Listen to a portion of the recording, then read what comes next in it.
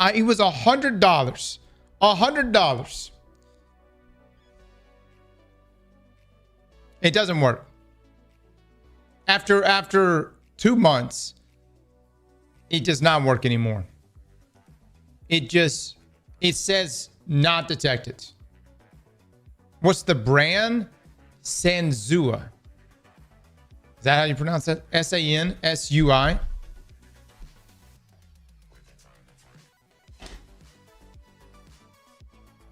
I think I actually paid like $80 for it or something. Dude, this fucking thing, it straight up just does not work anymore. I will never ever buy that again. All right, guys. We have some bounty prepping we need to do today. There's your first mistake. Costco has $399, 1440p. You get what you pay for. I know, man. I brought it upon myself. I thought I was getting a great deal. Pixel with the sub. Last Devastation with the sub. Nostalgic with the sub. Zanny with the sub. Jonah. DK Tempest with the sub. Oi3. Hitch with the sub. Thank you, fellas. Happy Sunday, everyone. I paid $200 for 1440p. 27-inch. Yeah. Twitch Bombat Boogie. Wait. Boogeyman was playing Destiny yesterday? The fuck out of here. What? Bombat came back? Is Destiny saved?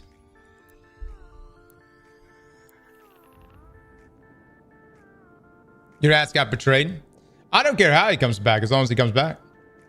Actually, I have never forced Bombat to come back or even asked him. Well, I've kind of asked him to come back. My thought process was this. If Bombat came back on his own accord, the game must be improving. Right? There must be hope. The man, the myth, the legend. Vicious Bacon with the 29 months. Thank you so much. Streamer Wars happening. Arc. I know. I've seen. Oh man, I wish we had time to hit up Arc, but we just don't have time this week. Our rank is gonna suffer so fucking bad in that game. It's going to go to straight shit. All right. Hi there. The Arc War was hilarious. Are you doing Avalon conquest carries today? No, is that a thing? Do people actually like that kind of stuff? Or there are actually people out there wanting Avalon conquest carries?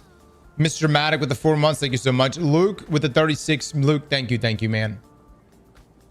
Is there a guild for community on where wins meet? I have no idea. We have not set up a guild. No. Cross doesn't help his community. Get the fuck. Are you for real right now? What? Fine then. Give me two. Give me two right now. Who in here needs Conquest Avalon done? We'll go knock this shit out right now. No. We'll go knock this shit out right now. I don't help the community. What Cross's community helps him? Get the fuck out of here. Who needs this then? Yo, me low key. I'm going to orbit right now. I'll send out some invites. This is how we get baited, man. This is exactly how I have plans today. I have plans. You know that? Chat, I actually have plans. I have plans and intentions. And that just went to shit. All right. Oh shit, I gotta get my damn... Dude, I wish artifact mods would just save, brother. I wish they would just save. King Tide. No. You need to be a Conquest version. An Avalon Conquest version. I don't want you joining up right now. If this is like, oh yeah, I did this shit yesterday or the day before. Oh, what the hell? What just happened? I'm looking for Conquest versions. And look, hold on. Even if you are a version, You need to know what to do. Okay. What about a conquest virgin in general? That's fine too. That's fine.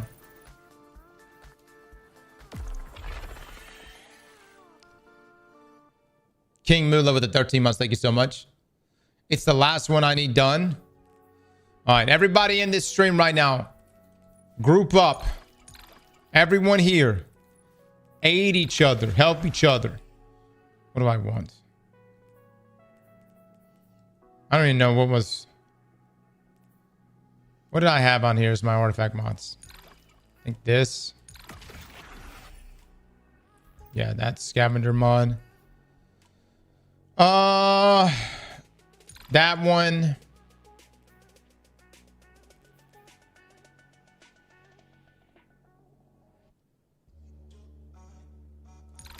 That one. I also need to make sure I got my armor pieces set up here. No, not that one. I can't remember. Is there champions in this? Is there champions in this? Yeah, there is. Yeah. That one. Chat, correct me if I'm wrong. Energy acceleration does not work with new mount pace. Barrier and overloads. All right, Libero has joined me. Who else? I guess we're now doing Avalon conquest carries. Look, if you join me right now, be a virgin. Ray, a virgin. VIRGIN. Virgin. Ray, you and I did this thing together. You're never going to prep?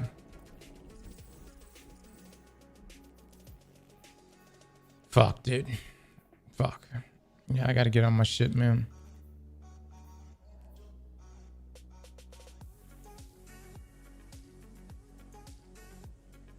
If you join me, be a virgin. I didn't know you were into that, but okay.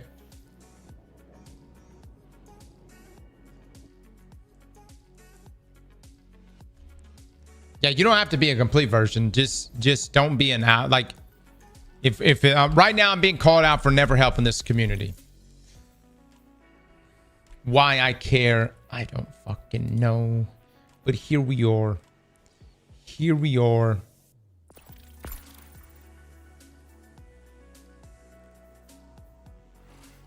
Alright, what do I want?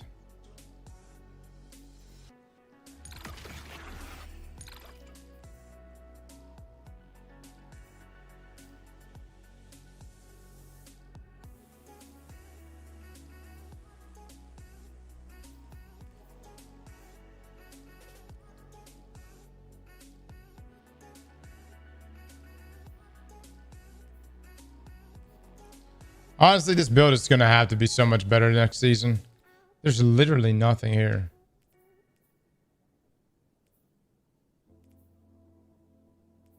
Like, I literally have nothing.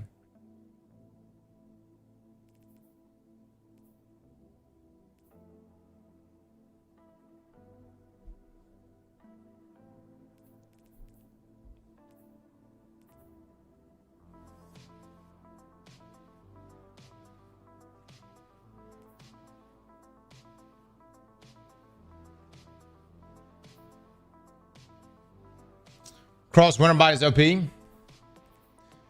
Everybody that has an OP build, if you'd like to join me and show me it inside of Conquest Avalon, that'd be fantastic.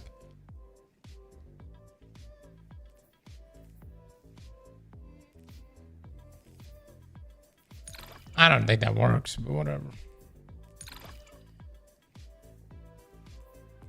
Probably that. All right. Let's see if we got what it takes, boys. I hope everybody's got their best shit on. Can I get a gamble on this? Cauterized Darton's pretty good. Yeah, but I'm not using solar weapons. Libero. What? This is conquest, brother. Conquest. Okay, there we go. We are doing only one of these. And then we actually got to do some other things today.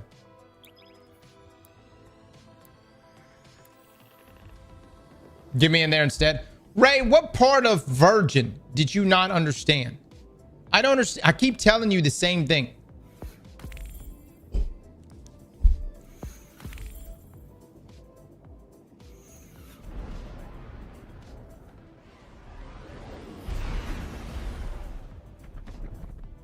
Mods!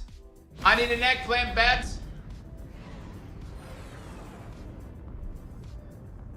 On big bro. I don't understand what I haven't done them. Ray, you really? You haven't? Oh. I thought you'd done them.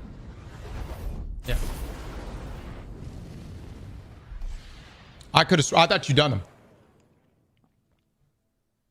Reckless with the 24 months. Thank you so much. I thought you said never get into Conquest Avalon. Some blenders. Some blenders are worth going back in. Actually, I'm really only doing this because you guys say I never help this community out. So this is my yearly contribution. You'll get one run from me and that's it. Cross more Arc Raiders. I know, man. I know. I know. Are you guys, do y'all want me to stop playing Destiny and go Arc Raiders full time? If this is the will of the chat, we'll do it. If it speaks again, I will attempt to translate. Yes. No. Yes.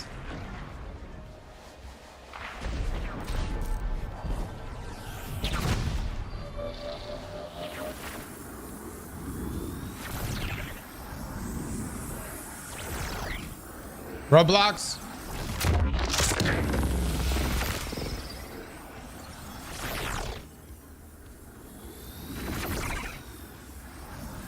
Do I not have a single mod in this stream today? Who would like to become a mod?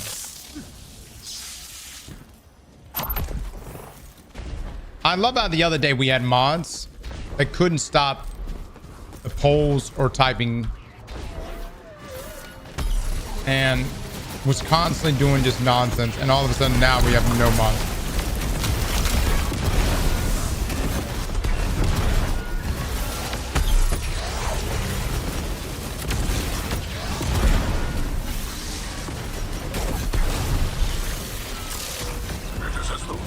I need stacks of Worm God, brother.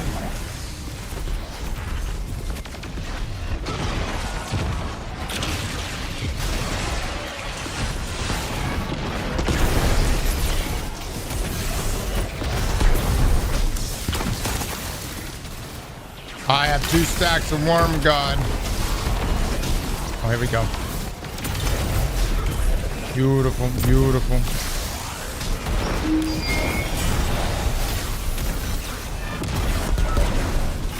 Perfect.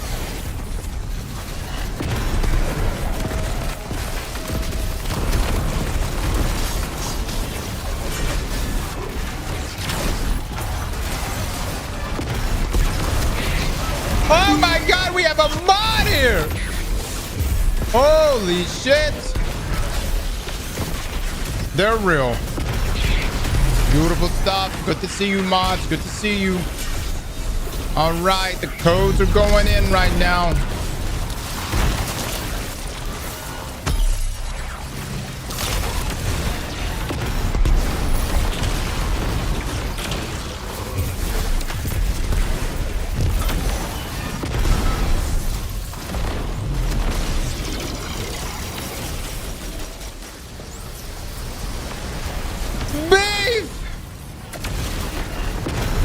I feel like we probably do need to get some more mods. Maybe we should have like a battle of the mods. I think we've talked about this before a few times.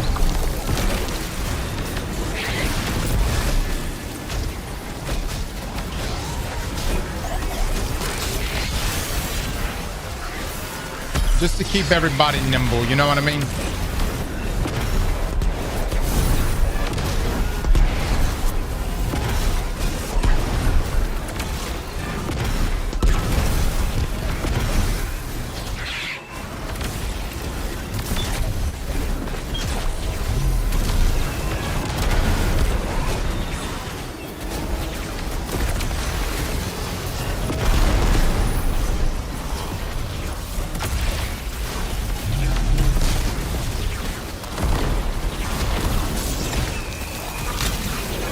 Oh, shit.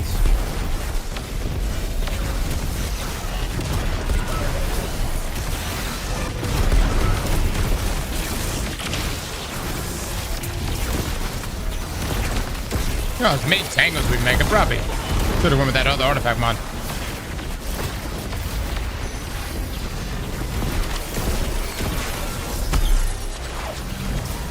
Mod purge one day, then months later, the great mod founding.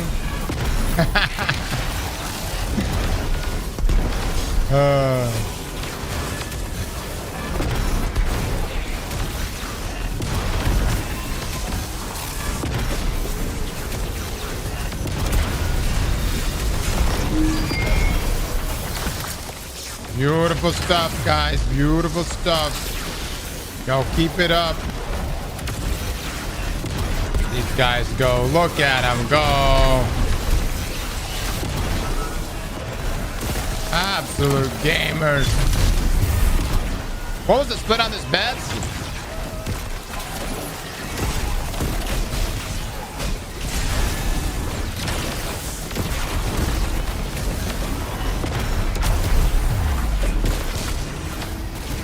These aren't virgins at all. They said they are.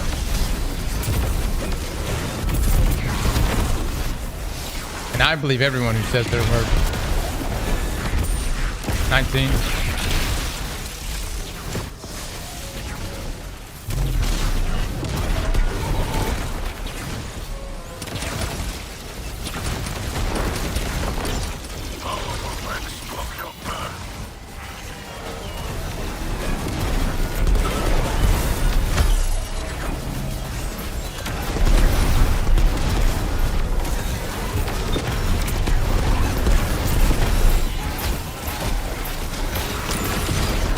Baby, yeah. Yeah, baby, yeah.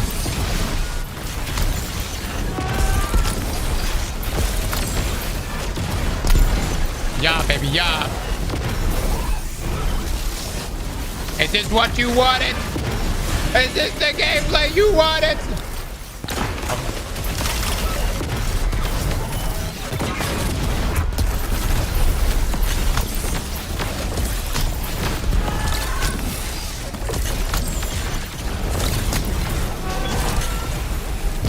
All the whole feature list, and yet we still have Consecration Titans being the meta build. Crazy.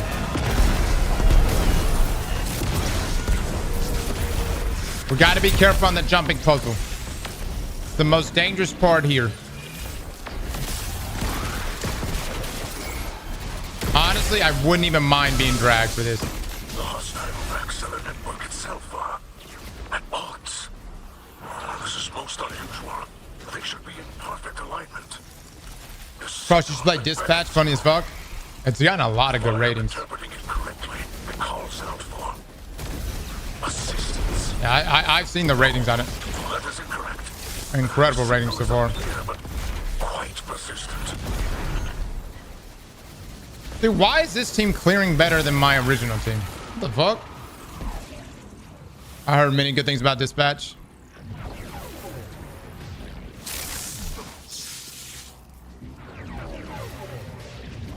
You could beat it in one day. Well, the game we're playing tomorrow is Stellar Blade with the eye tracker. We got to do this before Renegades. So, maybe at some point we'll take a look at Dispatch. But I know Stellar Blade's an old game, but we got to do it. We got to do it, chat.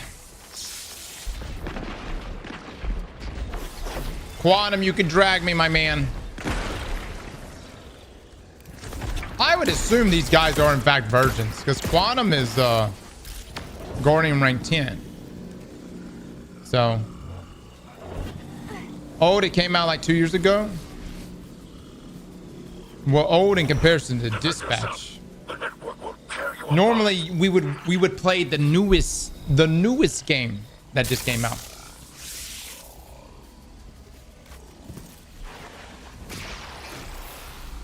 Cross, you ever been to Cuba? No, I have not.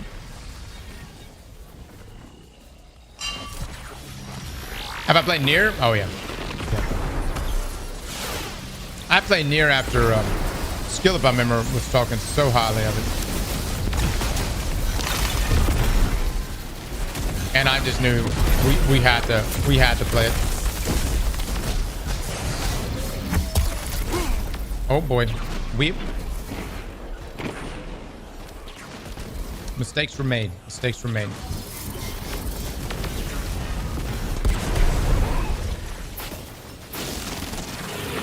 I might have just fucked this team. I believe, though. I believe, boys. Skip the jump that dies in 10 seconds. I must not have had any damage resist stacks. What a shame. Every time I have faith in you. Can he be revived? No. But this is the God Squad. This is the God Squad. Look at him go, dude. Look at him go. By the way, did we get any builds submitted for build battles for Avalon? Oh, Jesus.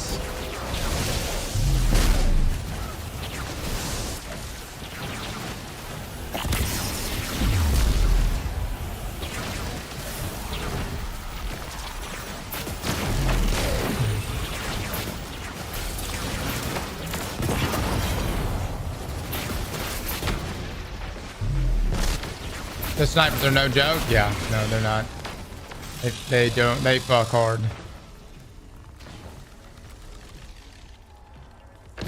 Oh, man! When are you telling us what happened at Bungie? Well, when I guess I go to Bungie. That's for starters, I would suppose. Be hard to talk about something that I didn't experience. Man, I tell you what, I can't believe you guys are making me feel this way. I actually am like feeling bad right now.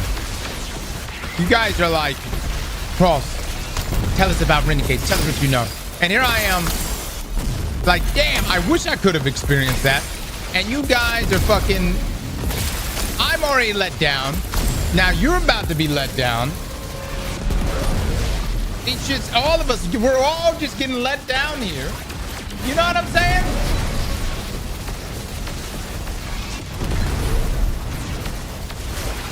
It's a circle of disappointment.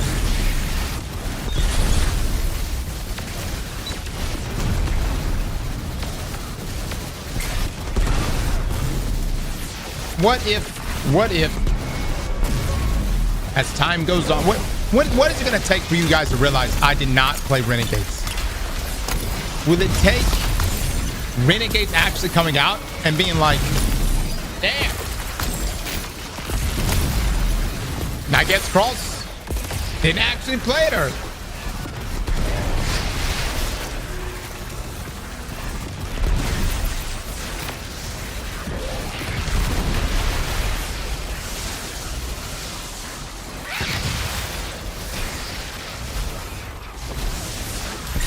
I want you to be a pallbearer at my funeral so you can let me down one last time. Okay. I got you. Chubb, pick a time. Pick a time and date. I'll fucking do it.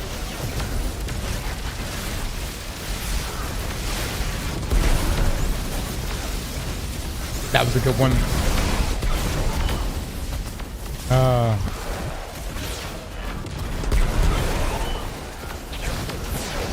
Quantum is gaming. Quantum is gaming. Is there something we can look up to see how many completions someone has in Avalon? I'm curious to know if Quantum has actually done this.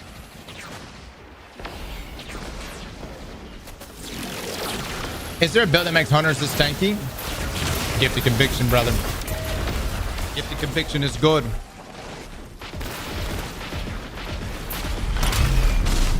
He's only Guardian rank 10. Notice how you can't look us in the eye and say that he hasn't played Renegades. I have not played Renegades. You are going to be severely let down, and I urge you to check out all the people who have come forward and said that they have, in fact, played Renegades. I don't know when they're going to drop content on it. I will be watching alongside all of you.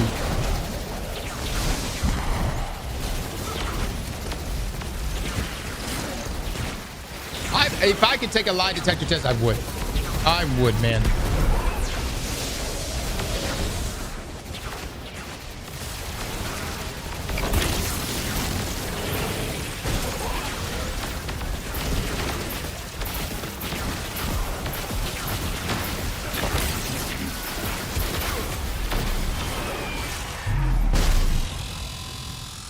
Quantum says he has not cleared this before.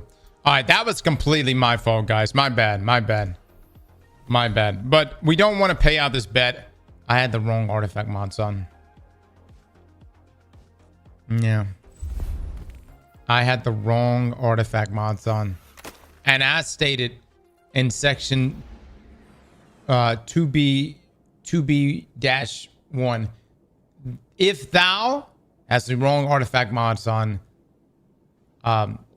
thy restart is allowed. That's it. It's in there. Mods, pull up section 2B, whatever the fuck I just said. Pull that section up.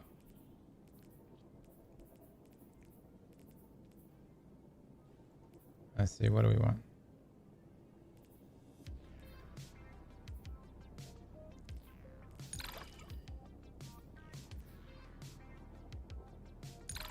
There we go. There we go. That's going to make all the difference right there. That's going to make all the difference right there. Wait, I'm low-key cooking with this build. Yee, that's perfect. Libero, I would calm down a little bit, brother. You just got shit on. I mean, we all just got shit on. But let's just kind of refrain from the we just cooked talk. We just got cooked is what just happened.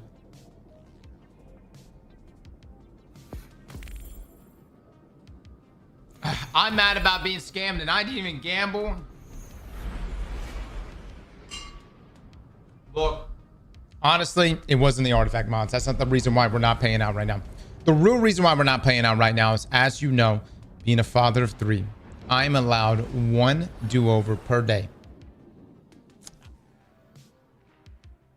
I'm just, you know where I'm coming from?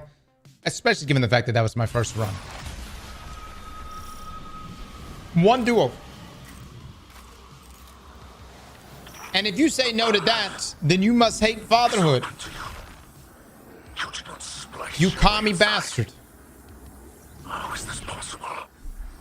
Even to the digitized core of the Vex network, you are in great danger. And yet, I detect a faint signal deep within. True and real. No, demanding that you explore further. The signal comes from the radial area flowing around us. Truly, through the entire Vex network itself. Now he's using his kids. Oh. Speaking of kids, Liam and I have got to do that damn mission. What was it? Dual Destiny. We have to do Dual Destiny this week too.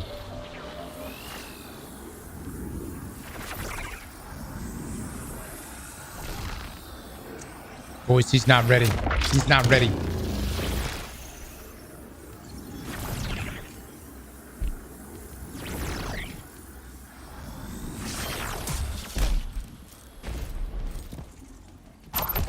But we'll just throw him in there. See what happens.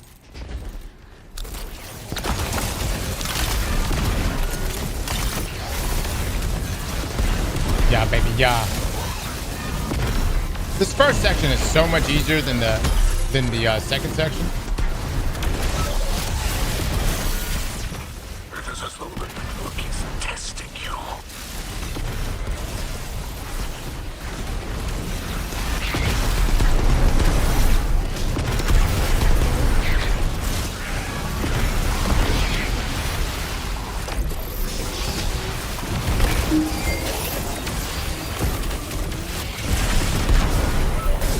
Let's go.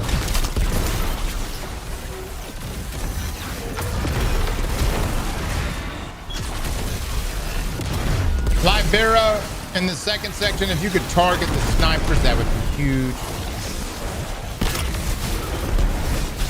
Chat, would you say this season's Conqueror means something?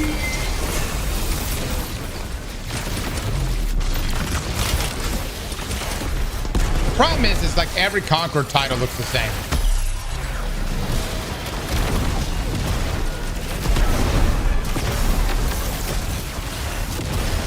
It never did. Well, I'd say this is definitely one of the hardest rollout required. I just wish it honestly was its own title. I don't know.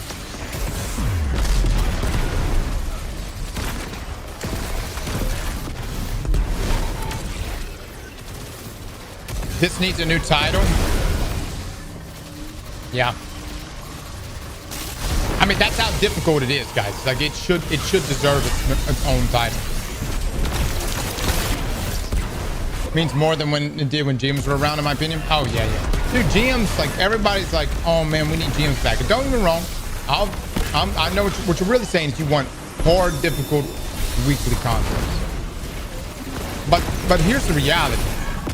Grandmaster Nightfalls sucked ass. Like they really did. Like it's been years since Grandmaster Nightfalls. Outside of a new Nightfall, like a Liminality, a Proving Ground, or OG Corrupted, they just haven't really meant anything.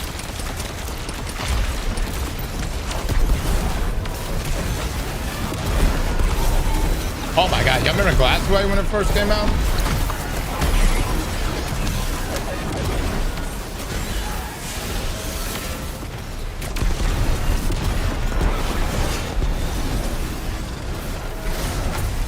Oh, dude, this artifact has made such a big difference, guys. Such a big difference. I'm so glad that I got to change this.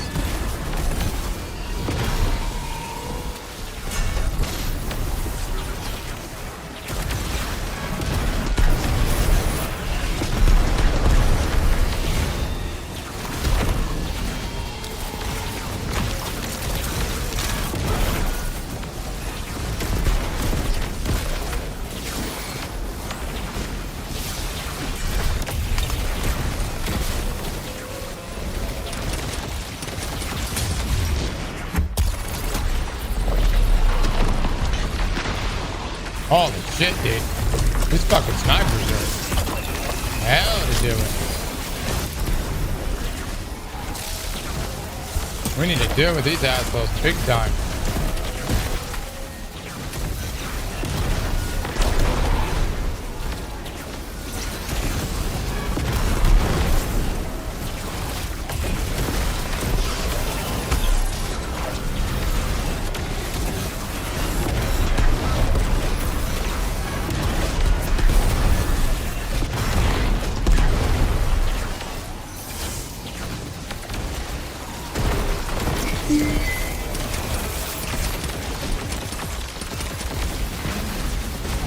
Oh my god.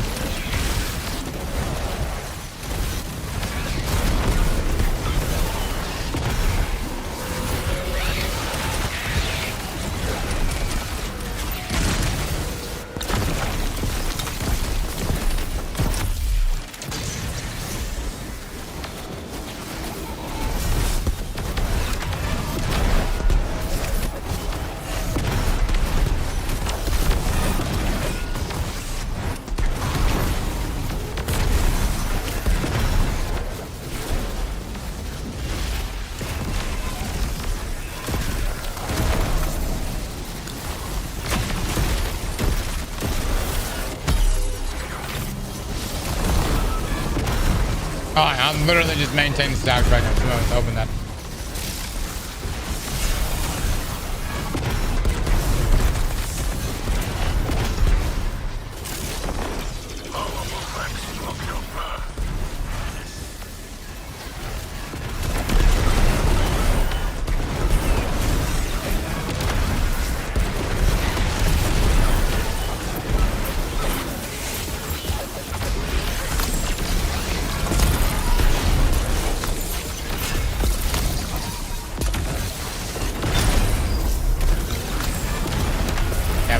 pushed off. Hell yeah.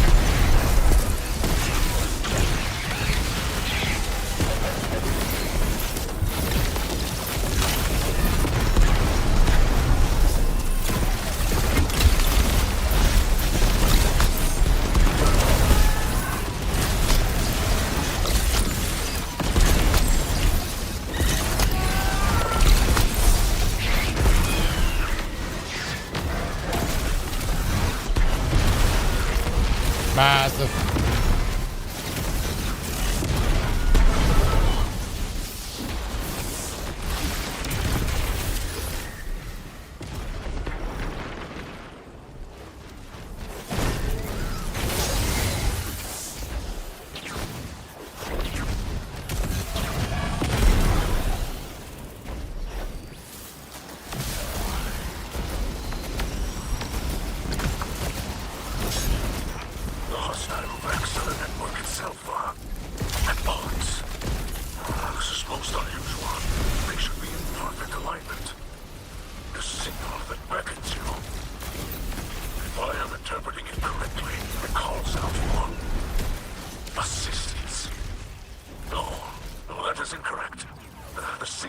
Clear, but quite persistent.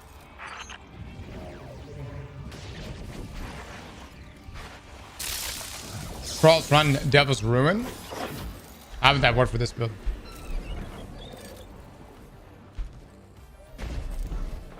I mean, I guess I could.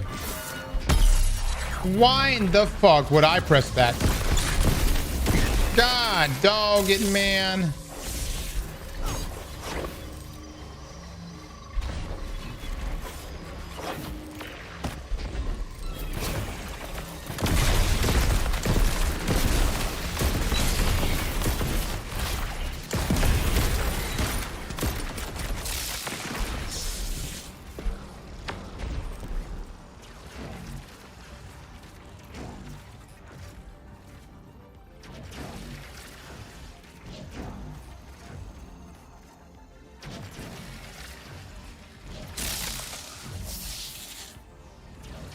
Taking my sweet time.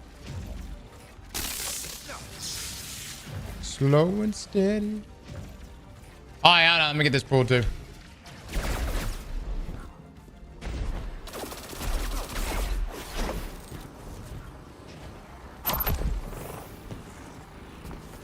All right. I don't know if he's gonna do it or not. We ride, baby. We ride.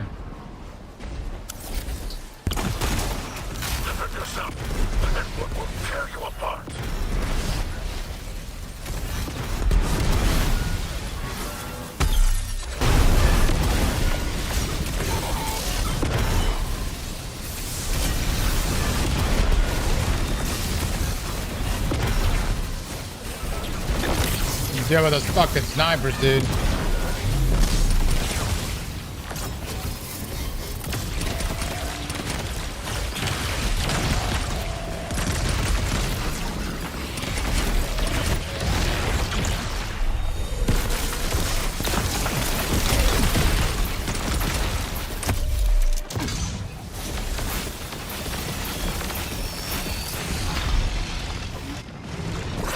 Oh. Risky play, brother. Risky play.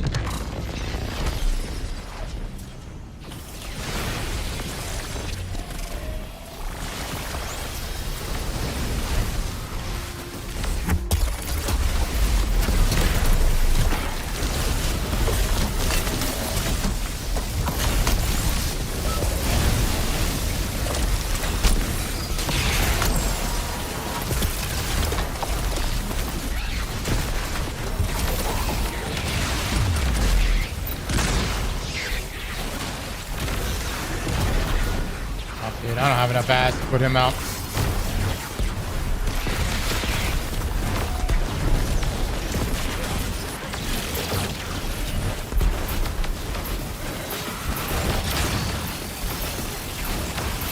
Come on, nobody got any? Oh, what the fuck? Dude, no. One of you had that habit. I didn't pick up a single one. Which one of you didn't interact? Libero? did you have it? All right, pay it out. Pay it out.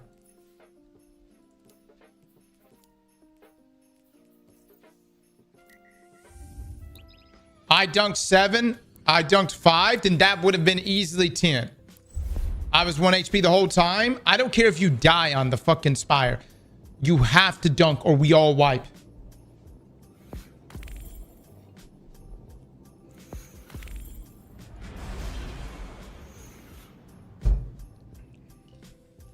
All right, we go again.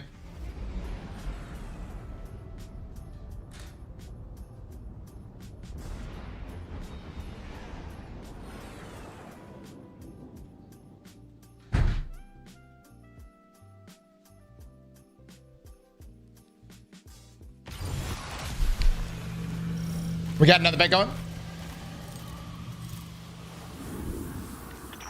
The path is open to you. You did not slice your way inside. I did not dunk. How is this possible? You enter the digitized core of the Vex network.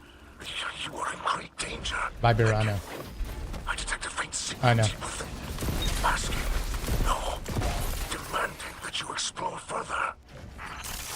The signal comes from the radial area flowing around us. Truly, through the entire Vex network itself. Why am I doing it again? It's not a voice. I just woke up today and decided that I wanted to help the Destiny community If it speaks again, I will attempt to out of the goodness of my heart. Which is what we're doing now. Doing our part, fellas. Doing our part. And passing it on. I hope everyone else here does it too. Cross, you gonna watch the GGG stream on December the 4th? Most likely, yeah. Yeah. I gotta look up the trailer. I think they dropped the trailer last week, right? Psycho with the sub. Thank you so much, dude. XX. JDD, thank you for the sub as well, brother.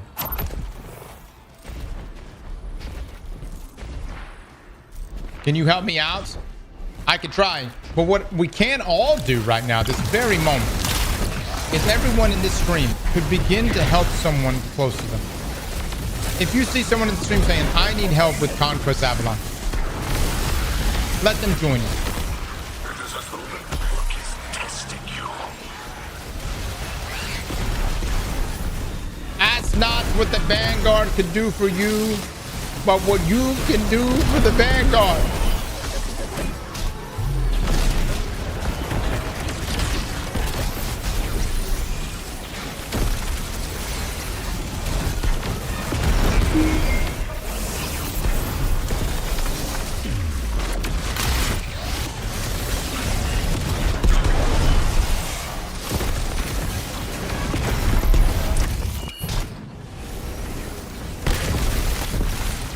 Tell you about this first section ain't shit. It's that second section.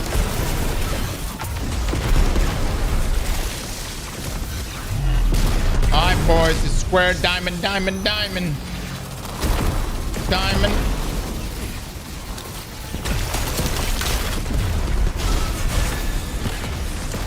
Diamond. Diamond again.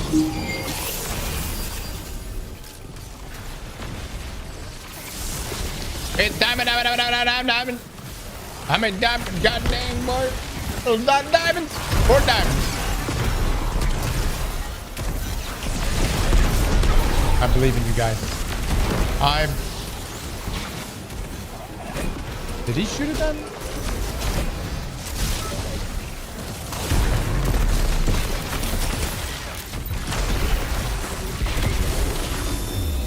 My money is on the blender.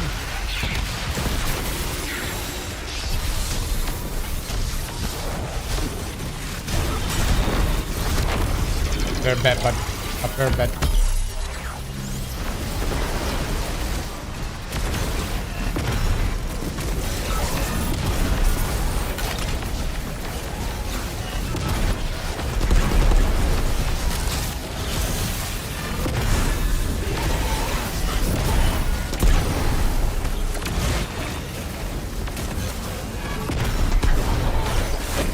Can I not? Holy fuck, dude. I slid.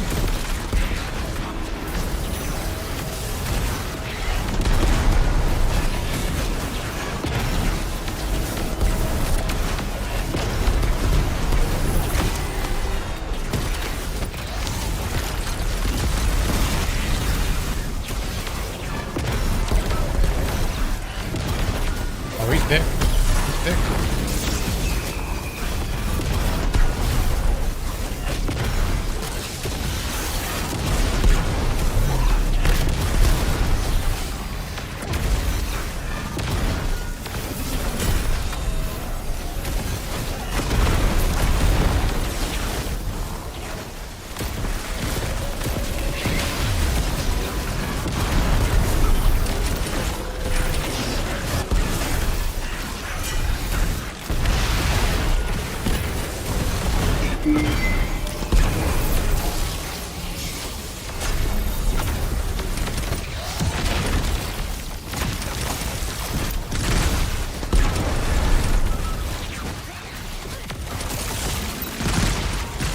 Huge.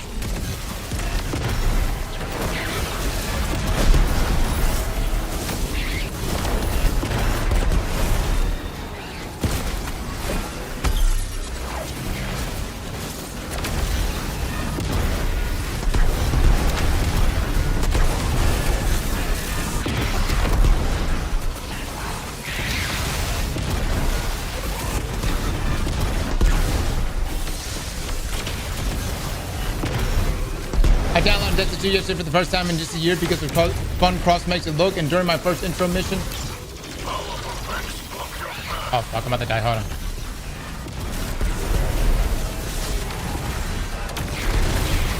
I can't reload either.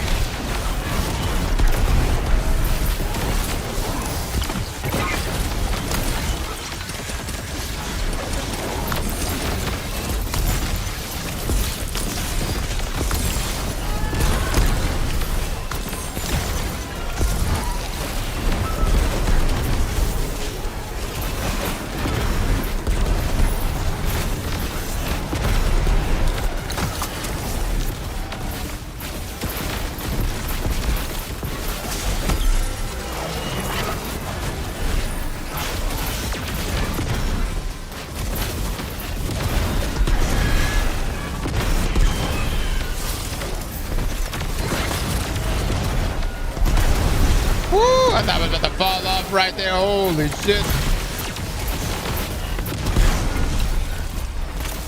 Do your thing, baby. Do your thing.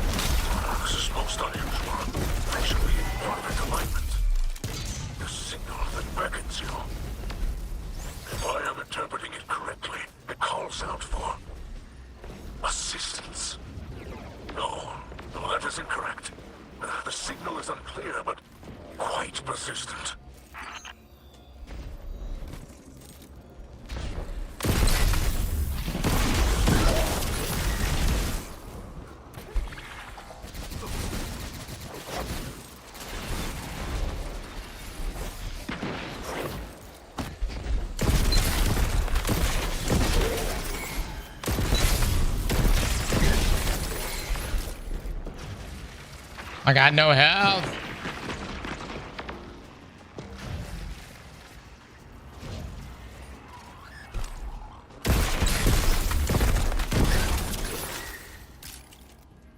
Ooh.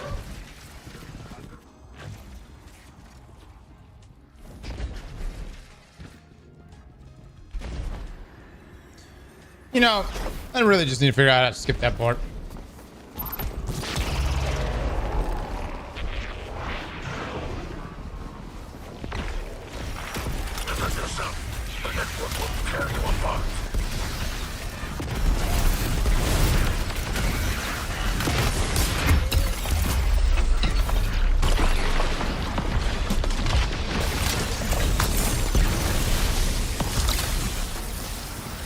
Those fucking screeps, man. Holy shit.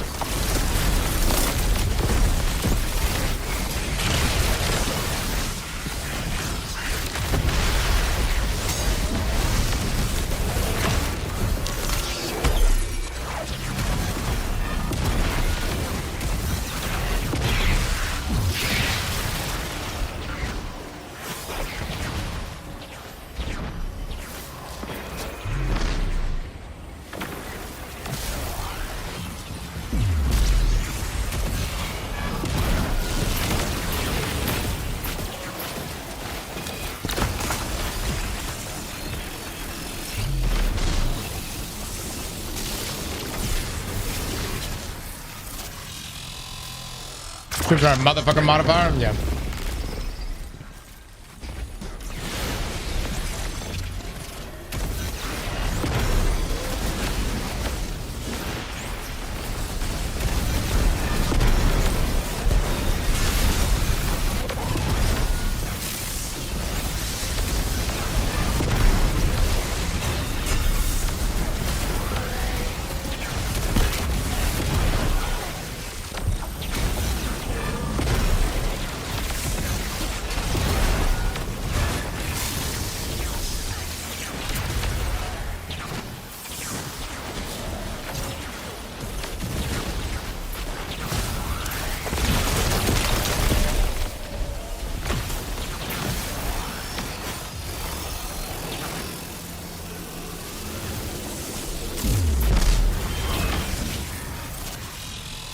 Is there lightsabers yet?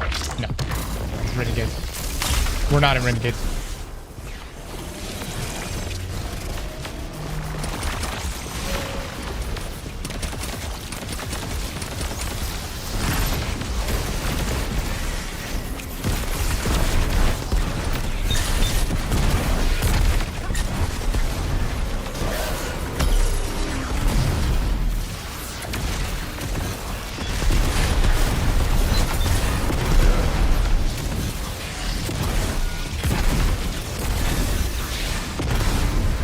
Warlock on my team, quit fucking killing ads. Focus the balls. You're fucking with my stacks.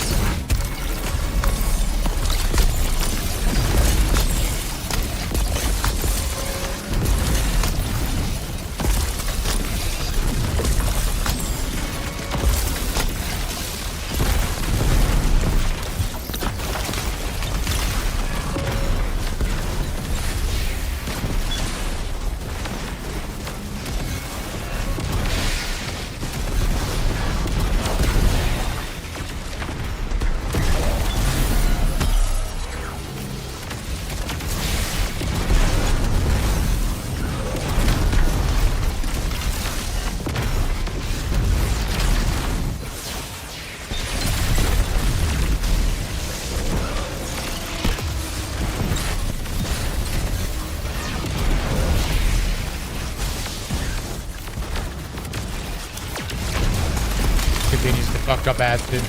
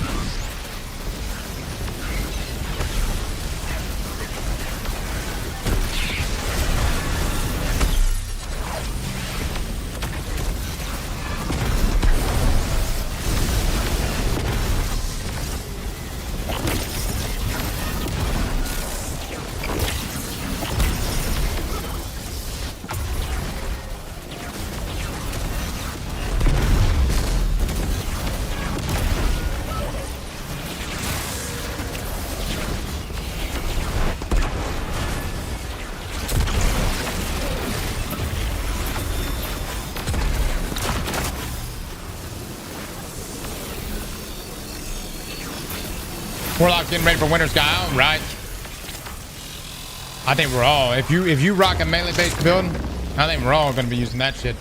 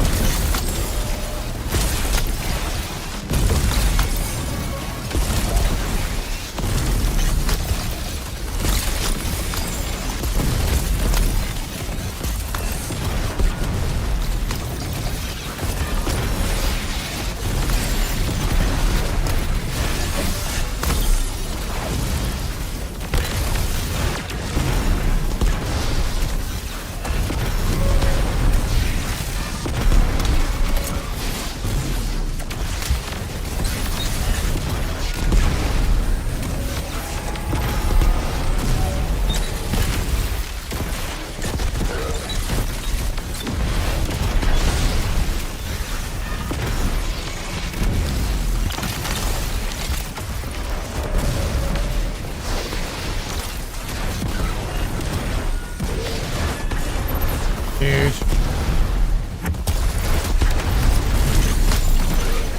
Does that give me immune too?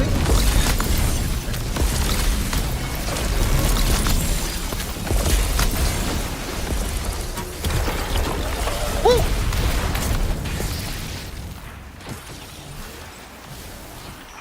I am relieved you survived. You now hold forbidden data meant for deletion. The signal cries out. This data is what it desires. I know there's supposed to be a skip for this. I'm too scared to try.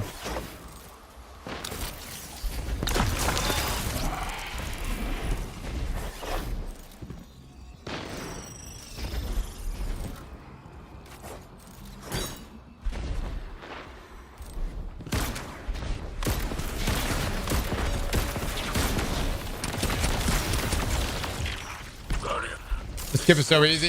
Is it? Now send me like a video clip of it. I'll take a look at it. Heart hunger. Oh. A great yearning. But there is also incredible pain. Oh. Suffering deeper than I thought possible. Oh. We should do all we can to help.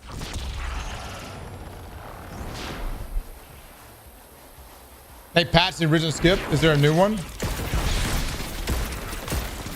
Everybody always talks about a skip right here, so I would assume there is one that currently works. Tread carefully across the shifting network, Guardian. A powerful X-Mind lurks ahead. A terrible destroyer created to purge the system. The signal hides itself away in the Why am I back here? But you must prepare to fight. Oh man. Just trying to do my part here in the community, brother.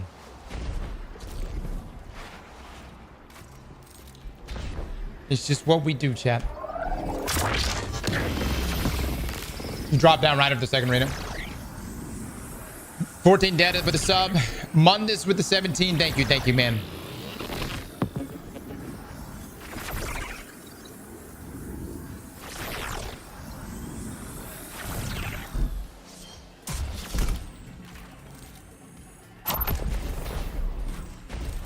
All right, let's game, baby. Let's game. Yeah, yeah.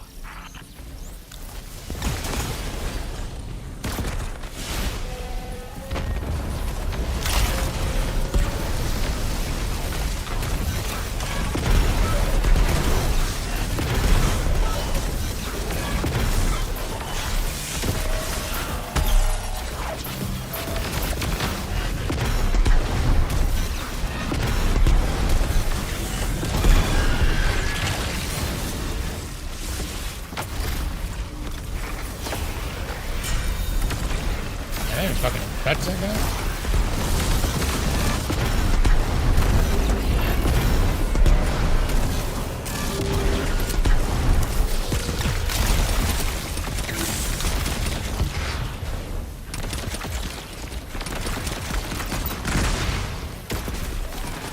No stacks.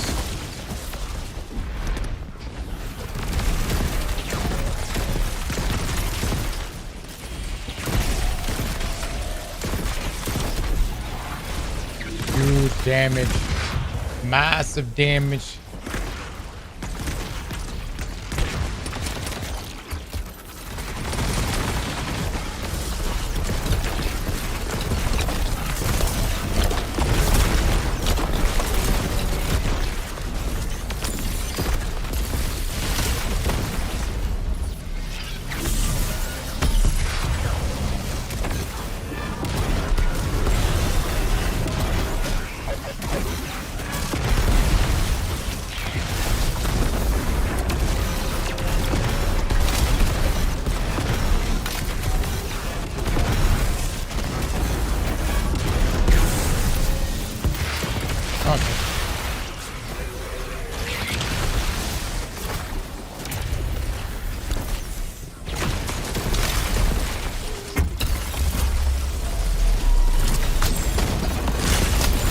Man, I can't get stacked with the fuck.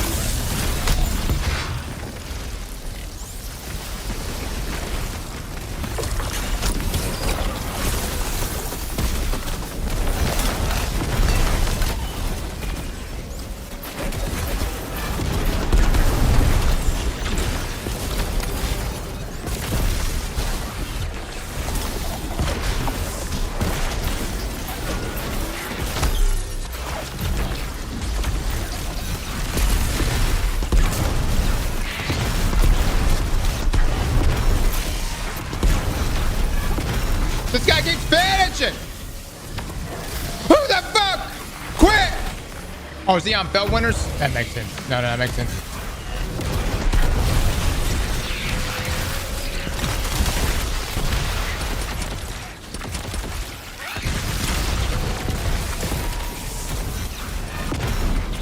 Are you chilling, brother?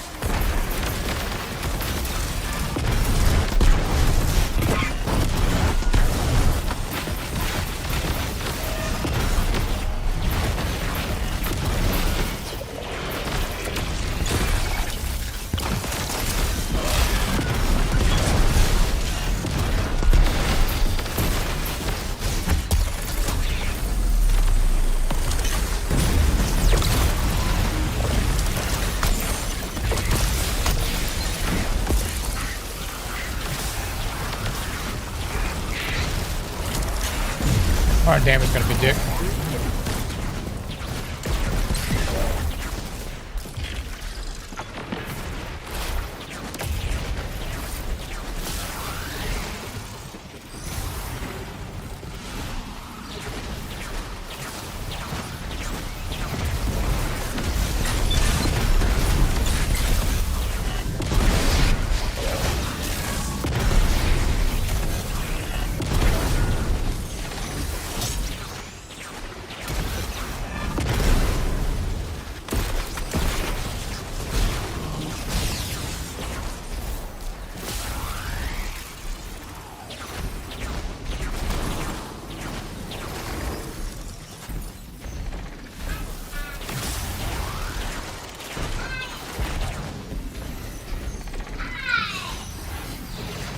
Oh my god.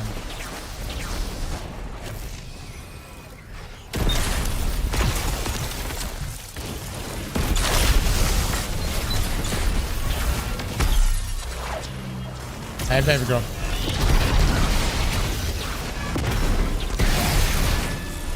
Hold on 1 second, okay?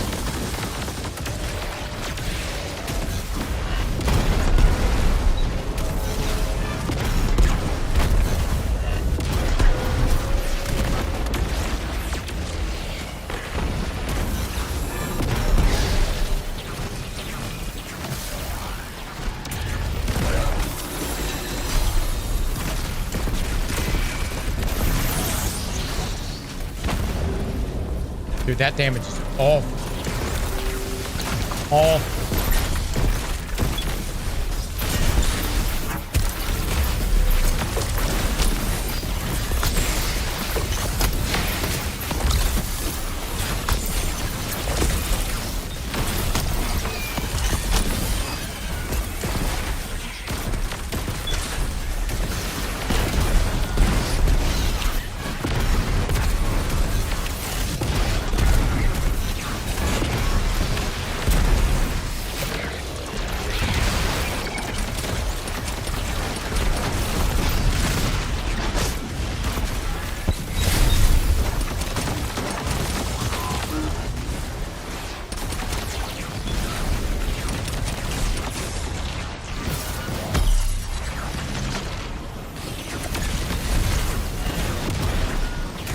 Libera, if you're in the stream right now, I would appreciate it if you quit getting kills on ads and focus on the big boys. I have no stacks. No stacks.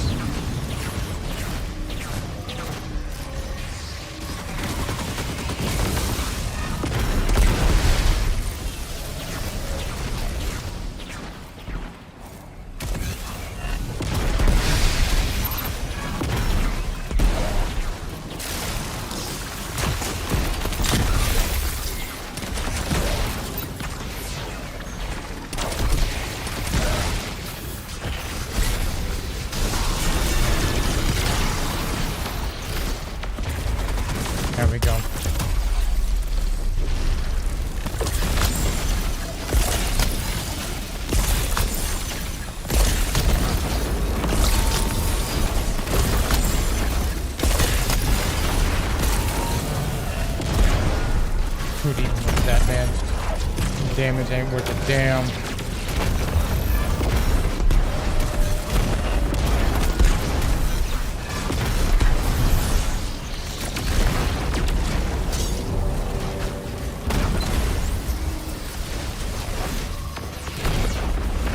Wow, I didn't realize it could happen like that. I didn't realize that. I didn't know it could shut you in like that. All right, but Live Arrow, good luck, bud.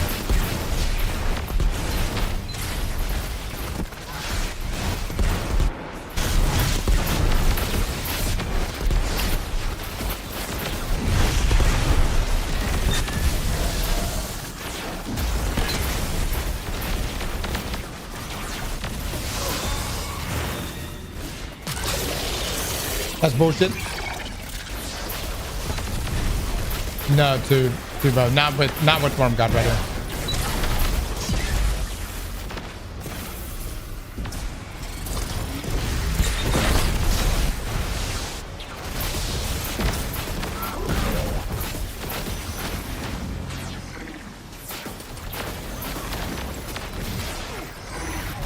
What a dumb way to fucking die, dude. You can't even leave it. Yeah, so you just essentially just do enough damage and you gotta get out.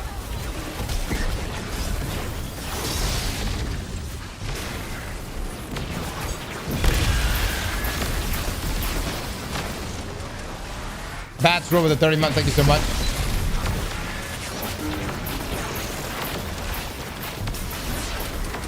What's the damage phase?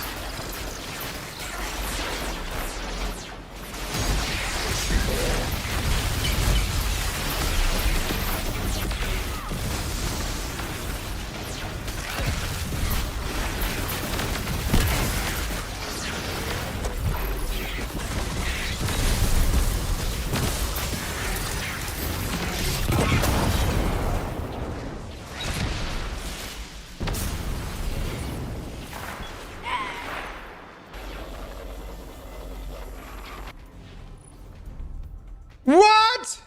Let's be realistic.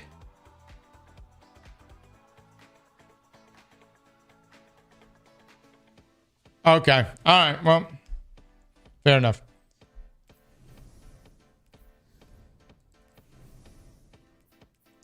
All right, boys. This is turning into an all-day affair. Right? So let's clean it up. Let's knock this shit out.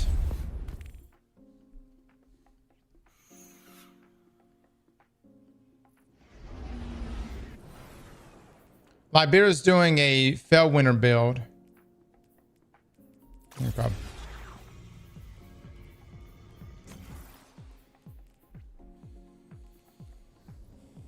Pinky, thank you for the membership there, brother.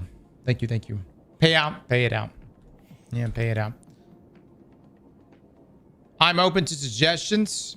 I mean, we just can't die at the end. I died because I got stuck in that dome. I don't know. I haven't done any Warlock builds for this. Let's go. What's Winter Bite? I don't think is it either. Les got shit on with it. Winter's Guile will be very good for this. Winter's Guile and a shit. What's the build? And Winter Bite gonna be very good.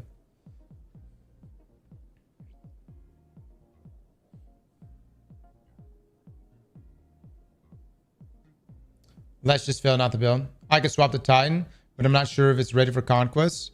No, that's fine. We just can't die. I died because I couldn't get any stacks. The problem is all three of us are competing for stacks. So Libero, could you go full support? Or we're not even competing for stacks. Libero, your build when you're going to kill ads is actually kind of fucking us. Because when you go to kill ads, it is taking away our stacks. And then that makes our damage that much shittier. And you don't even need stacks.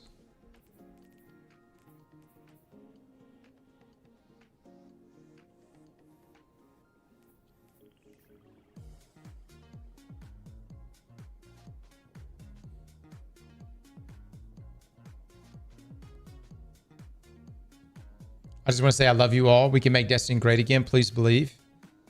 Oh, I believe. I believe, brother. I believe. Until I read some of your comments, and then I don't want to believe anymore. I want to kill it with fire and start over. But outside of that, I pretty much believe. Yeah, I pretty much believe.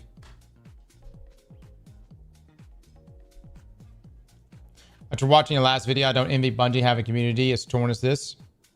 Oh, yeah, yeah. I mean, like, that's really, there's no easy answers. Like, everybody wants to play game dev until you actually play, until you're actually deving, until you're actually having to make decisions on how to fix things. And, like, for instance, the tier loot system. That's a tough one, boys. That is a tough one. I don't know how we navigate around that one. I really don't. Oh my God, we have so much stuff I wanted to look at today, and I still plan on us looking at it.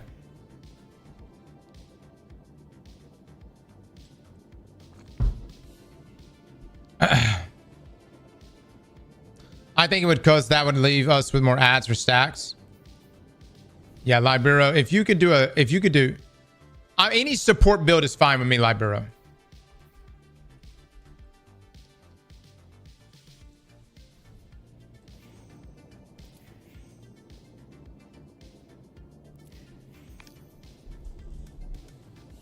Destiny 3 is the only way. No, Libero, what's like even like a chat, how bad would it be to run like a,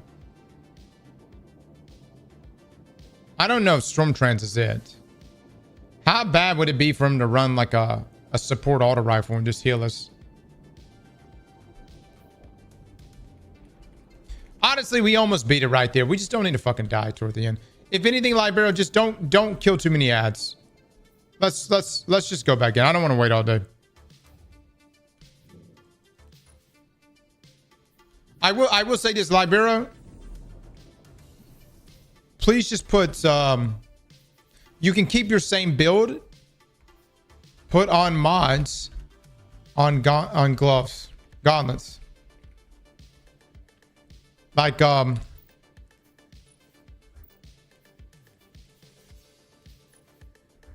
if you could do that, that would be huge. Perfect. If he was running a Fellwinter build, tell him to use Needle Storm with a fragment for Woven Mail. His survivability was okay, I think. But yeah, I know where you're coming from. How was Tarkov? You know what? I kind of enjoyed that ship. I kind of enjoyed it. Matter of fact, I was starting to get a little itch yesterday. I was like, you know what? I might just jump in there and fuck around. I haven't yet. We played that one, Friday afternoon, but it was all right. It was all right. It's got some jank. No lie. I'm going to be honest. Tarkov is kind of janky. But it's like a good jank. It's like appealing in some weird way.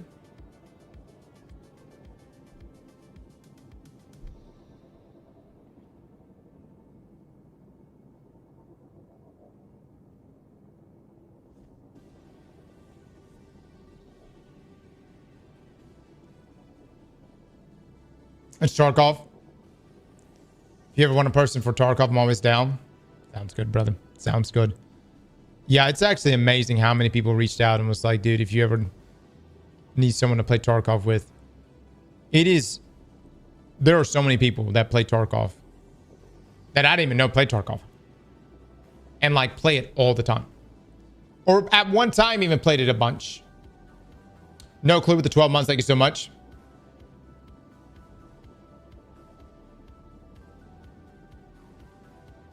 They either make a Destiny 3 or remove all the wasted systems, static roll weapons, pre-Witch Queen random roll weapons, enhanced weapons, and make the game more streamlined.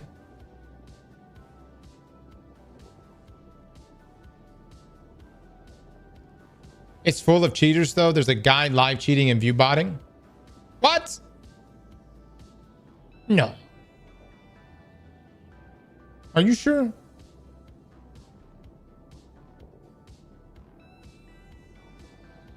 That's immediately bannable. Like, there's two things that's bannable.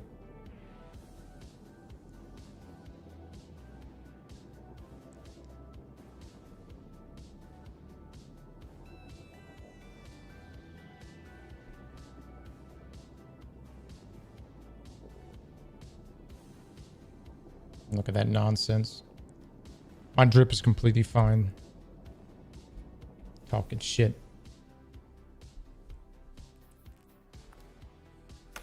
Podcast. Oh no, guys. The podcast is over, guys. We're not going to do the podcast anymore.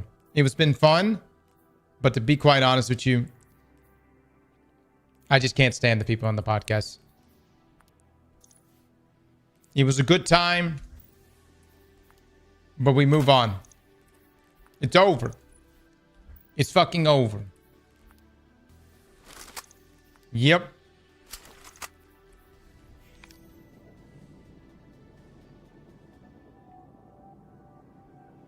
And drip is sus as fuck.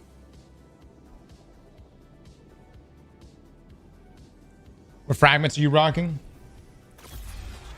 This right here. Oh my god, dude. I gotta go back through this entire mission again. Let me piss.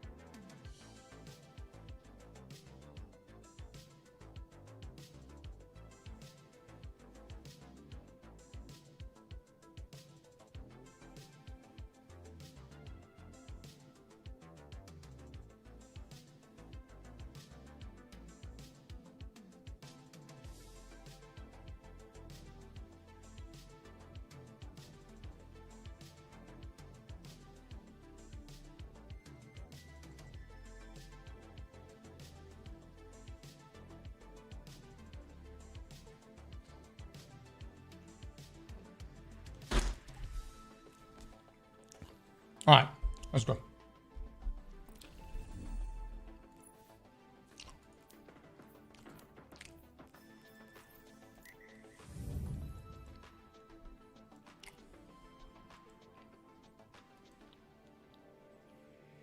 You need to dress like a Jedi or Sith. What is the Road of Hogwarts Warcraft looking ass?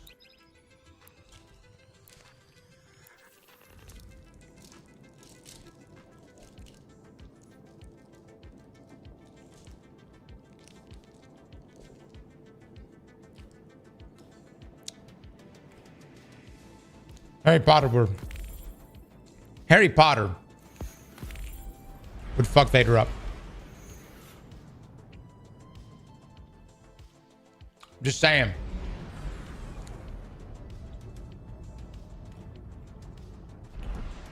Oh yeah. No cap. Dumbledore. Oh my god, Dumbledore would shit on Vader.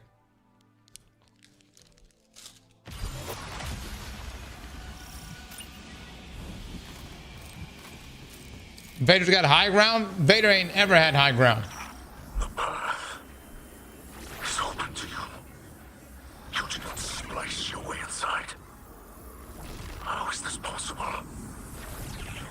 digitized core of the Vex network.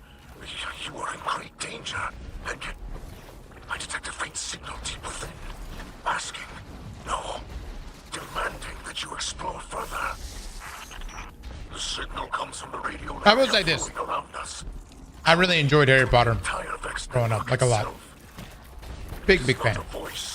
And definitely like that shit now. Fluctuations in the radiolarian microlattice. But to be quite honest with you, If it speaks again, I will attempt to translate. if you were just trying to be the most powerful wizard, why wouldn't you learn anything but Avada Kedavra?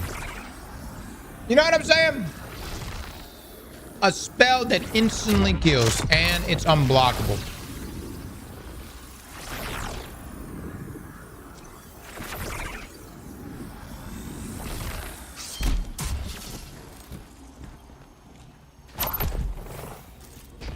Morals cross. I'm just saying. The good guys are like, oh no, there's a Death Eater. What do I do? I'm gonna use Stupefy. What the fuck?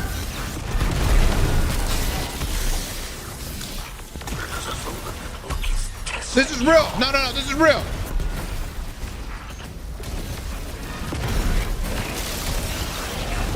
And they ask themselves in the afterlife, what happened? How did I lose that duel?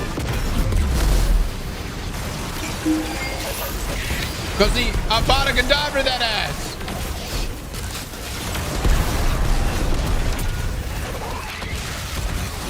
Also, what made Voldemort so great?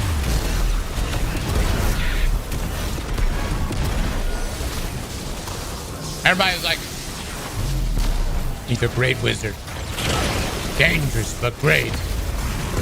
What did he do? So what? He could talk to snakes. Ooh.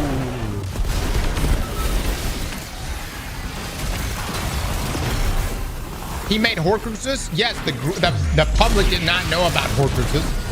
So what did he do that gave him the publicity of being some great wizard?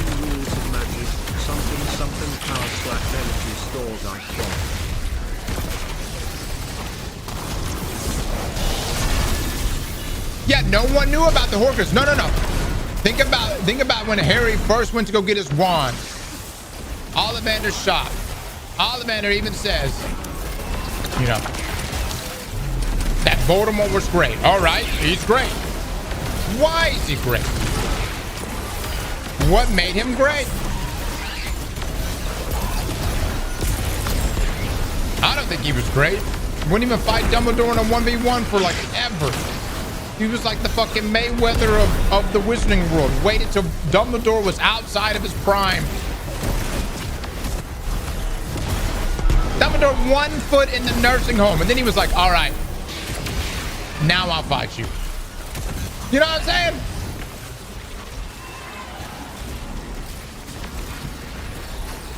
Oh, dude, oh, Dumbledore was so fucking old. Could have fought him 14 years prior. Wow, what's happening?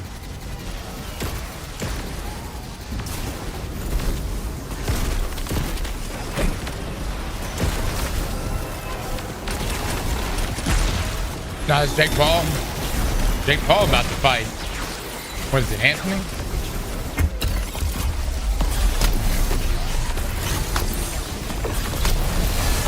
I think we may actually see Jake Paul get fucking hurt, man.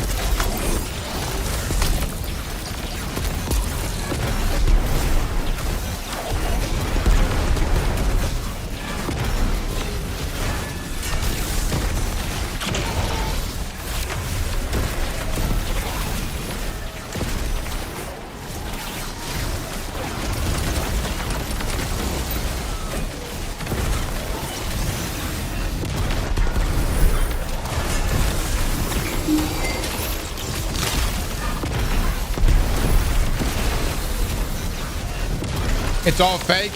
I'm gonna be like, I won't believe it until I actually see it. And even then, I don't know if I'm gonna believe it.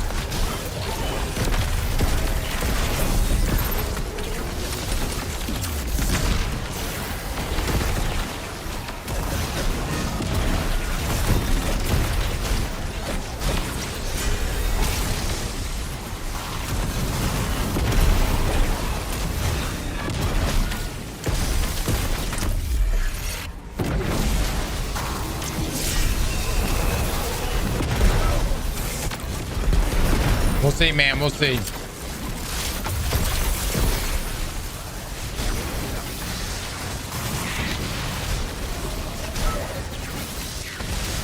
Would I ever do UFC at 33? Fuck no.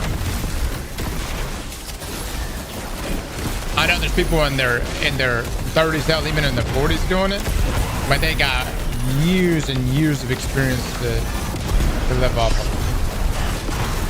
I would never do MMA just because, dude, the amount of one fight can age you, can change you. I don't mean like oh, you look a little slower after that. No, I've seen MMA fighters change overnight from one fight. One like bad fight. One fucking crazy head kick. Look what happened to Kamaru Usman. Kamaru was like the most unstoppable guy in the world, and a fantastic fighter. Still is. But one fucking head kick, bro. Granted, his hips were fucked. I'm not saying boxing is safe, but boxing to me is like way safer than fucking. All I'm saying is, if you're out in the world and you're about to tie up with someone, and they start stretching their legs, and they start throwing leg kicks that can touch the ceiling, you may want to rethink that confrontation. The network itself are at odds. This is most unusual. They should be in perfect alignment. Just shoot them? Yeah, Chuck. Just fucking shoot them. That's right. That's going to go over really well.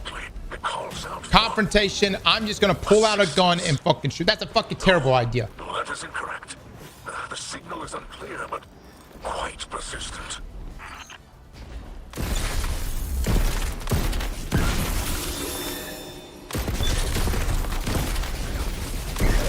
Now, that's that Florida shit right now. Dude, people pulling out guns during road rage incidents. Like, Jesus, how mad do you get? How mad? Like, it's just fucking road. And I've seen it here in Florida firsthand. People here lose it over some fucking road rage. I got somebody that's like riding my ass or something like that, or zooming around me or some shit. I fucking go, man. Go. Do your thing. Good luck getting wherever you're getting to, and hopefully you don't fucking kill somebody.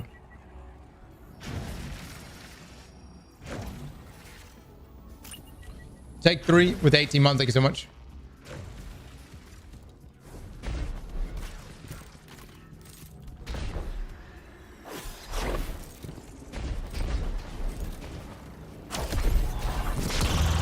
You know what I think it is? I think it's dads that are in the car. They got kids that are screaming, hollering. Maybe they're frustrated from just life in general.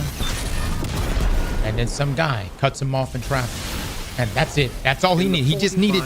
He needed just one little thing to set him off. And then it's fucking, and then it's all. Next thing you know it, he's willing to die right there, right fucking there, to get his point across.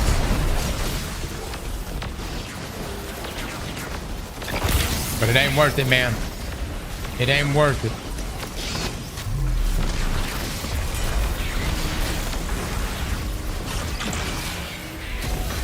You got to think about these things before you do it. Think about what you'd be missing out if you left right now from this world.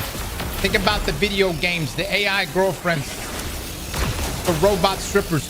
You miss all of those things if you just throw your life away for something as cool as just road rage.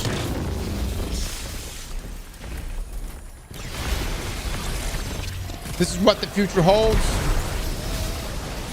I don't want to miss out either. I want my grandkids to look at me and say, Grandpa, where were you when the first robot stripper came to be?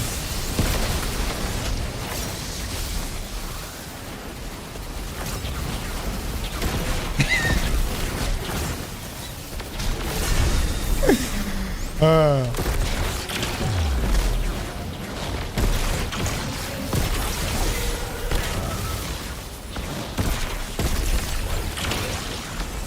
don't want to miss out on that.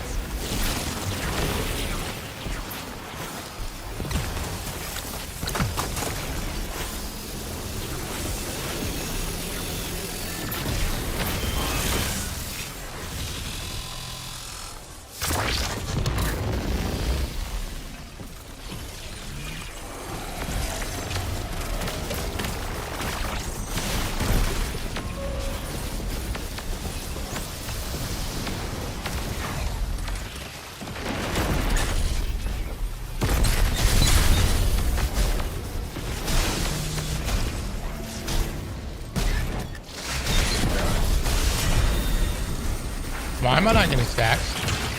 There we go, baby. There we go.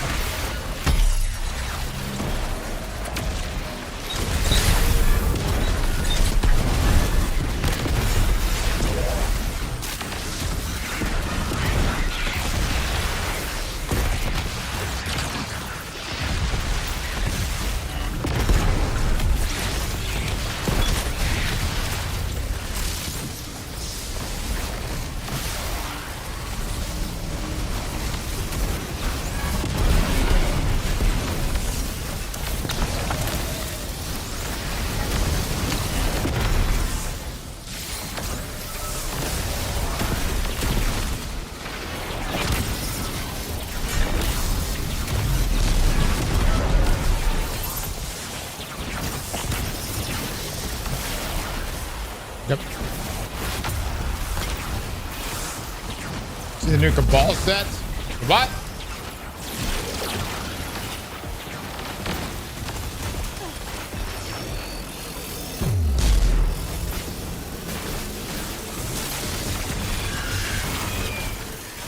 Am I gonna watch the New Orleans games later?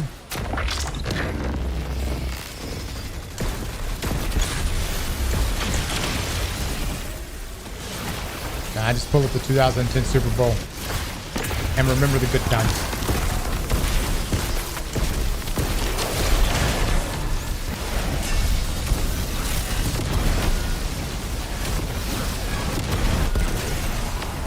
The good times, man.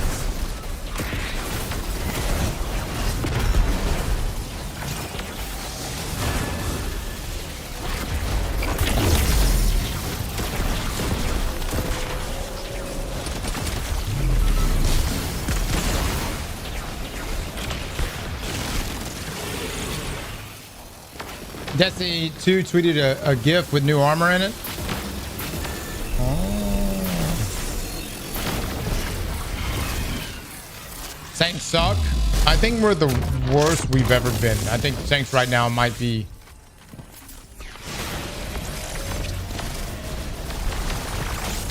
What the fuck happened?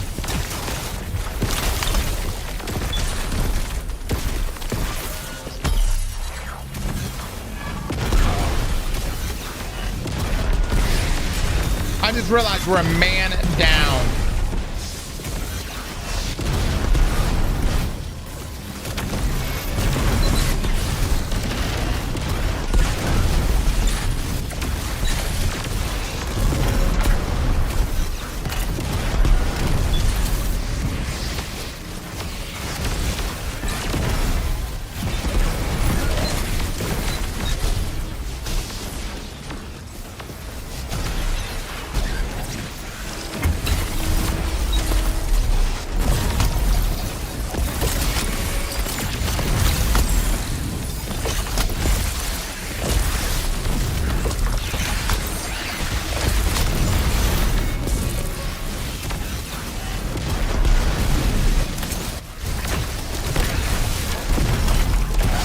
Make this run a bitch, dude.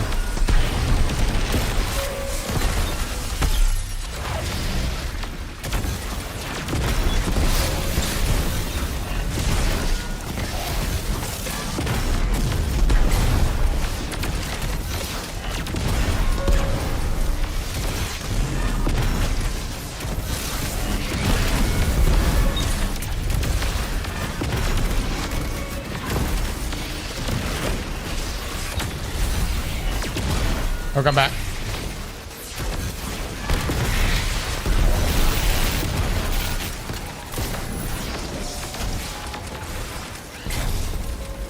Huh?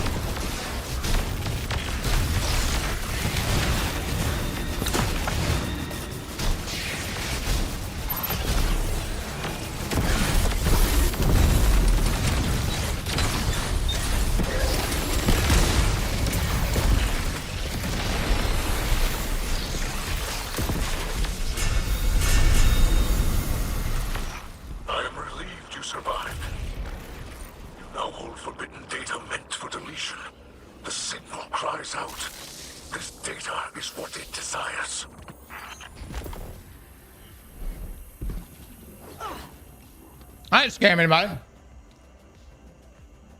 Did you not get paid? Can I go this way? Jack, can I go that way?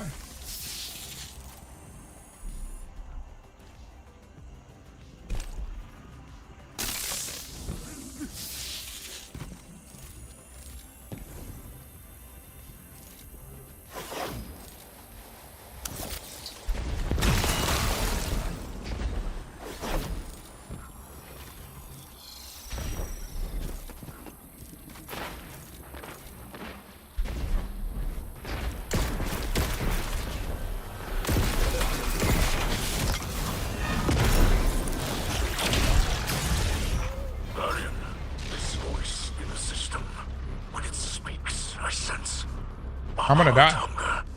A great yearning. My bro, you literally sorted me in the fucking back. Suffering I'm gonna die. I thought possible. We should do all we can to help.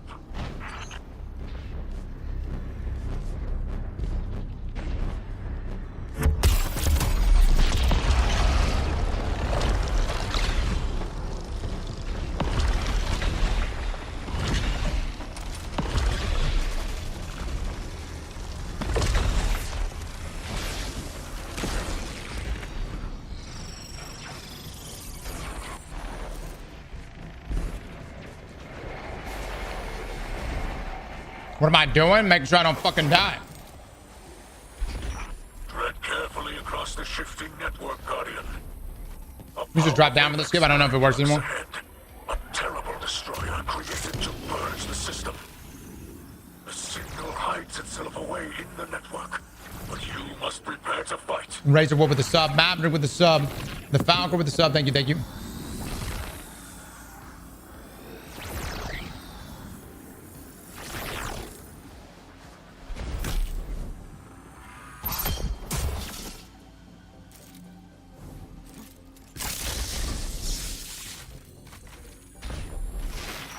All right, let's see how this goes.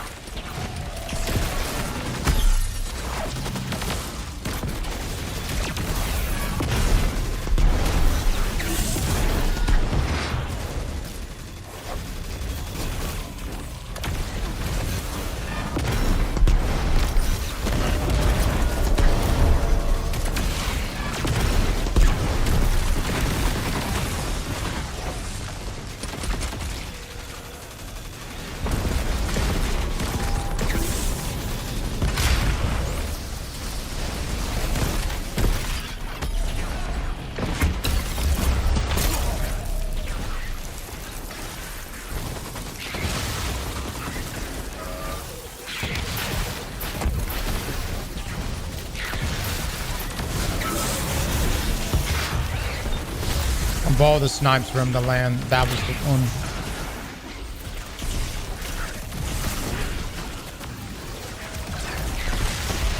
Oh my god, dude. How's this turned into an all-day fucking thing, dude?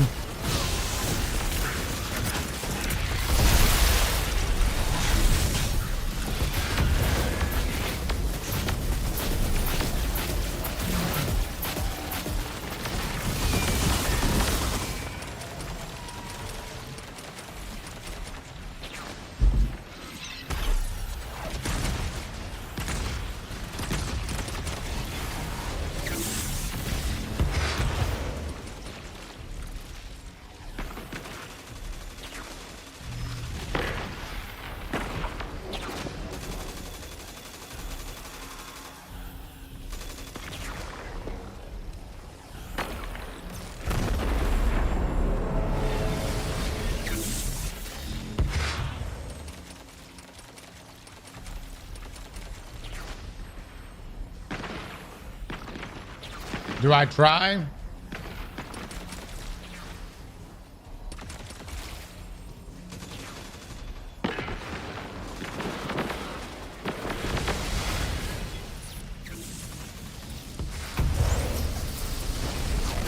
I don't know.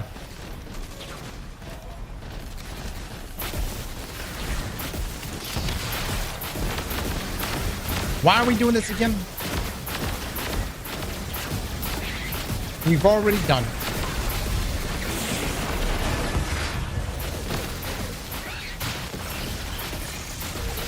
No. We've already done this. Why are we doing this again?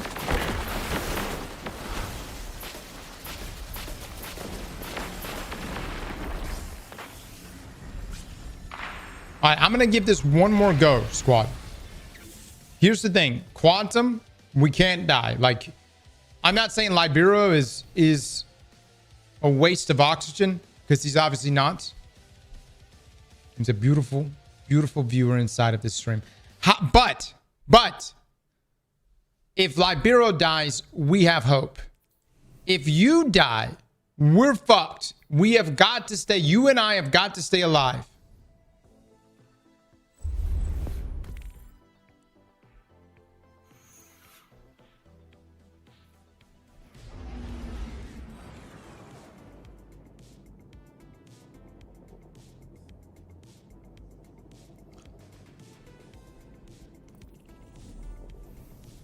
All right. No. We're fine. I did it with 2 hunters and a Titan. Yeah, I would say 2 hunters are still... Like, hunters are really good still. Let me lock in. I'm pay to win too. Right, Libero. We love you. You're fantastic. Here's what I can do. You guys help me and I will help you. Y'all do this mission right here. Fikros Castle.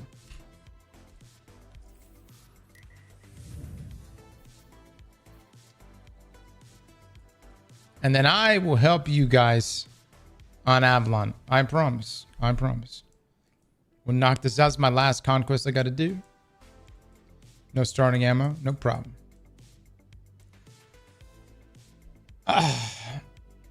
Whoa, I didn't say Libero is a waste of oxygen. I said his Warlock in this particular activity with that particular build, specifically for Avalon on Conquest Ultimate, may or may not be the most optimal. That's all I'm saying. Him as a person, absolutely not. I think he's fantastic. And the fact that you even jumped to that conclusion, chat, you should be ashamed of yourselves. You should be everybody here. The fact that you even jumped to that conclusion. I really want us to have a moment today, Sunday of all days, to just kind of self-analyze just the thought process on that.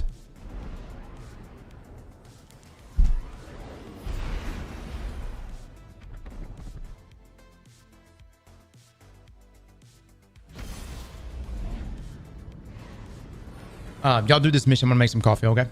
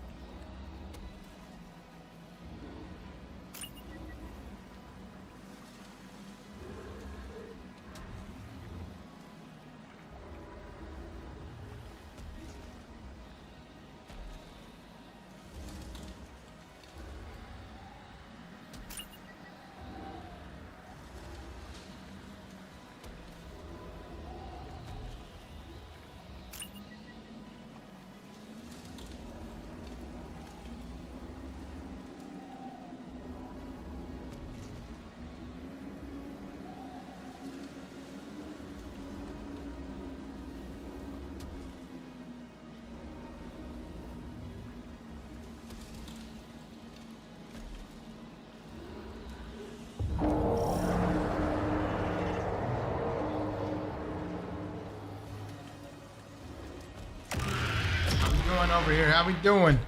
Good shit. Good shit.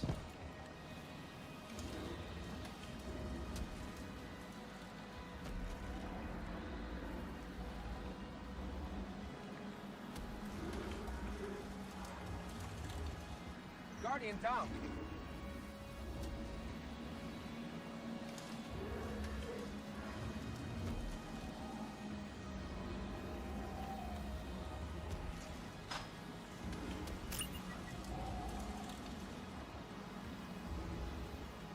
Guardian down. Guardian down.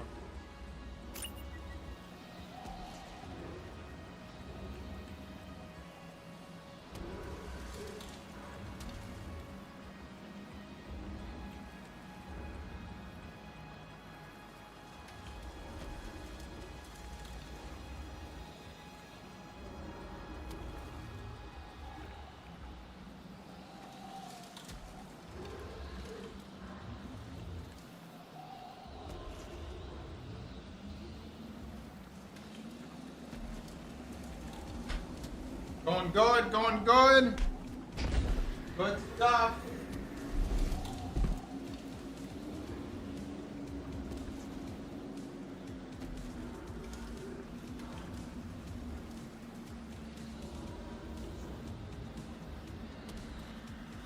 Guardian down.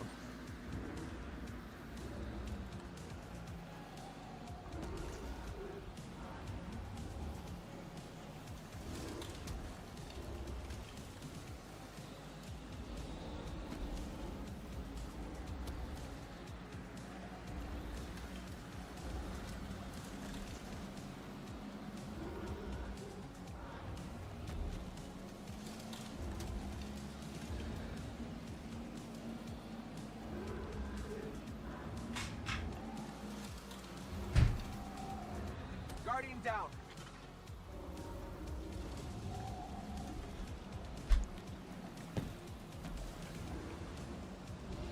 Why cancel the bet? What are you talking about?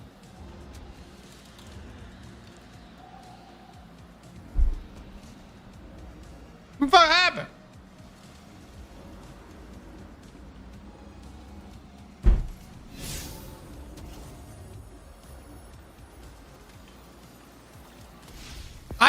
I thought.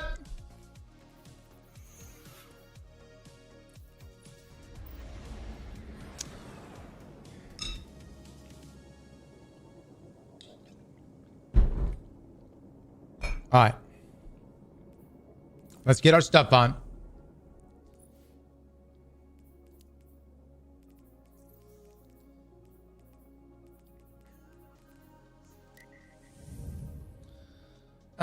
Pay, please. No, that doesn't count. You know it doesn't count. And a shame. Shame on you for expecting a payout after that. What? How does that count? A refund?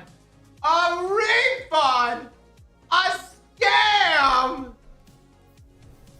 How dare you? I forgot about Caretaker. Y'all good?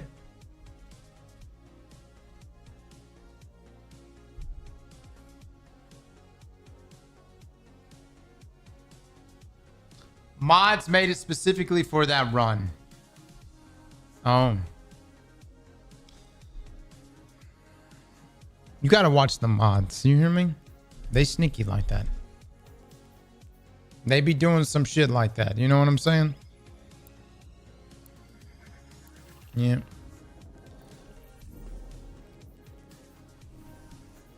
By the way, Quantum, don't you have ignites from your...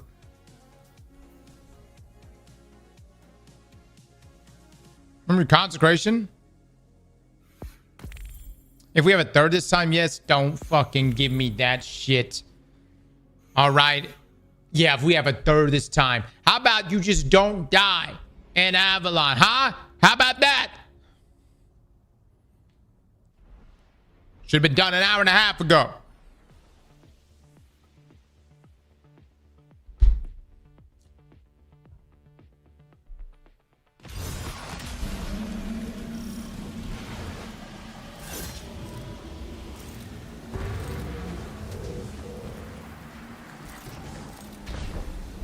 2 hours of nothing. Talking a lot of shit for an AFK guy. Fuck, man. Here's the thing. Sure. But I had expectations. And I've been severely let down. I was expecting to come back and this mission be halfway done. No ammo? Don't need it, brother. Don't need it.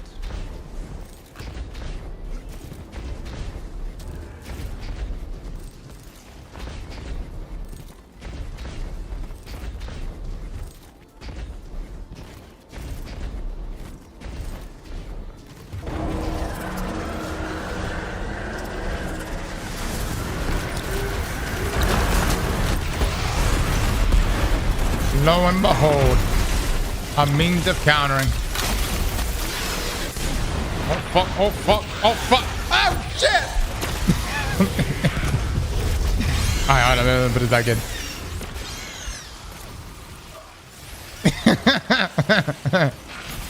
Didn't get fucked.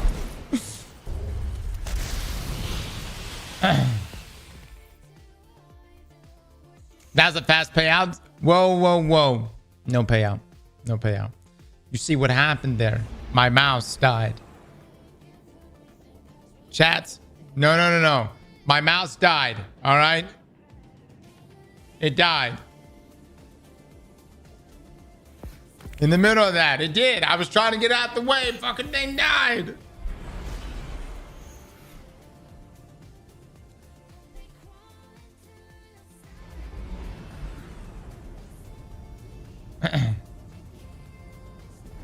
Oh, are there revives in this?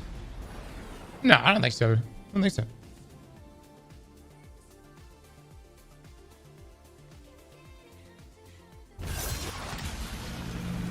Oh. I would definitely no payout then. I didn't realize there were revives. Wireless mouse problems. I'm gonna be honest, I forgot everything about this mission. I remember there's some mirrors. We shattered them. We do some other stuff. Honestly, I have almost forgotten everything about the season. What was it? Season of Revenant? Revenant season? Revenant episode. Excuse me. Revenant episode. I just remember mirrors. Yep. You know, Revenant would have been better if it just was an onslaught again. You know what I mean? We done went down. We had just had Into the Light not that long before, which had onslaught.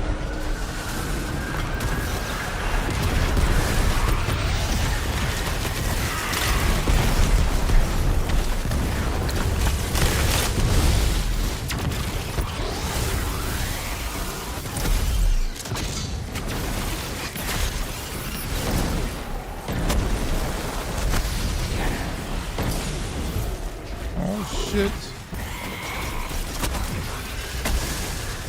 Oh shit. Yes. Now I'm stacked, baby. I'm stacked now. Oh fuck.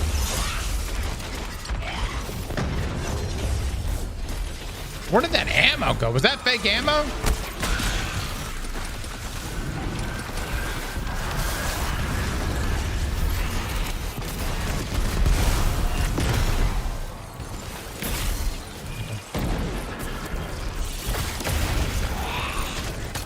There's no ammo right off the rip is kind of crazy.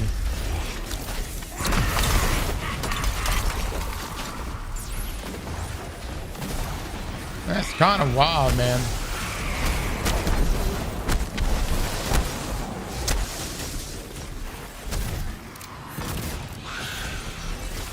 I want Oryx and Heresy back.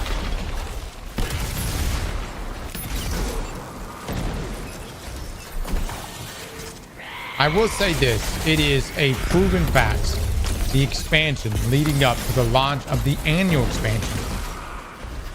Like the season leading up to the annual expansion is always better.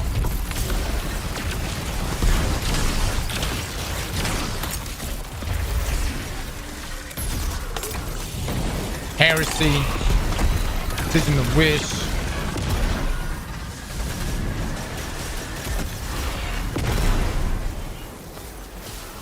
Oh yeah, Warmind Forsaken.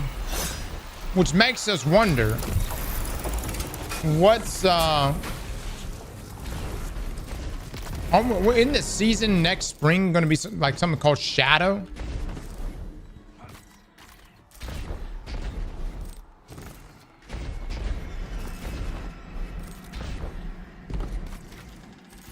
In the Wish definitely in the best season. Solid one. It was the long one though.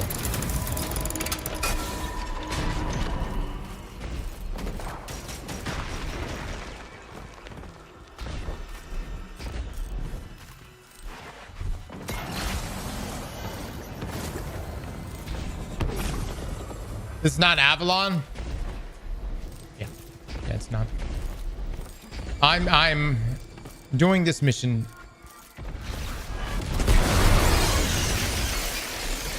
I just want to see if the squad can do this mission or not. It's purely a test. I love Wish.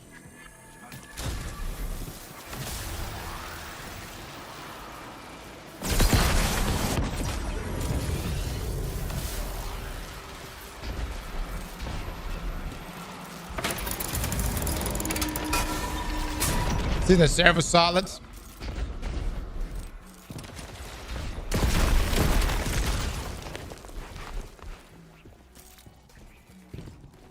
I don't know. We're also in a weird situation here because we don't really have annual expansions anymore. We have, you know, these 2 mini expansions per year. But I would argue and say most people buy the annual expansion at the same time, that being like the July or June, July, that kind of thing.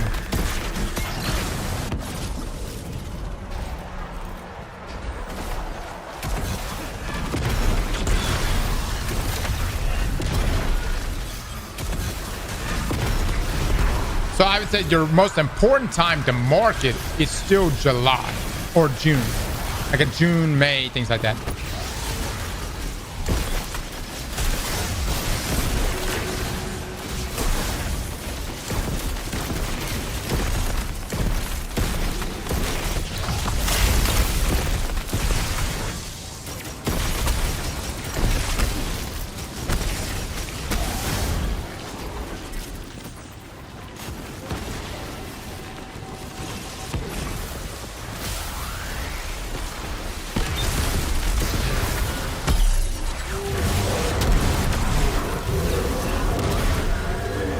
Got no stacks, baby. Got no stacks.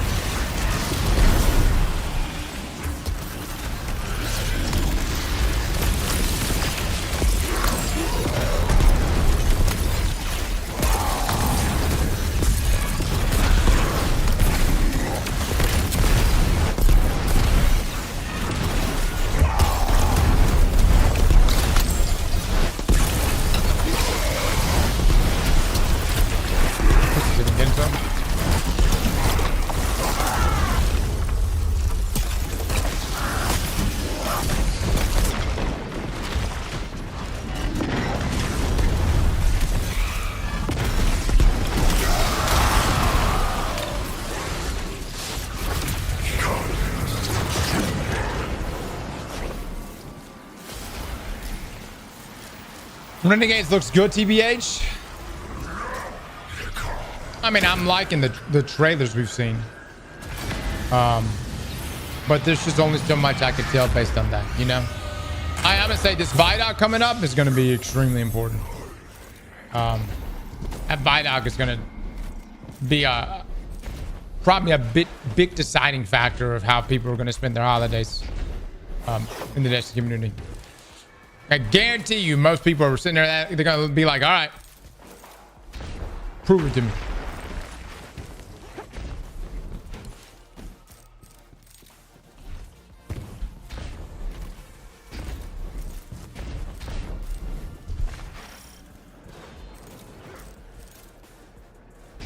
I wish I knew even a fraction of what you think I know.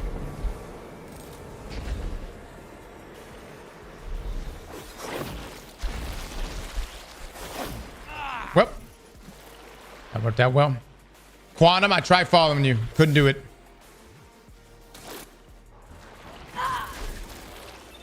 We're about to eat up our lives.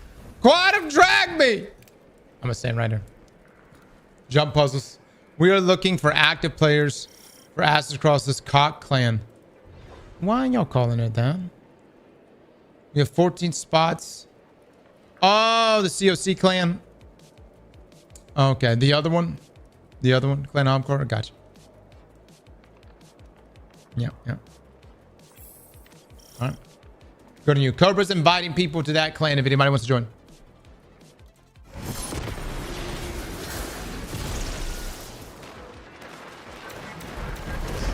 Should have landed on that antenna. Yeah, that would have been a good call.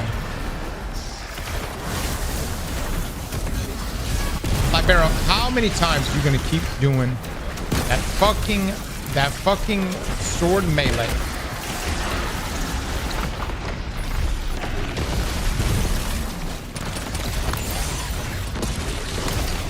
You get me killed almost every time.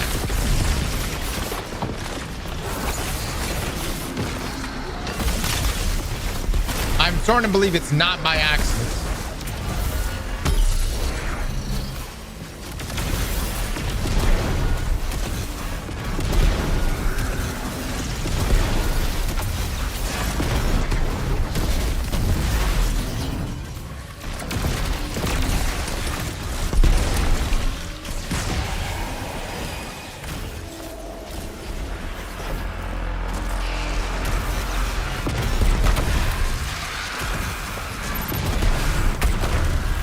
Huge big stacks. Oh, shit.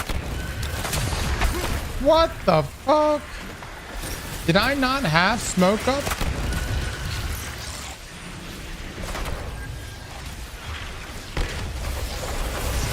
So I didn't dodge. Wow.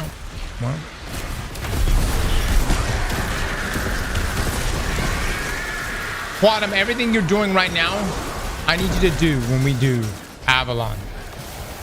Everything you see here in front of you, if you can lock in just like this for Avalon, we will get it done first try.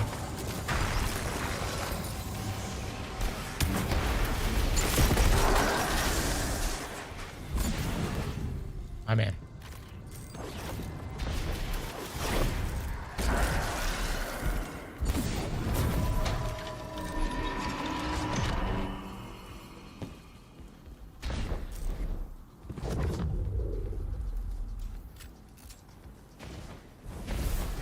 I need a lot of white girl music then. What does that mean?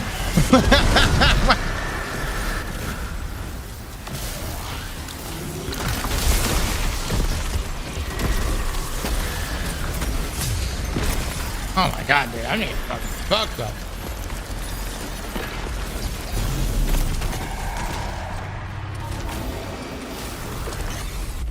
Well, I can't play Taylor Swift. You play it on your own fucking side.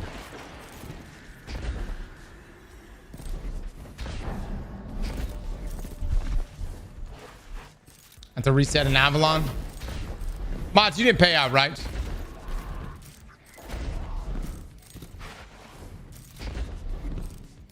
Some Brittany.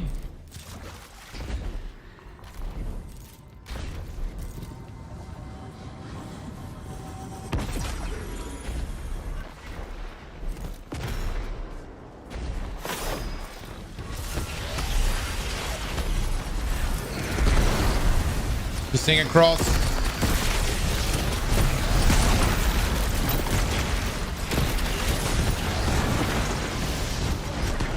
Man, I am making no orbs right now.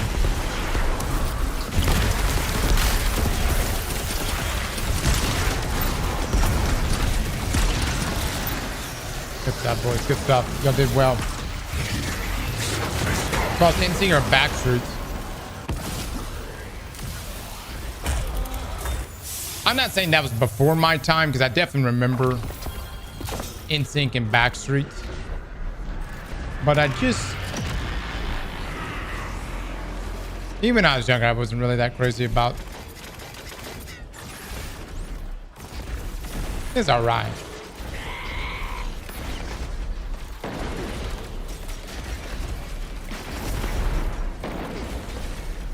I'm trying to remember like even what music from the 90s.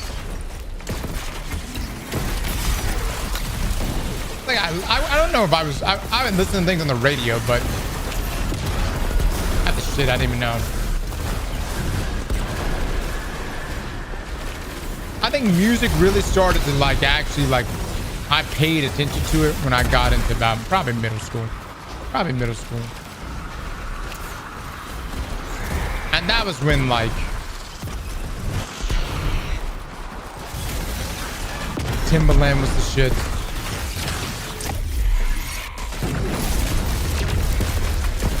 You had like, what was that? That whole, Nelly Furtado, Eminem, of course, Akon, T-Pain was the shit. Oh my lord, T-Pain was everywhere. T-Pain was literally in everything. Rihanna.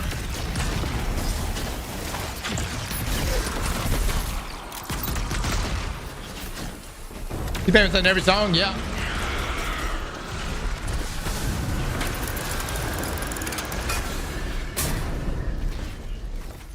Oh yeah, Lil Wayne.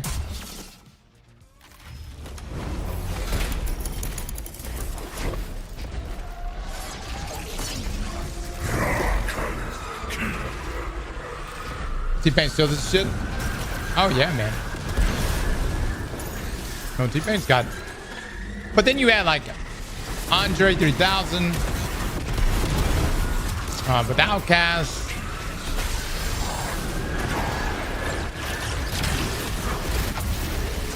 There's a lot of good music, man. I'm gonna be honest, I don't even know what we got. Outkast all day long. I went through a 3-6 Mafia stage.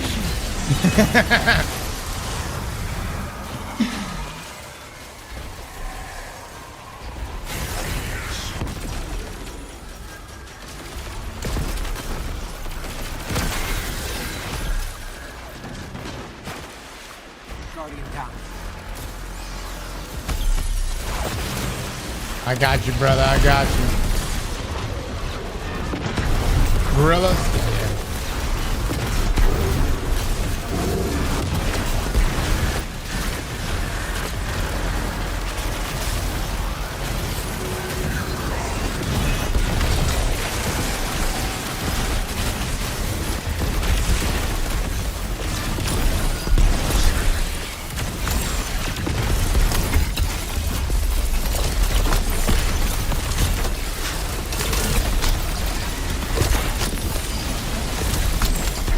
Went through an Ice Cube stage. I'm not talking about even the OG. I'm talking about like, dude. Gangsta rap made me do it was everywhere.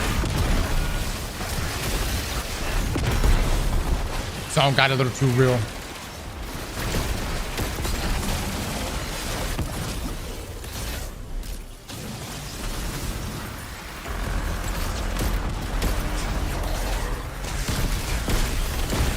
Bieber. I mean, Bieber had some great music, dude. No lie.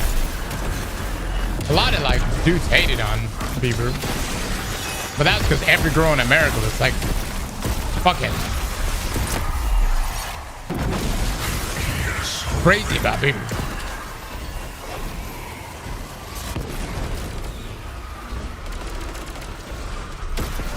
Oh shit.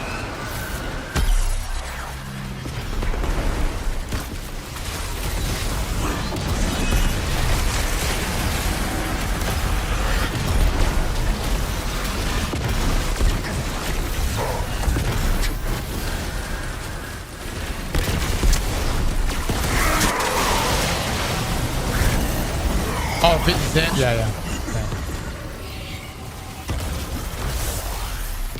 All right, guys. Now that we've done that, I want us to take that same momentum. And I want us to take on Avalon. That's the same what you just did right here. We're going to take this into Avalon. First try, I might add. And we're going to beat this thing's ass.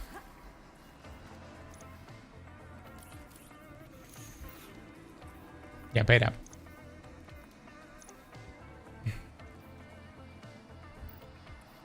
Sing some T-Pain? Brother, I can't sing. But let me just say, the song I'm Sprung spoke to me on a spiritual level at age 15.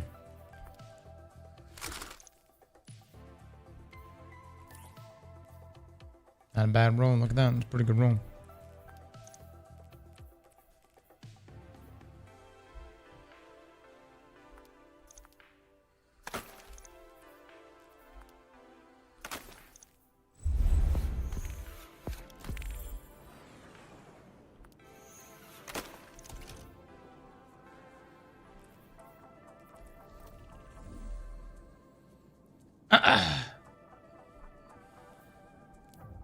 In love, was it? No, I'm Sprung is not about love. It's it's about making decisions illogically.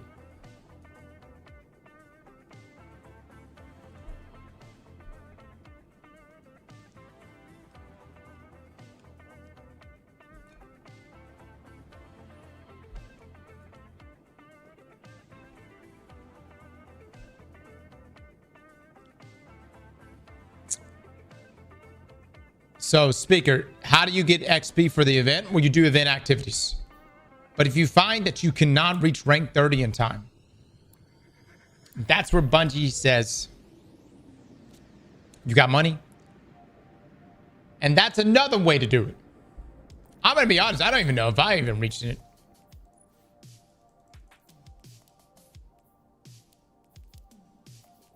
That's why Cross doesn't pull out. The fuck? You don't know me. You don't know me.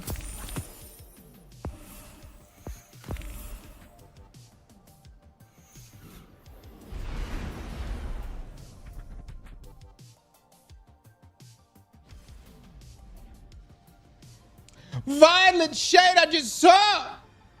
Violet, thank you so much for the massive raid. Mods, can we get some shout outs for Violet? Violet, thank you so much. Let me drop this follow. Oh, I'm already following you. Okay, perfect, perfect. Just wanted to make sure. I have got to return the love. Where's my list? Mods, did we get some shout outs here? I'm sorry. I'm over here talking about T-Pain. The path is open to you. You did not splice your way inside. He's not shooting blanks, that's for sure. Negative. Core of the Vex network. Listen, fellas. You are in great danger. You could control I detect a faint signal deep within. everything with your mind. Demanding that you explore further. Sure. The signal comes from the radial area flowing around us. Truly, through the entire Vex network itself. It is not a voice. Only minute fluctuations in the radio. You gotta have the conversation.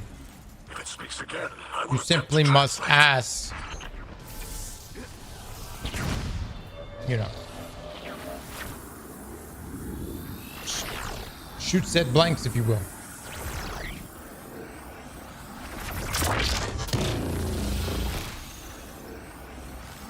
Gamblers will leave the stream. Then gamble again, brother. Gamble again.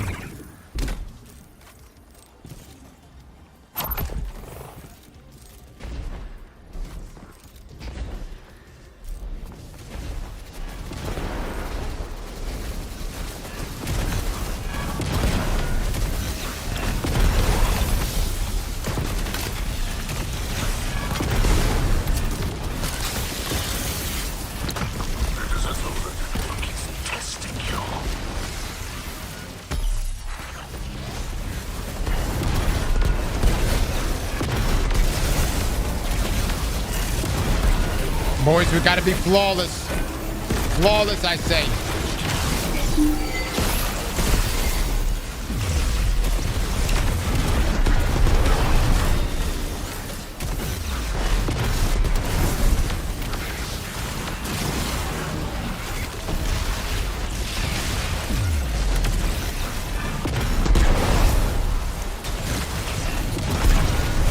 I don't know, man. I'm at that Like having kids is obviously like it brings some levels of stress, but man, dude, I like babies. I like babies way more than toddlers. And don't get me wrong, I like toddlers all right too. But babies are fantastic.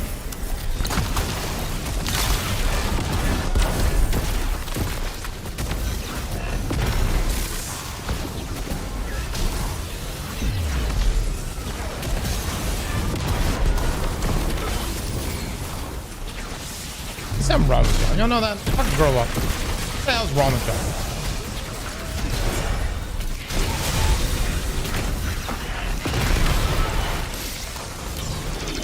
Everybody likes baby? Oh no, dude.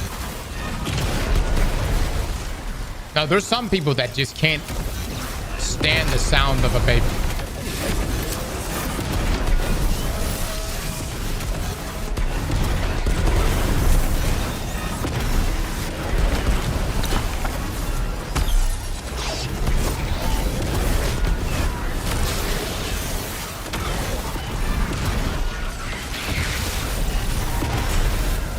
Not a fan. Yeah, all I can say to that is you don't really care about anyone's baby until your own. You know, I'm not saying you don't like other people's children, but like when it's your own, it's different.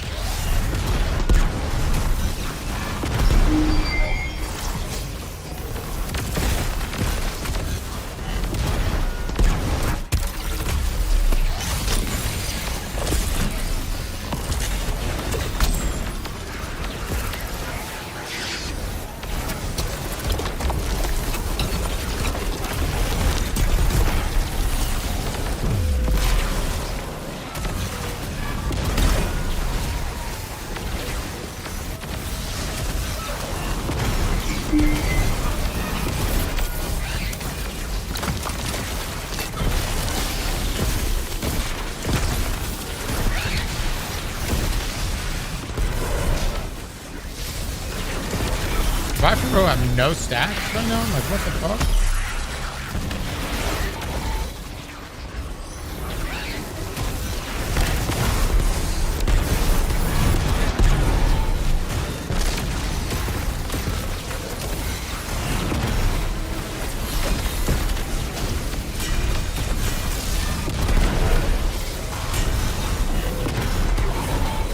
Someone that's getting, you'd be surprised how many parents don't like their own. Kind of depressing, honestly. That is fucking depressing. That is depressing, dude. Powerful Vex block your path.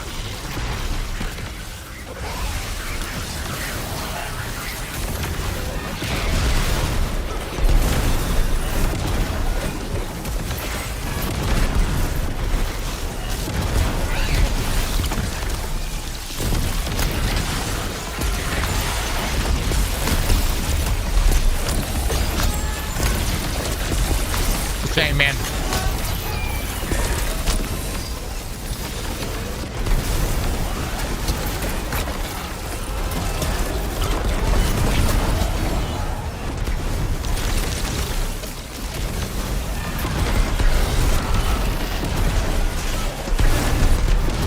We always gotta look at it.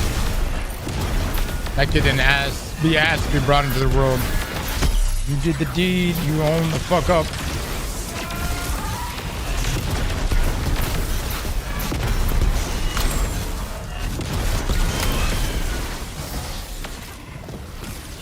And as a parent, there is no bigger report card than your children. I don't care how wealthy you become,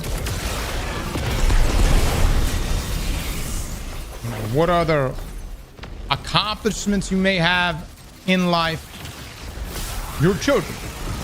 That right there, that is your report card as a parent. Above all other things. This is most unusual. They should be in perfect alignment. The signal that beckons you. If I am interpreting it correctly, it calls out for assistance. Most good parenting can be distilled down to just being a parent. Pretty much, man. Pretty much, dude. I mean, I remember I was on the I was on a plane and the lady sitting next to me, she was in her 80s, and I asked her where she was going, and She told me that she had just been visiting her son, and she was going to go visit her grandkids. And anyways, woman shared a lot of great wisdom. She essentially just said, most important thing you could do for your kids, don't overthink it, and just love them. And she said you'll be surprised how well things fall into place that way. Oh, okay.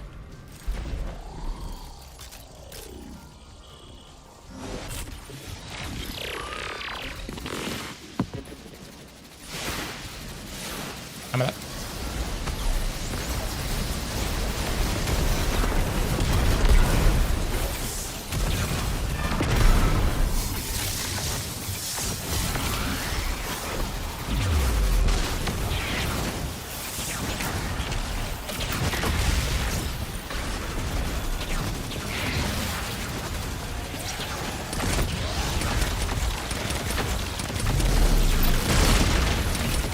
I cannot believe I didn't kill him.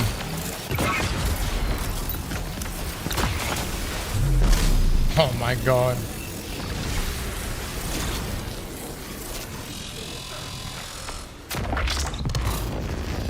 Legendary.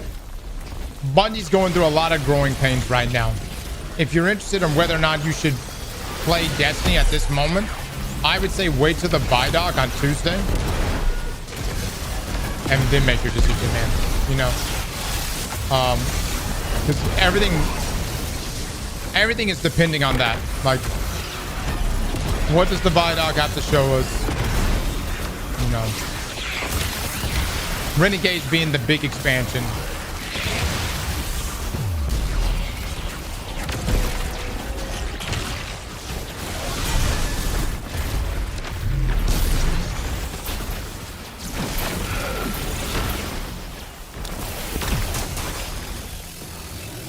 Hiding.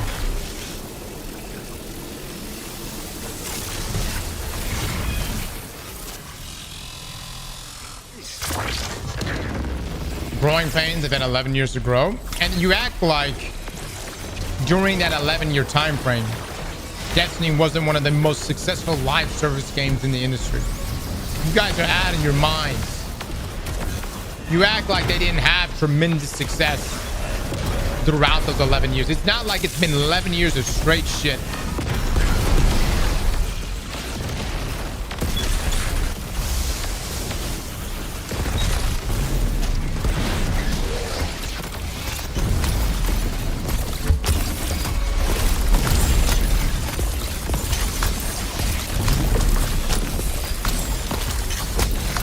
And this is important for us to draw that distinction. Because if you say it's just shit, well, then you don't get repeats of a potential Forsaken or a potential Witch Queen or Final Shape.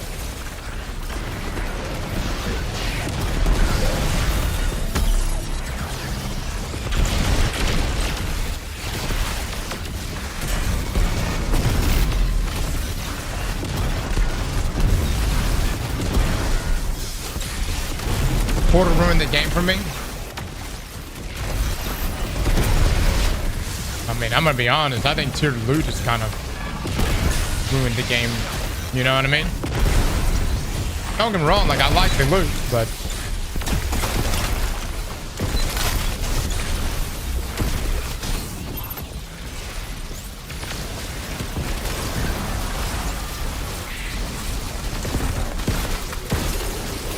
I actually feel like the portal is an easier fix than tiered loot is.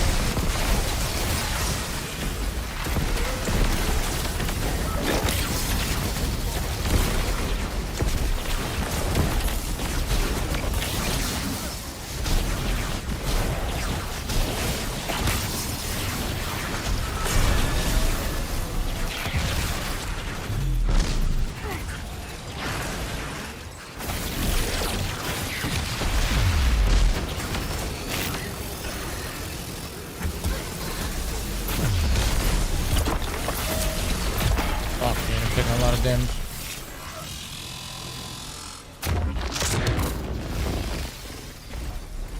I think we needed something to spice up the loot, though. Like, without a doubt. But Bungie tied acquiring the best loot in the game to time commitment versus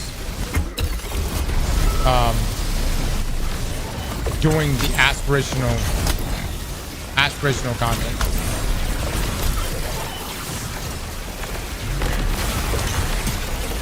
That's why in things like trials, no one has to ever go flawless ever again. Like, is it the most efficient? Yes, but you just don't have to worry about it.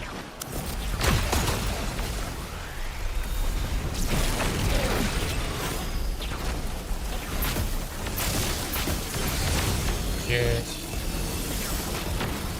That's sketchy.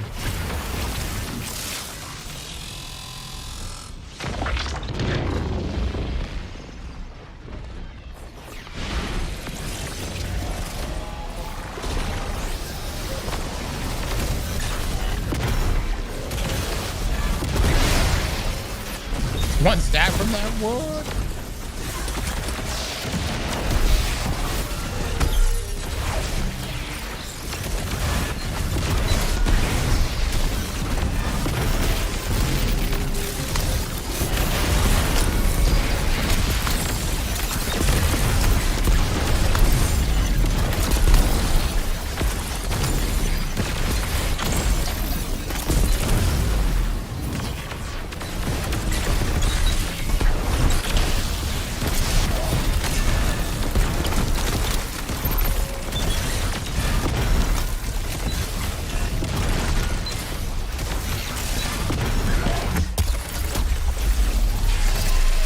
Not getting any stacked, and now my character is not attacking. My right click is not, I mean, my left click is not working. What the fuck?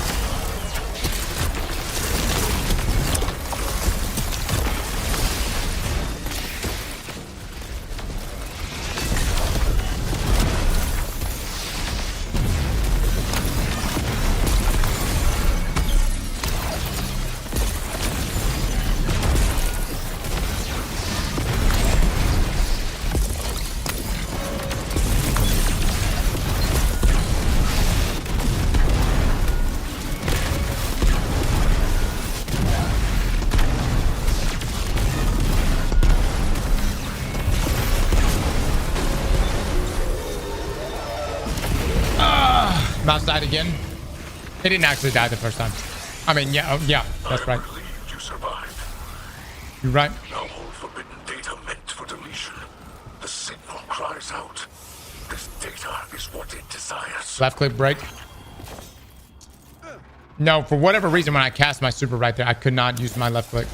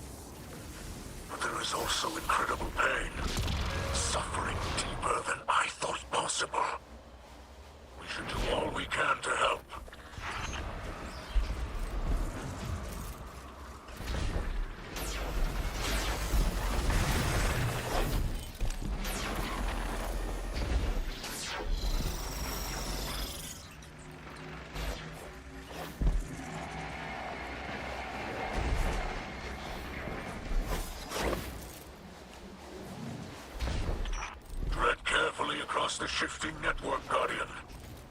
A powerful Vex mind lurks ahead. Actually, you got me all figured out, man. You got me all figured out. The signal hides itself away in the network, but you must prepare to fight.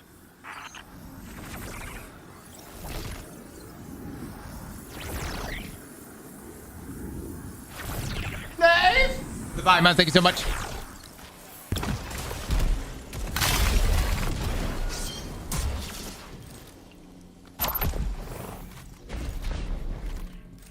We're looking for active players. Cobra's inviting people to Clan Homcore if anybody wants to join them.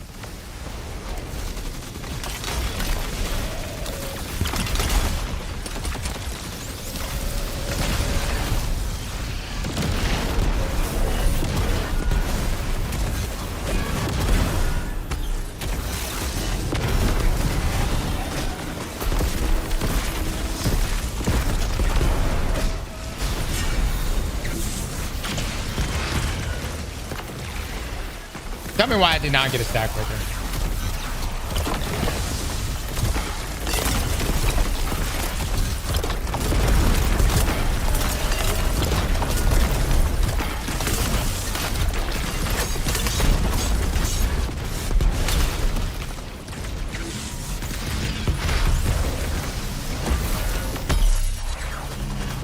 Really gotta watch out for the snipers.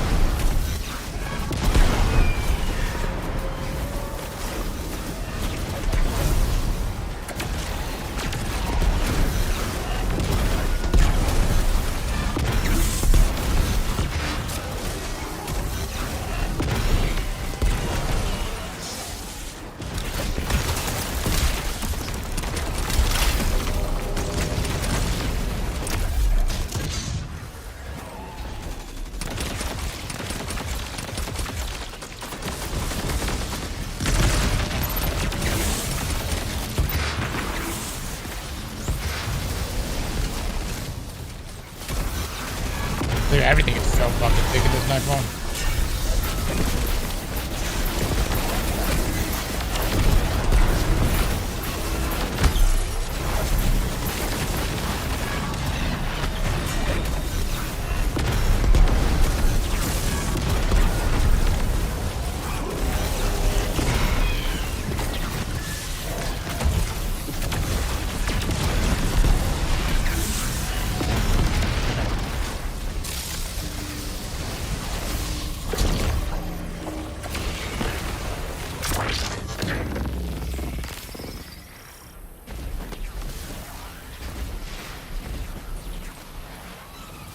What?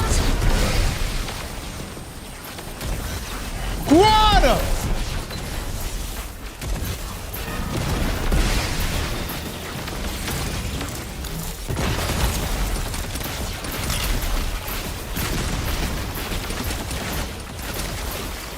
Are you in the string?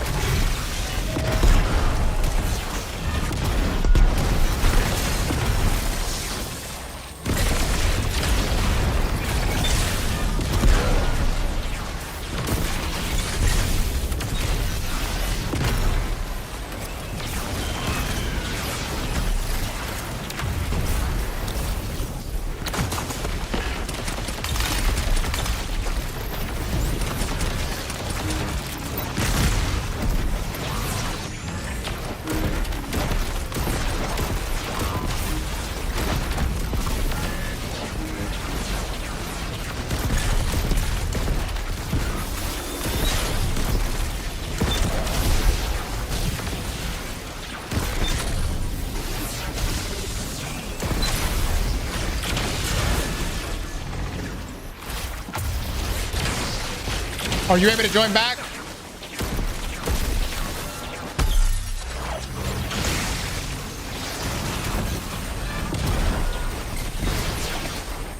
My barrel out. I'm just trying to maintain these stacks right now.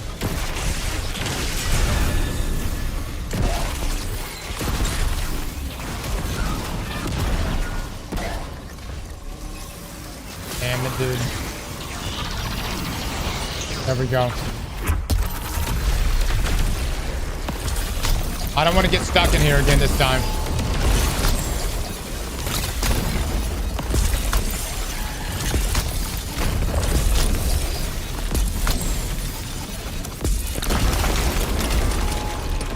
That damage is shit.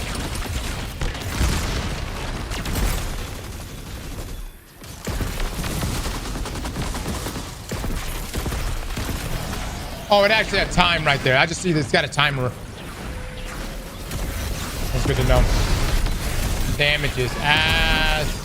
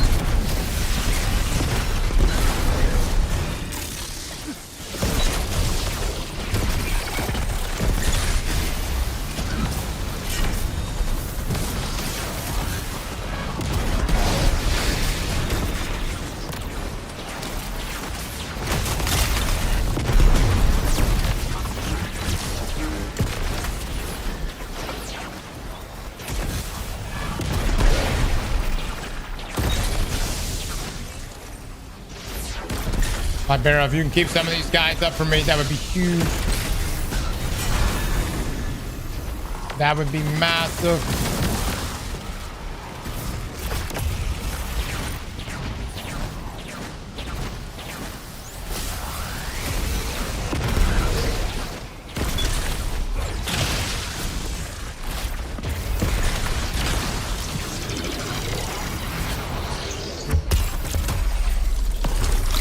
Maybe even a weakening.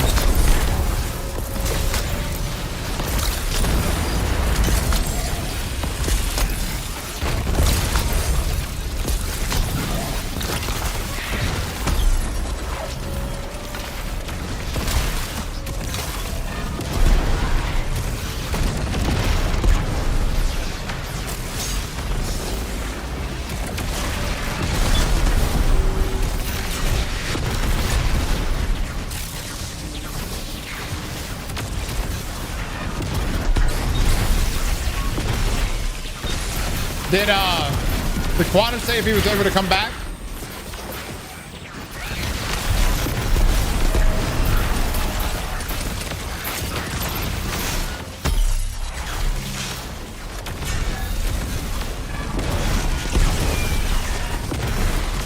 Hopefully it lets me join. I'm launching the game right now.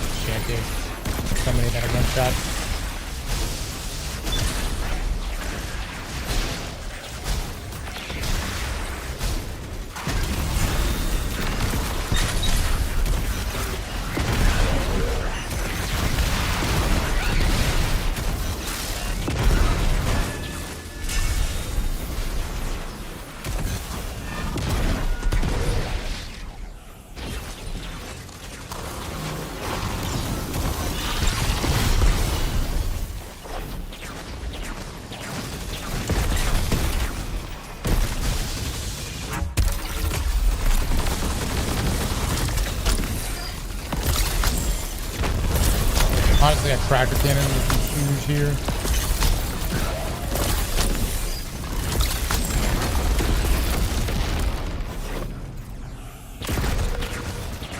Is not doing enough damage. That's fine.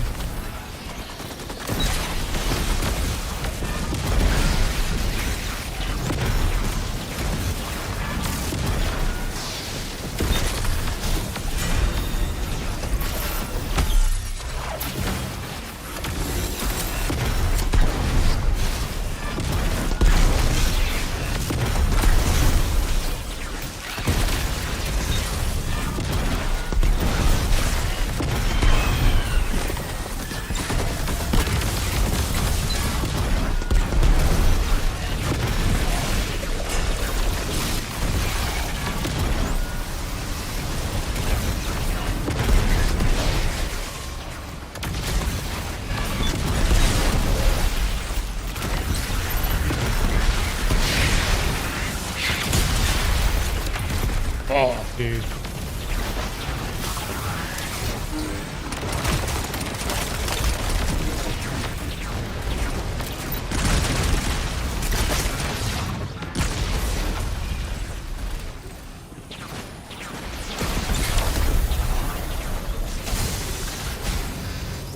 If I didn't have smoke, I would have died right there.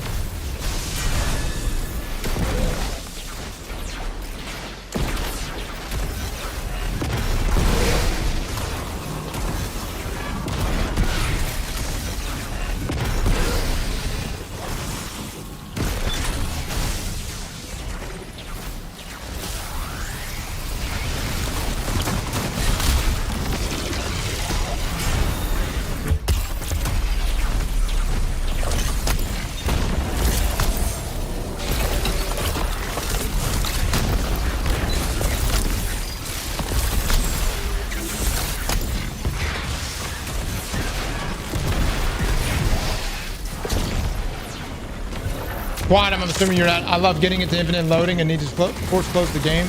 Great feature, Bungie. Yeah, it did.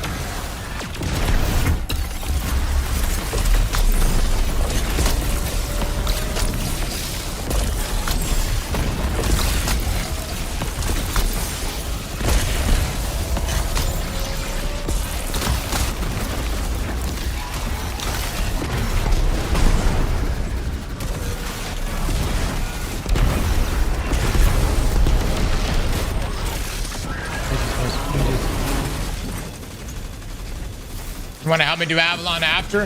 Hell no! Quad, I'm sorry, my man. Construct falls. May it trouble you no more. Honestly, Quantum, you're an absolute gamer. I think you'll be able to get through it no problem. Offers an object of incredible power.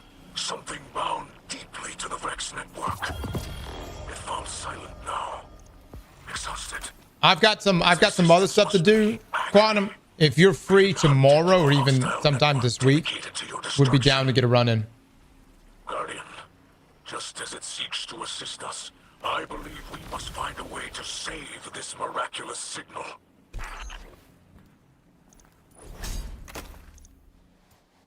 Limitless, you keep talking shit in this stream. I'm gonna ban you, motherfucker. All I hear from you is talk shit. Limitless, you join them right now, Limitless. Limitless, I will do another Avalon run right now. I will scrap the afternoon. You join the fuck up right now for Avalon.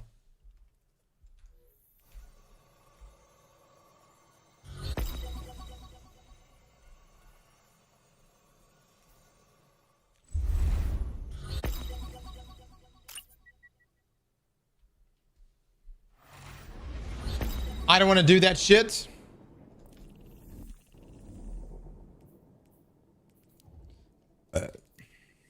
Mods, execute Limitless.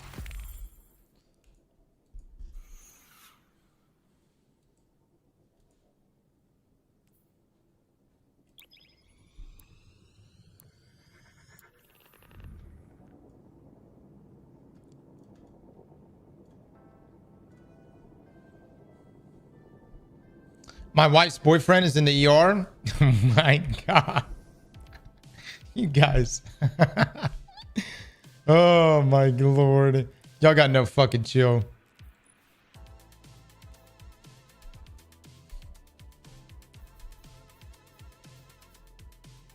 All right. All right, I have this roll.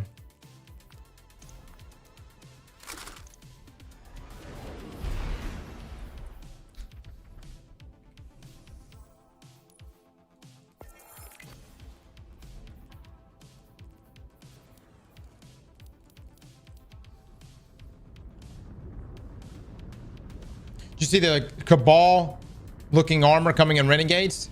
Kytera, I don't want to spoil myself from anything, okay? I'm avoiding all leaks. I'm not even going to believe shit till I see it from the Vidoc.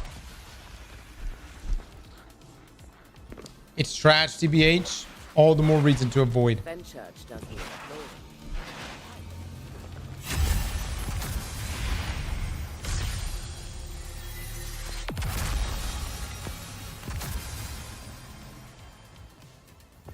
Really?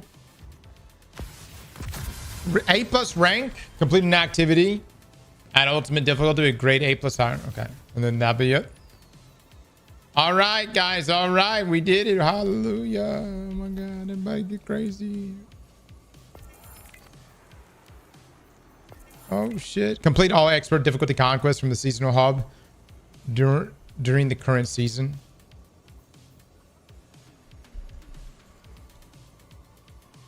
Did I? What? I haven't done that?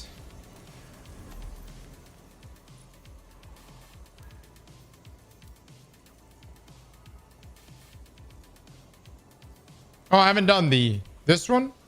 Wow. Are you a part of the Arc Raider War? Which faction are you? Guys, I hope you all are having fun over there. I don't have enough time to play Arc Raiders right now. But I hope it's going well. I'd have to look at the benefits for either side. Frost is with the Speranza police. Who knows? Who knows?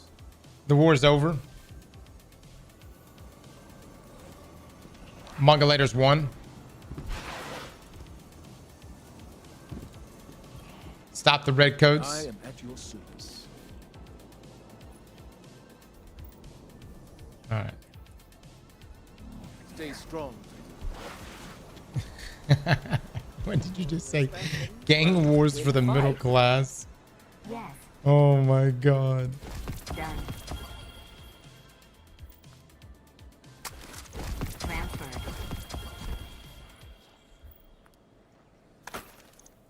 Sun place. Sounds like it doesn't like Arc Raiders. Oh, dude, I lost my life to that game for a period of time. We just, right now, my brain is having to shift into Destiny, Warframe, PoE mode. That's what my brain is having to shift in. I love Arc Raider stuff. It's a great game. I completely understand the appeal of extraction shooters too. Really. I could see myself at some point in the future potentially playing extractions all the time. Who knows? Who knows? Maybe it's Arc Raiders. Maybe it's Marathon. I don't fucking know. All done. No idea.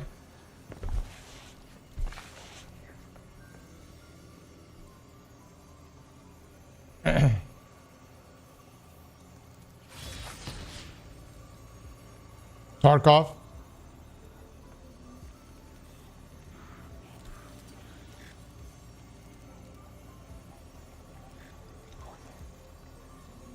So frame Tuesday, people play? Yeah.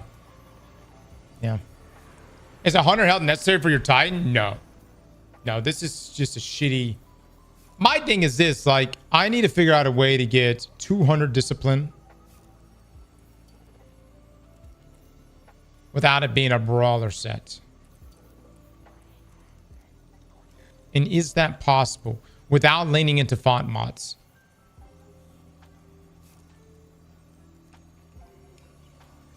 I did, Chief.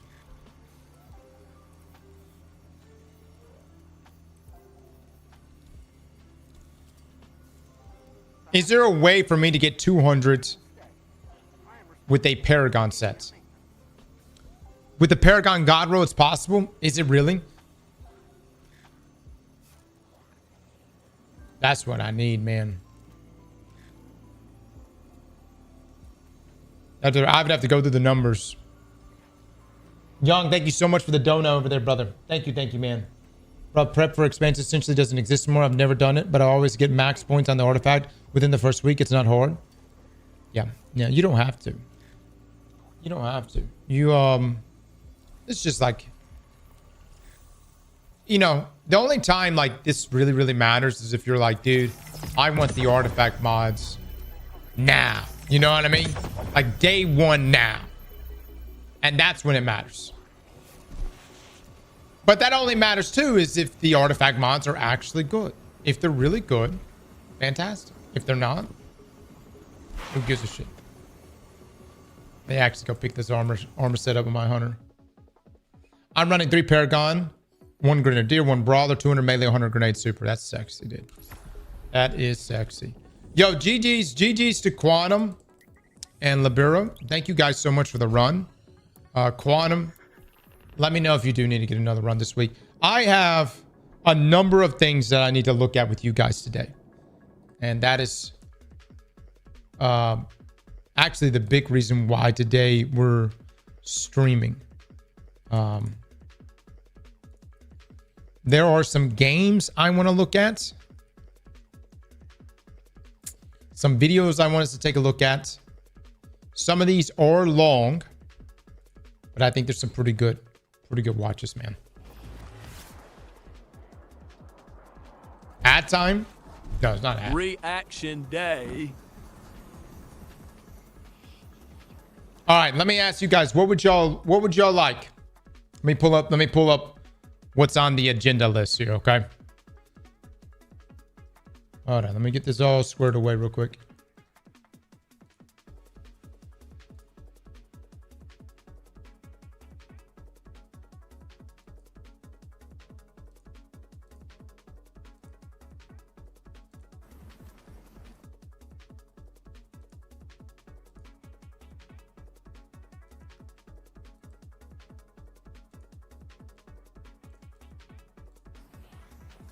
All right, we have this video right here. Has anyone watched it? It is called Why Destiny 2 is Fundamentally Broken. We've got that. We've got this video right here, which I want us to take a look at. Tides of Annihilation. That's a game. But then we got this one right here, which, don't get me wrong, Tides looks all right, but this game looks sexy. This Fake Keeper game, have y'all seen this?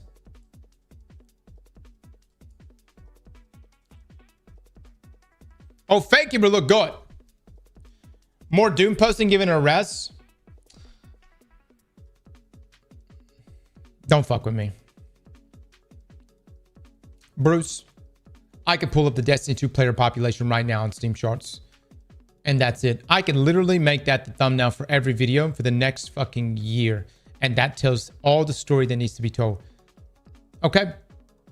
If you think right now there isn't something fundamentally broken with Destiny, you are out your goddamn mind. Obviously, the 80,000 people that would be playing right now believe so. An embargo or NDA is lifted on 11/26, so expect all folks who went to Bungie to upload their capture videos and reactions and thoughts on Wednesday. If you don't want to know, then go dark unless you want to see their live stream on Tuesday. Yeah, I mean, I mainly just want to see what they think about it. Like, don't get me wrong, like I would love to see some of the gameplay, but I just want to know, like, hey, are we back? Is it good? Is this enough? Is this enough? Is this enough?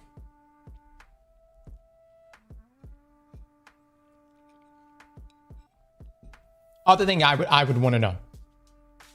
Are the problems that we're faced with today going to still be problems in Destiny a month from Renegades?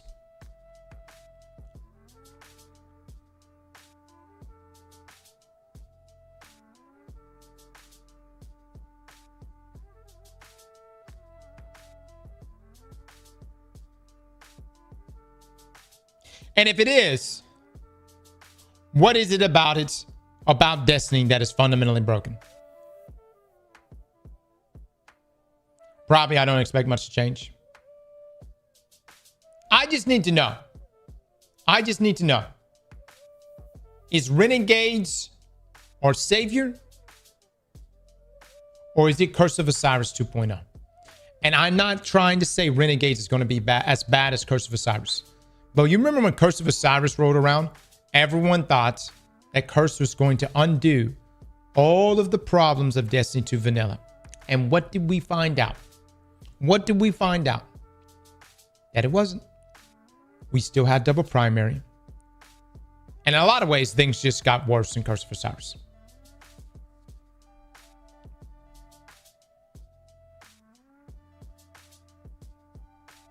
It's no fucking way it's Curse.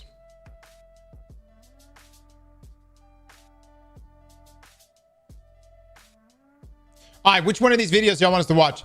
Why Destiny 2 is fundamentally broken, Tides of Annihilation, or Fate Keeper? We're going to probably watch all of these today, but which one would y'all want us to hear first? Mods, can we get the... I'll pick one. Okay, why Destiny 2 is fundamentally broken, then Fate Keeper, then Tides. Okay. All right. Let's take a listen then. Everyone is a game for no. A game for everyone is a game for no one. I believe Destiny is at its fullest potential when it's trying to cater to the player who grinds all 3 characters every week. The best part about me making this claim is that's not even me. The beauty of Arrowhead's quote is that the best games are ones that don't even necessarily target you as the intended player. Playing in an LFG years ago, I heard something that stuck with me ever since. You will cheer if you get a god roll to drop after having to do something meaningful, but you will feel nothing if that exact same roll came out of a menu. Back in the House of Wolves expansion in Destiny 1, you could reroll your... Wait. The beauty of Arrowhead's quote is necessarily you will cheer if you get a god roll to drop after having to do something Pete Parsons said that? What?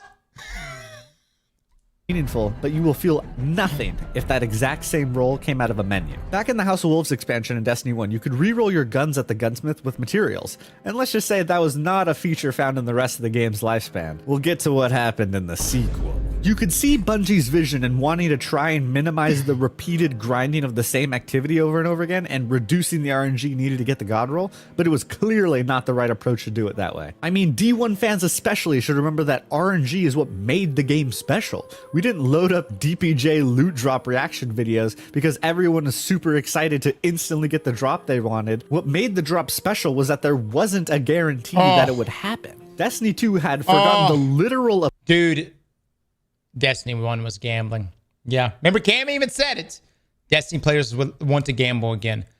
That was some gambling. But hold on. It could go the other way. You could turn in a purple and get a blue. You know what I mean? Appeal of the game twice in its life cycle, everyone having static rolls cooked the game from the very beginning, and then of course there's crafting. Crafting turned the loot chase into a checklist versus the constant intrigue of every drop maybe being the one that you've been searching for. It does not belong anywhere near the end game, and I'm so glad it was removed in Edge of Fate. The more casual audience always complains that they're unable to get their perfect god roll and they don't have all that time needed to grind the game. That's always a sentiment that confused me. Why would you need a perfect god roll if you aren't doing things like endgame activities, because those are the things that actually take time? Because instead they would be camping out in the strike playlist or whatever the equivalent of that is now in the portal. However, I can recognize that it would be a terrible feeling as a casual, and it would suck to not get the 2 trait combos that you're interested in, but that's an incentive to play. If there's one gun that you really want and you're having trouble getting it, if you wanted to have an easier and faster time, you can make new friends and interact with the community to be able to farm it faster, and the feeling you'll get when it drops will make it all worth it. That level of excitement and incentive is deeply missing in the game right now. The D1 activity reward screen needs to come back. Nothing created incentive more than seeing what everyone in your fire team was getting, which let you share in their glory and get jealous. Fuck, I mean, yeah, maybe bring it back. I'm gonna be honest, nothing pissed me off more than watching somebody bottom frag and they get damn Hawkman. I wanted to throw my damn controller. You hear me? I remember just shaking my monitor like, what the fuck? Somebody dropped 1 kill in a Crucible match and they get a damn Hawk Moon or some exotic to drop. And you know that shit was intentional. No. I can't prove it. But like weight gates, I guarantee you, there was an ass fuck meter. And Bungie and Activision have this set up where if they think you are getting too ass fucked, then out comes an exotic. I can't prove it, but it existed back in D1. When it happened to someone you didn't like. It really was a staple of the Destiny franchise, and I'm shocked it never came back in D2. But it needs to now. And nothing shows how Bungie lost the fundamental concept of what made Destiny exciting more than where it all went wrong. The portal. The little anecdote I gave with the casual getting help to farm something is something that never happens in the portal. The funniest video I've ever seen is Esoteric's portal change video. It basically boils down to altogether removing the portal and all the new aspects that came from it. The scoring, the modifiers, the leveling rates, and the best part is, he's not wrong. The portal was conceived as the one-stop shop for new and returning players to quickly understand that if they played the things in it, they would make progress. Naturally, this goal completely misses the mark. Players are frustrated with the barrier to entry because they need to optimize the modifiers to get the correct score that they need, which isn't even forecasted correctly. And not to mention the disparity that comes when people are at a different power level than you. The portal killed the social aspect of the game, even with our new power farms and fire team and pinnacle ops that, if done correctly, blow solo ops out of the water. We are still limited. I think Bungie fixed the power level situation, but yeah, the scores are just vastly different depending on your level.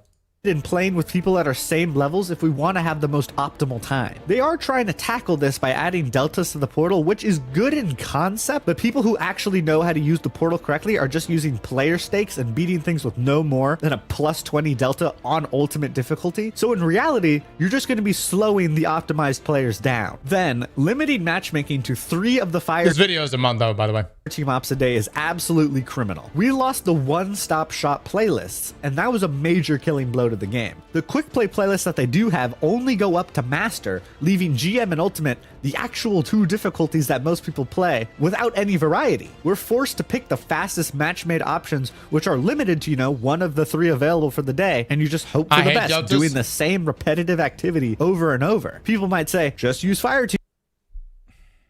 Guys, I know some of y'all hate deltas, but do you realize how strong we are? Minus 30 is really not that challenging. Like it's not that challenging. Hell, you could even arguably solo them with a good build, minus 30 content. That's why conquest really shocks people. When you get in that minus 40, minus 50, that's when it gets real, man. Finder then. Well, that still limits us to 1 activity we have to pick, and then we're back to trying to get everyone to the right score and having that roadblock. You're forced to either bring people and just suck up the pain points that come up with matchmaking, go to a solo activity, or more accurately, stop playing altogether. Even if they made great changes to the portal and got it where they want it to be, the sentiment around it is just so negative that it's not worth it. They've already put a lot of resources into it, so they shouldn't remove it, but we need to bring the focus back on incentivizing people to play with each other. other again. I've seen people say just put the 4 portal nodes on the director and call it a day, but that really misses the point of what the director and the portal both try to achieve. But you know what game had the jumping in quickly thing figured out? D1. On the director, if you just wanted to play something as fast as possible, you simply went to the bottom left corner and used the quick access menu. We had a Crucible playlist, a story one, a strike playlist, the Nightfall, Prison of Elders, and wow, what? Oh, man. Yeah. It wasn't a lot of options, but it was consolidated. What's this? A raid? I didn't know they incentivized playing those. But all these mainline activities are available to access at the press of a button. Although in the game's current state, the quick access button would not work as well as it did in D1. The play your way sentiment that came with the portal turned into, let's not play at all. There are far too many difficulties, especially since the only actual change I could tell that was happening between all of them was like at one point they added champions. There are 6 difficulty options and that is not needed whatsoever. We could easily condense that to 3. Doesn't matter which ones are picked, but it should be Advanced, Master, and Ultimate. Granted, it would be much more Destiny if the names were swapped around a little. For Advanced, we could call that normal, Master is Master, and then we would call Ultimate Grandmaster. The only thing that I could see the 6 difficulties allowing is having respective teardrops for each level. Although, if you think about it for more than 1 second, there are 5 tiers and 6 difficulties. So there's already some overlap in dropping multiple of 1 tier somewhere in there. So That's for normal, true. give it tiers 1 and 2, Master 3 and 4, and then GMs 4 and 5. This consolidation of the difficulties can lead to a much easier matchmaking experience and will drastically reduce queue times for activities and get people back in playlists. Then this will let us leave solo ops in the dust where they belong, because if we can easily populate fireteam playlists, then there's no need for the terrible, boring solo slops to have any further investment made for them. Chat, I need to know your thoughts because some of you live in solo ops. Some of you, for whatever reason, wake up and go, I'm going to do salt mine today. How would you feel if solo ops was removed? But fireteam ops had matchmaking on everything. I kind of like the consolidation he's talking about here. Also, there is a ton of different difficulty options, like a ton. And let's just be real. Grandmaster is not even Grandmaster anymore. Grandmaster is really Ultimate, right? Ultimate is Grandmaster. What OG Grandmaster was is what Ultimate is. The deltas also don't even make sense expansion to expansion. Minus 30 is this season, or Edge of Fate. It's not the same as minus 30 a year ago.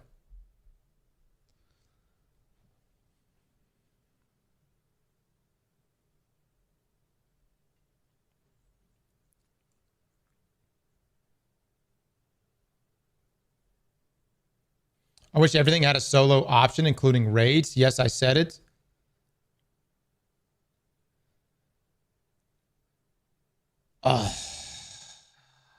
You know what? This is where a companion system. I wish you solo players that refuse to play with other people, which is fine. I wish you could go out into the world. You could spend hundreds of hours grinding up shacks, Zavala, Saint 14, whoever, spec them out, load them out, get all the armor and weapons on them, and then take them into a raid just to get shit on in the first encounter. But the real thing, though, is that you could at least try. You know what I'm saying? Like, instead of getting pissed off at your teammate for popping their well before damage phase, you could just get pissed off of whatever recruit you have that's an NPC, you know? You can, in fact, solo load into raids, right? But mechanically, actually, you can solo some raids for sure. But mechanically, it is easier with other people. So what you're asking for is a companion system where you could build out your own team. But NPC version of Shax or Zavala on your fire team should never be better than a fire team, an actual fire team. Like, they should honestly be maybe slayers, but I don't know if they should ever be doing mechanics. So what you're asking for is bots? Yeah. I mean, Dado told Bungie at the summit that they were trash for a reason, and we all know it. We also need to consider the biggest complaint about the portal, right guys? I intentionally say this because I know each one of you probably said a different thing, because everything about the portal is someone's biggest complaint. Yet, one of the complaints I see the most is that it's all just old content. I think this has the opportunity to be a good thing. The future of the portal is really found in the past. There is a place for the portal if it is just mainly being old content being recycled. The portal should be a source for old drops when their respective activities are removed from the game. This is what I always thought the portal was going to be. It was going to live alongside in our world where destinations and accessing new activities was the way we've always done it. But the portal was for bringing new players in and streamlining them into old content, and then have an opportunity for us to jump back into some old activities here and there so that we're populating those playlists.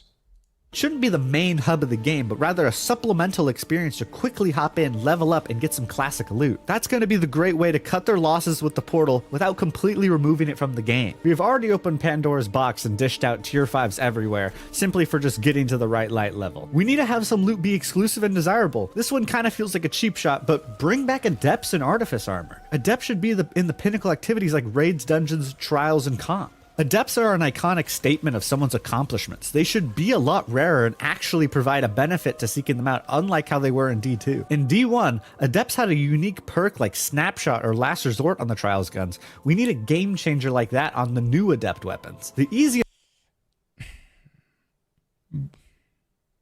We're just so power crept though, man.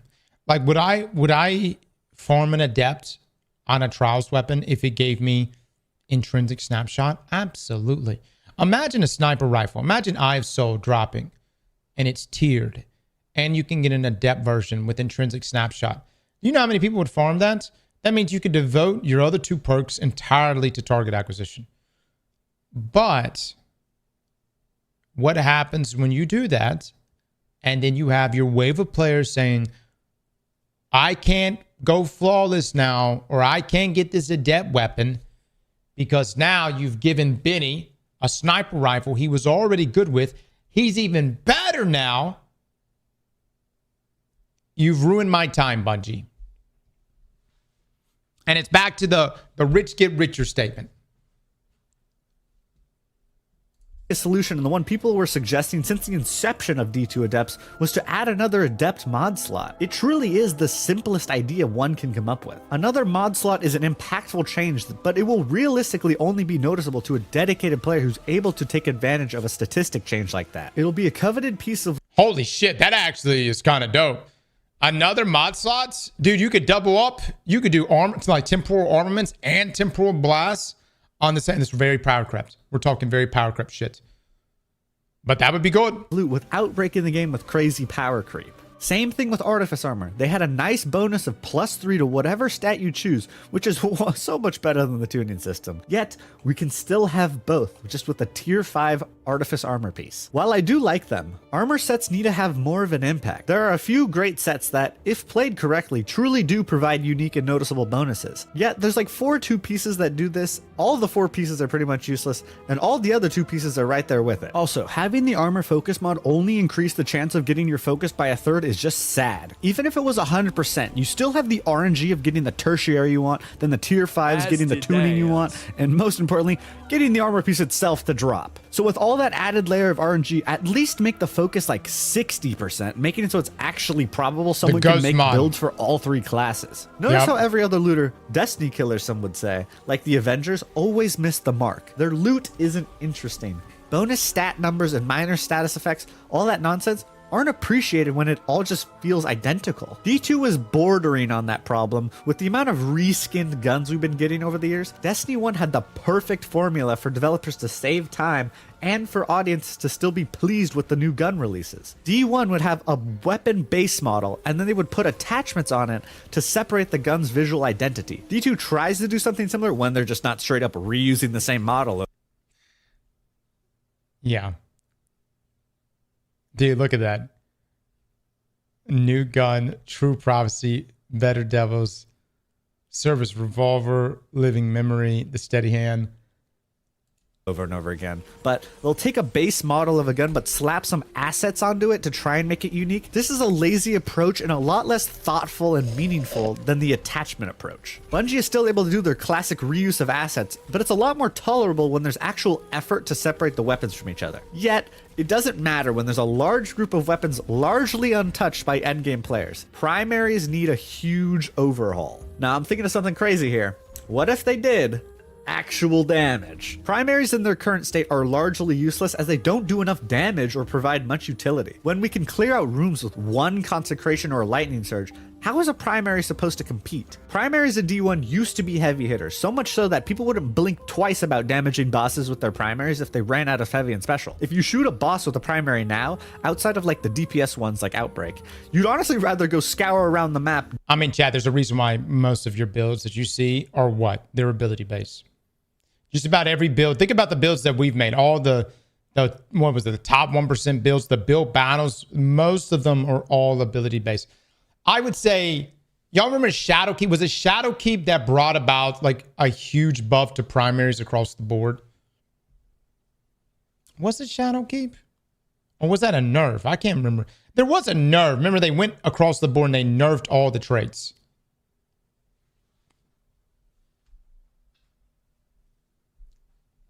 Shadowkeep was a nerf to primaries. Yeah, y'all remember like Rampage? Actually, yeah, I take that back. It was a nerf, right?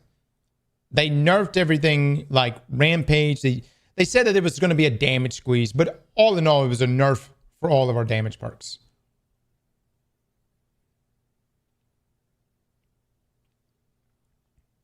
But in Destiny 1, you had 2 abilities and 10-minute cooldowns. That's a great point. So what you're saying is if we had the abilities back in D1 that we have now, we would have used abilities more back in D1. Great point. Great point. Yeah, power creep is... This is an issue. Does Transcendence need a rework, like options or something that isn't ability spam? I will say this, and look, this is coming from someone... This is for an entirely different video, an entirely different discussion. In a lot of ways, Prismatic fucked the system. I love it. I think it's so much fun and the combining of different things. But in terms of like balance across the board amongst all subclasses, Prismatic kind of fucked things up.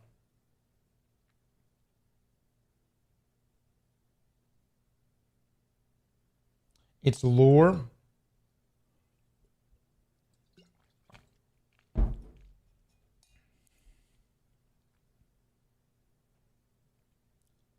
Prismatic was supposed to be a climax of Destiny 2? Yeah. But hold on. You say like that's the conclusion of D2. If D3 comes along and you don't have Prismatic, is D3 a failure in your eyes? Is that sequel worthy? If D3 came along and said, hey, you've got to stay within your subclass identity.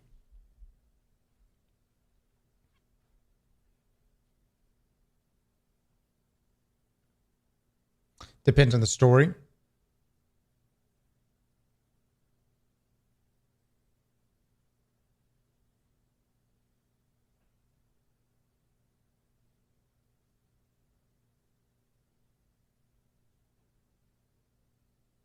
You got to bring something cooler than it.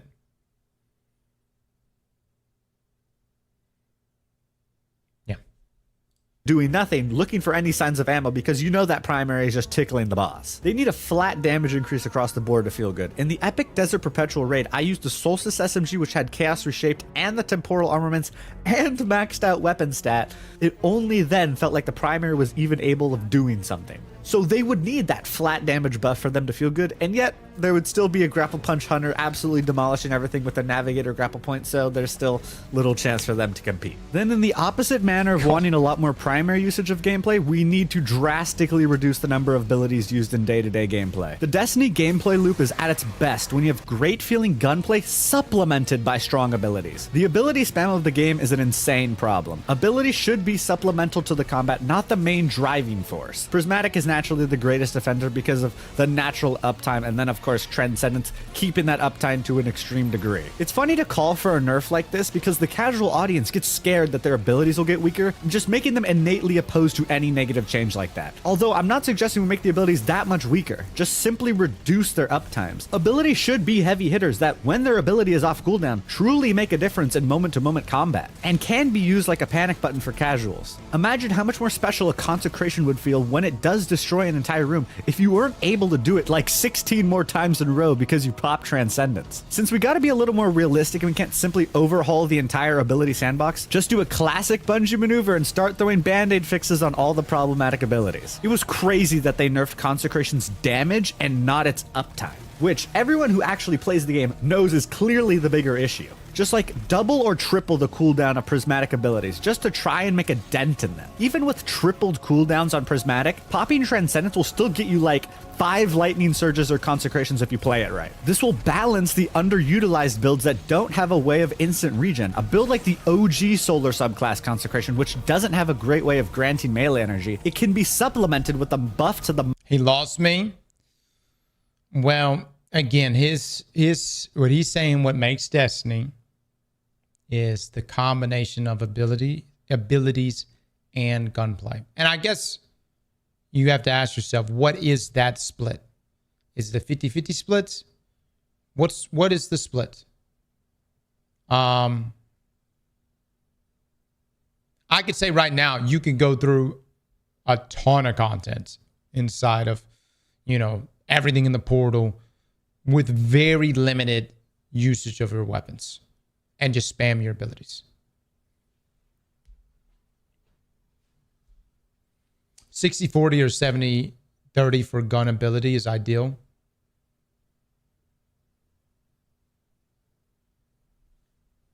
Mods like momentum transfer, and the concentration you do get off will be way more impactful when you're using it. It's fun to have overpowered abilities, but the constant uptime of them makes them less meaningful, and it lowers the intrigue of them because you don't have to put any thought into what's best time to use them. The main exception for ability spam would be exotics like Sunbracers, which I feel like should be the bare minimum for how ability spam exotics work. It requires you to risk your life getting up close and personal to secure a melee kill, and then you can spam out 4 or 5 grenades. Then the melee energy doesn't instantly recharge itself. You need to either spec into Heat Rises, Momentum Transfer, or Ember of Syrian. There's a build craft need that the player needs to spec for it to make Sunbracers optimal, which is good design. Compare that to the Void Warlock Chaos Accelerant buff. People are just simply throwing Axion Bolt grenades and then just getting them back and doing it again. There's no gameplay loop. They just throw grenades, wipe out the room, and then throw more. In the build videos I've watched for these, they literally say in every single one, it doesn't matter what weapons you bring, the grenades will do the work for you. What?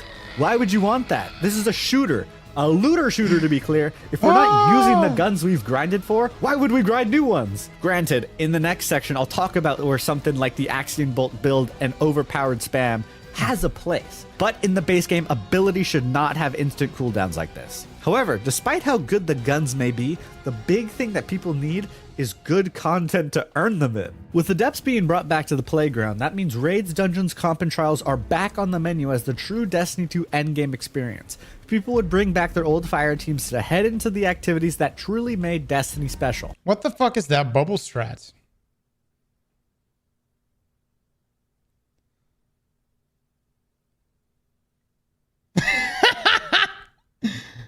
Is there something I don't know about?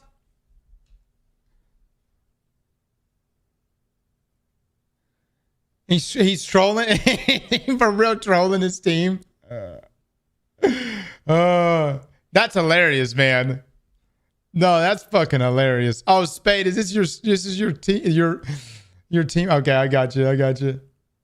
Then it goes without saying, but the old R&D content in the game should also drop power level, and realistically a lot more than if you were grinding the portal. You can trade being able to earn the new tiered loot for a faster power climb, especially since it's an activity that's actually engaging and you're not just hopping into the slot farm mines. Naturally, make it so full clears give the most power and swapping between raids gives even more. Even though farming checkpoints are faster, we need to encourage variety.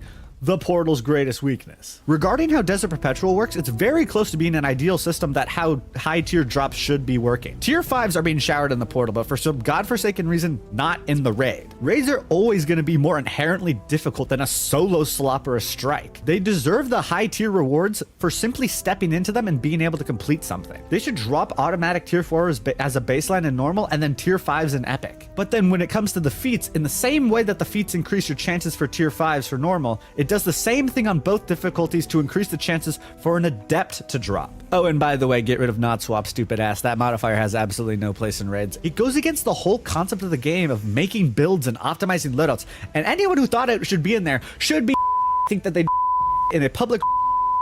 Anyway, almost lost my cool there. Let's move on. Also, they just need to stop making modern exotic missions. Whisper and 0 Hour set a bar that has yet to be even close to being topped. The new exotic missions play out like extended strikes. In reality, we just need strikes. Way more than we need those exotic missions. If the strike playlist is brought back in the way I've been suggesting, like with it in the bottom corner of the director, having new strikes to add variety in the pool will always be a benefit. Then with the consolidation of the difficulties, GMs returning would leave more of an impact as the repeatable strike experience. With the strike playlist specifically, I want both the GM and master difficulties to provide value. Think of them as nightfalls and heroic strikes from back in the day. When you load up the GM playlist, it's for the same reason you would back in the day. You want to farm endgame materials. Naturally, bringing adepts to the GMs too.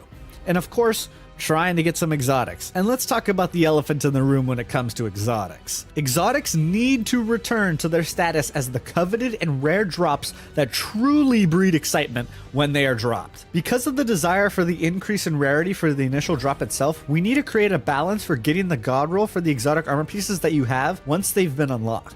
Glass needles were a great system. Xur would sell them and you could reroll your exotic as many times as you could afford. This would create the fairness in having the exotics be rare, creating the dopamine rush that happens when they dropped back in the day, while still keeping the modern attitude of perfecting god rolls for your builds. While I argued in the introduction that you wouldn't get the same excitement getting a roll from a menu as you would for it to naturally drop, exotics are the exception because their novelty and them purely dropping should be the thing that excites you. The fact that we like to build craft should be easily available because the exotic itself was so rare. Then for my yeah, I see what's being said about exotics. The problem is, it's like they're all just like a guaranteed source drop. For instance, like I'm sure Renegades is going to be like, hey, you want to get the new exotic armor piece? Play the legendary campaign, or just do the activity once. You know, just like lost sectors and getting exotics, or hey, you want that exotic? Buy the season pass. You know what I mean? There's just like, or pre-order the expansion.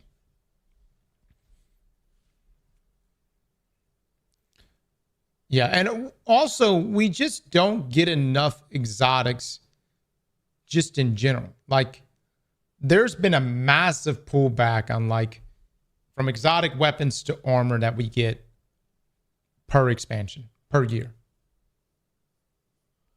And so like, maybe this would be okay to have like, hey, you get an exotic for guaranteed legendary of that campaign, but there's like 12 other exotics you could go for.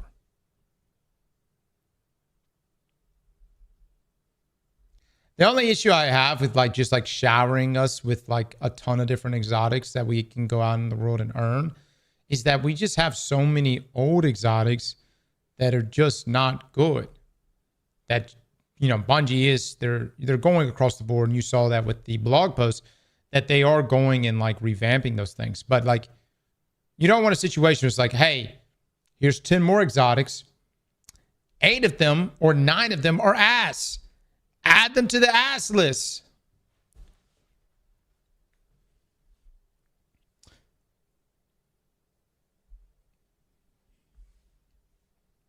Who's this dude? This is Sir Spade. This is actually a really good video.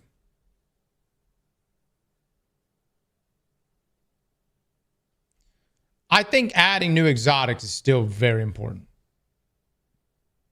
But you can't be scared.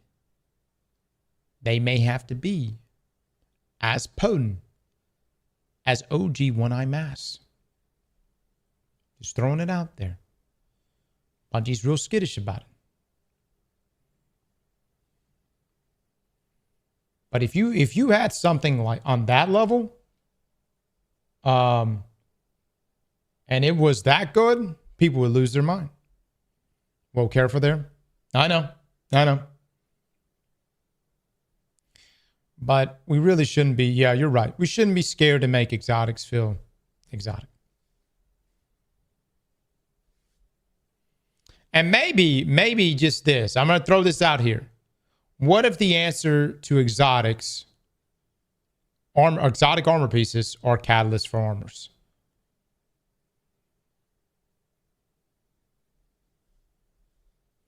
Because I mean, I guess Bungie, you know, they do all this packaging, all this releasing of exotics from direct sources. What if, because I mean, if you remember back in year 1 of Destiny 2, exotic catalysts, I mean, they really spice things up. But then you're going to have your exotics going to be like, oh, but these handful of exotics have exotic catalysts. These other ones don't. They're forgotten. They would have to make 200 plus catalysts. Yeah. Did they though? Oh, yeah, man. Exotic catalysts back in D2 year 1. Oh, my God. They spiced things up. Or at least for me. We did our initial reviews of exotics. And it was like, all right, this exotic kind of, you know, it's all right. This exotic kind of sucks. Here. But then the catalyst came. If it was just a small stat bump, it didn't matter. It was just like, all right, it's got a stat bump. And some of them were really nice. But if it like altered the weapon in some sort of way, holy shit, dude. Fucking lose your mind for that.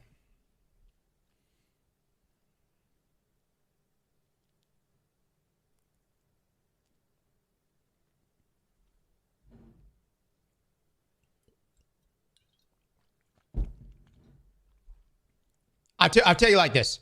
If you had an exotic catalyst, because some of you were saying, but that's just going to aid ability spam.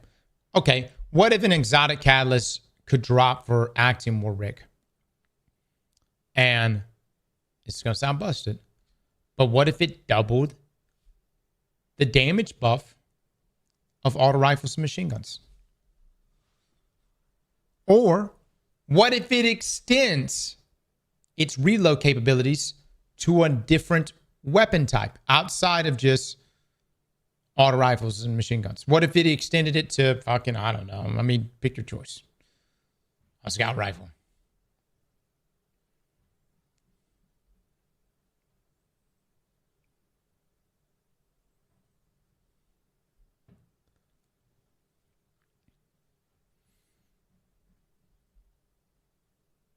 Valorb or Bus. Actually, Valor would fuck. But then you have the potential to break the game, truly.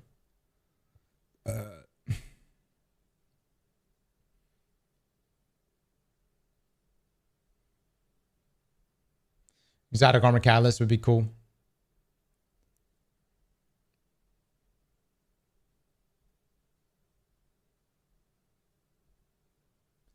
Someone said in a video a while ago, and I repeat, Destiny's balancing first right answer is splitting the sandbox.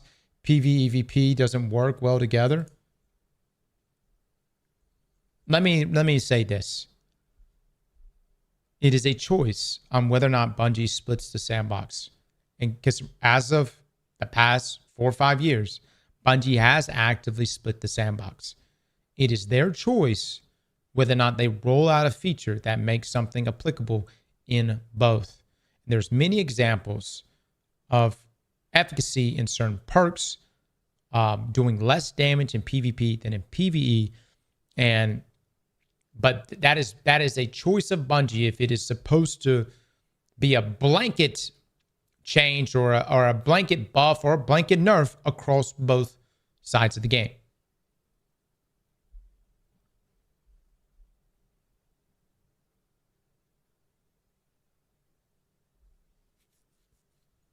They literally have the Valorb layup in game. Use the Darkness Splinters to corrupt weapons and resonance perks. Destiny without PvP would survive. Destiny without PvE would die. Okay, everyone, I don't know why we like occasionally come in here and make PvP the enemy. PvP hasn't gotten any fucking updates like in fucking ever. And they've killed trials. So like, hold up. I mean, PvE players, there is nothing happening on the PvP side that is keeping you guys from getting the optimal experience that you think you should be getting. Okay, that is by choice. And PvP is getting, there's nothing from PvP that is dragging away developer. It's not like you're like, oh, wow, a third of our studio is working on Destiny 2 PvP. That's not happening.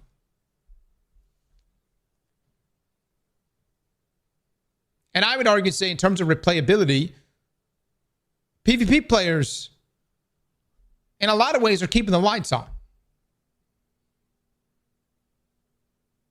Just throwing it out there.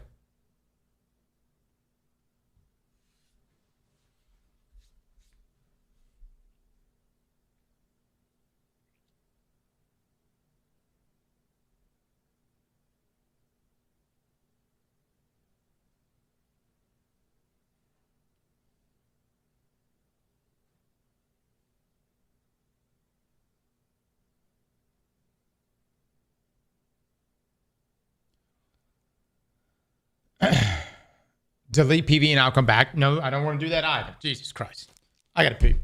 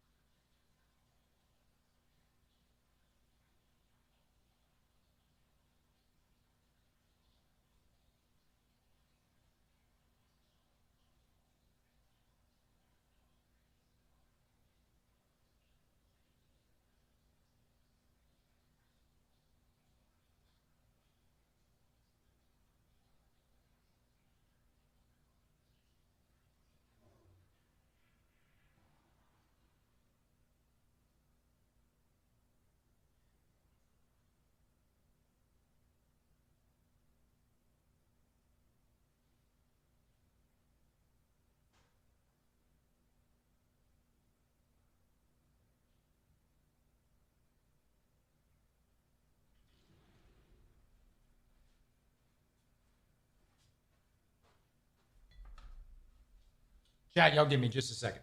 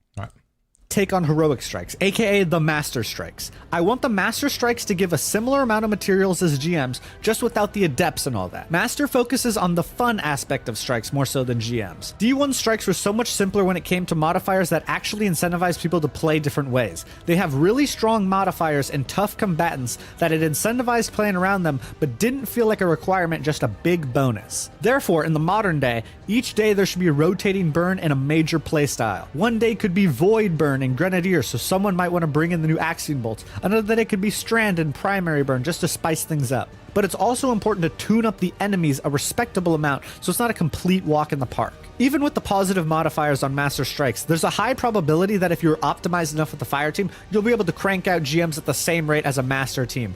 But the Master playlist will provide the easy matchmaking experience for wanting to hop in and make some quick and easy to understand progress. Wait a minute. Despite gapping the portal as usual, the new Strike playlists should also be the main source for the return of Essence of Desire. The Essence of Desire needs to make a comeback. The Tome of Want did so much right when it came to focusing. It had a clear cost and path to get what the players wanted. If Bungie wants a seasonal currency that incentivizes people to log on each content drop, this is easily better than what we have now. Oh yeah, by the way, unstable cores need to go entirely, and that's all that needs to be said on that, we all know it. The Tome of Want should apply to as many things as it can work with in the game. If you focus a helmet, you should be getting the respective helmet out of whatever I just liked it for materials too.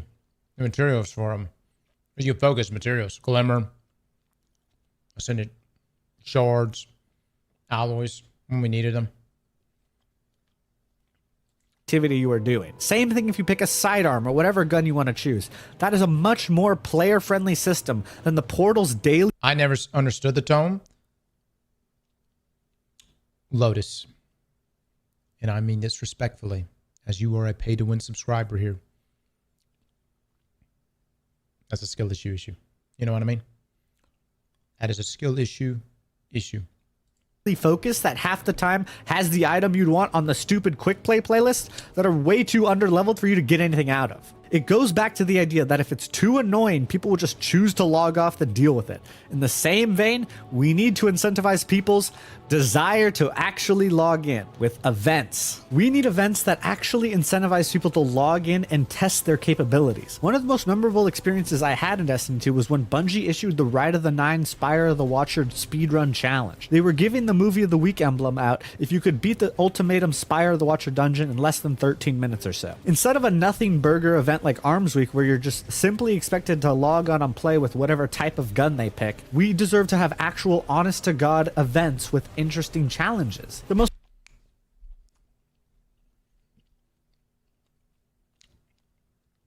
Bungie tried.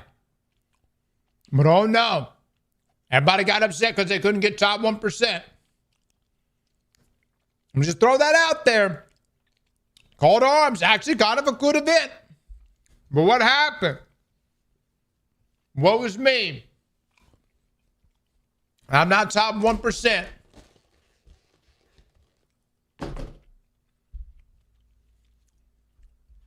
I complained. What are you talking about? I landed top 1% even before the changes. What the fuck are you talking about? What did I do? I woke up Tuesday. The event drops. I was met with the hard truth that I needed to be 550 power. What did I do? I grinded, brother. I went to grinding. Okay?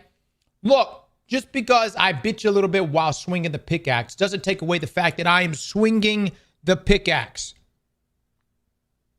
I will chop wood when necessary. And might bitch a little bit, but the wood will get chopped.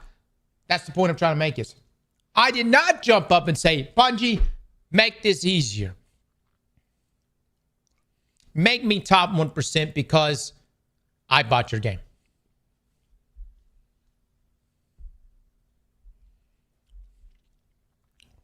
You grinded, you mindless grinded shit content. Good job.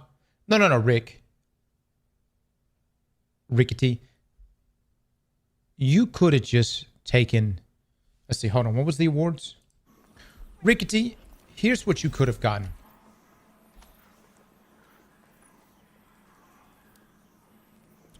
Rickety, you could have gotten this emblem. Perhaps even this transmat effect. And maybe, just maybe, this shader. But no, Rickety, you wanted all this shit. This is what you wanted, Rick.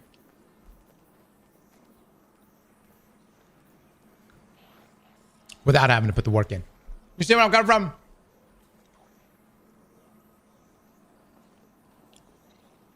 So on my side, 1% was impossible to get without the HVT, which was pure RNG. It's still that way. It's still that way.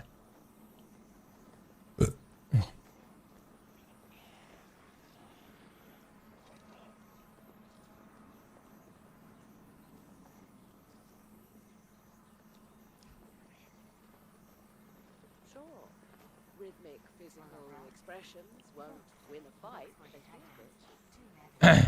Kind of mid rewards. And yet, people complain when they don't get said mid rewards.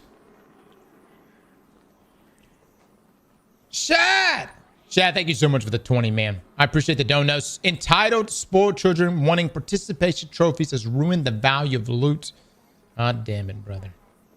God damn it. I just pointed out. You look at this and you go, well, that looks mid. All right. Then why'd you complain? Why'd you complain? If it's so mid, why did you want the scores to get locked?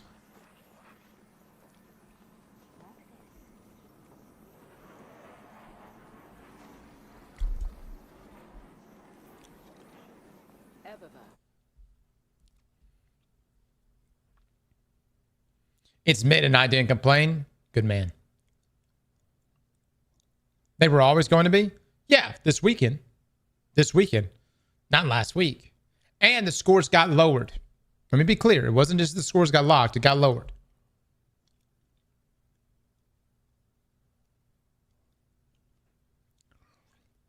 I'm going to throw this out here.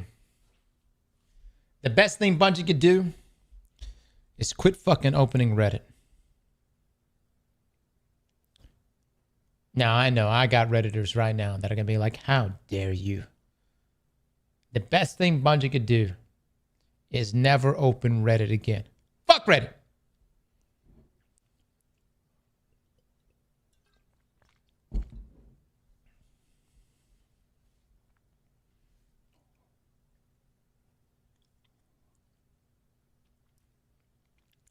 I don't even know. Maybe Twitter, but Twitter's got so much other stuff. You know, and you it's hard. I mean, I guess there are groups of people that talk about just Destiny on Twitter, but it's not the sole focus.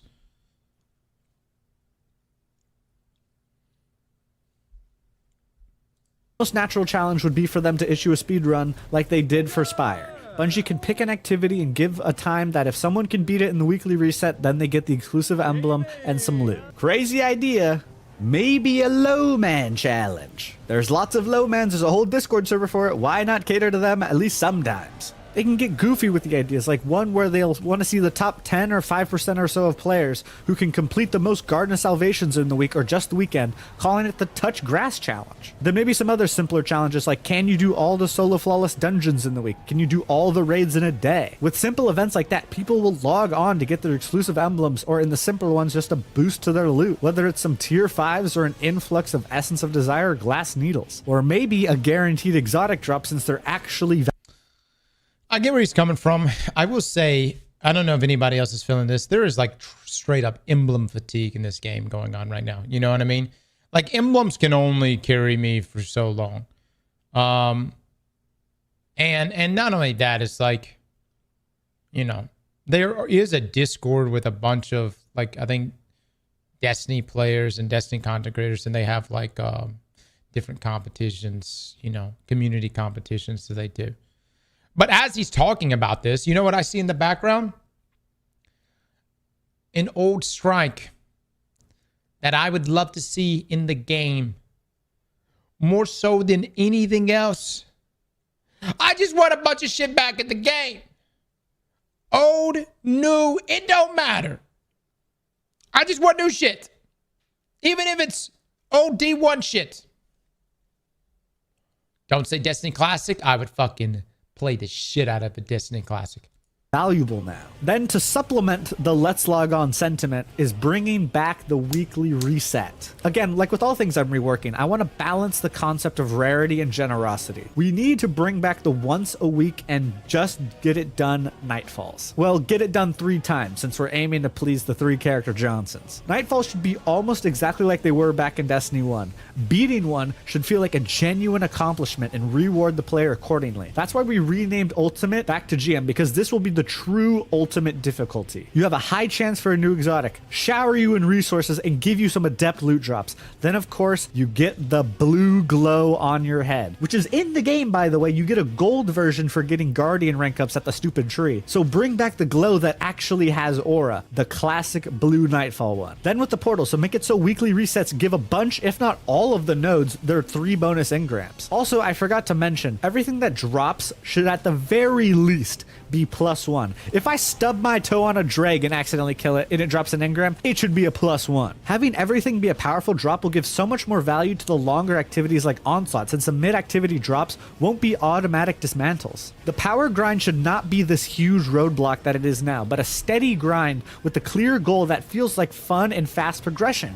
Having the grind in events be fulfilling will lead to the player base's good spirits, and they might be interested in showing support with monetization. Now we gotta try and tackle the final boss of Bungie. Naturally, there is a place for a free-to-play, well, free-to-try game to have microtransactions. While there are paid expansions, with the cadence we expect for updates, it makes sense that they have a cash shop. Let's not get it twisted. This is just how the industry is going to be for the foreseeable future. Yet, we can still have good business practices and still make money. The best the Eververse store ever was when the Whisper exotic mission came out. When you beat the Whisper and got the gun, the Eververse packages of ornaments were available to purchase for silver. Bungie said that if you bought these ornaments, it would fund their ability to make special missions like that in the future. There was a direct incentive for us to support the studio for them to make more good content. For most of the regular drops, they can go line the studio heads' pockets as expected, because hell would need a freeze over for that to be prevented. But for the bundle drops, which have all the nonsense items in there that inflate the cost, have those specifically be stated to support the future content endeavors and events. Having that distinction will cause people to feel good about buying things from Eververse and put money into the Bungie economy. Then when you see the inflated price, you actually can look at that as a good thing, because it will swing back around and make good content for everyone to play. Just remember that all the goodwill is lost like a leaking ship if you put earnable rewards in the cash shop. We all remember when they put the Scarlet Keep cosmetics in the Eververse store and how terrible that felt. We literally just got the long-awaited Taken Armor set back, and it's locked behind silver. Not even Bright Dust. Granted, I wouldn't want it to be available for Bright Dust. Thematic pieces like that should always come from gameplay. And just a reminder, you can't scrape out the thematic parts of the armor to try and sell it in Eververse. It doesn't work like that. Everyone will know. All that said is to never forget the motto of wanting to wear what we kill. That is the main way sentiment will be high enough to fund the evolution of the franchise. Talking about the foundation. D3 is absolutely needed. There is no way we can sustain keeping the D2 lights on forever. As we know, every time there's an update, half the game breaks. There's too much stuff to test and not enough time for the 3 QA guys to do it. Then there's the simple fact that people have been burned on D2 and will only even consider checking out the game again if there's a big 3 on the box. However, we absolutely cannot go to D3 now. We are in absolute shambles of how the game is structured, and we cannot bring the current mentality of the studio to D3 because the game will die faster than it did in D2 vanilla. We need to make changes now to get the morale up, then go into the hibernation stage like they are in now, and then start making the D3 with the Marathon's non-live service team's hands being free. Then in that time, we need to explore doing something about the engine. There has been a big reason they haven't shifted off the Tiger engine, but I don't know what. People were theorizing that they haven't switched engines because they were unable to replicate the magic of shooting a Destiny Money!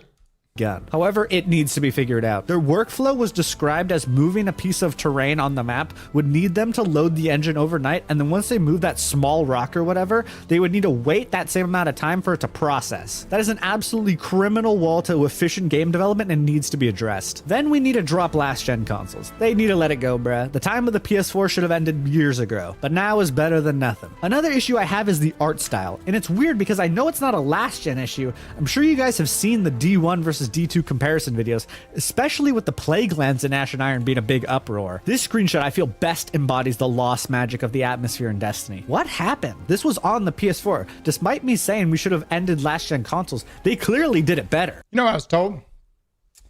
I was told that a conversation a while back that everything in D1 graphics were baked in. So like if you went up to an item in D1, like a core or something, the shadow or the shading of that item would be baked in. Whereas in Destiny 2, it's what's the word? Volumetric. You know, you actually have your shifting and whatnot. And so they had, you know, so it's like, instead of having this flat piece of the world that shifts based on weather elements and whatever else, you had all these like baked in pieces inside of D1 that were almost like these set pieces.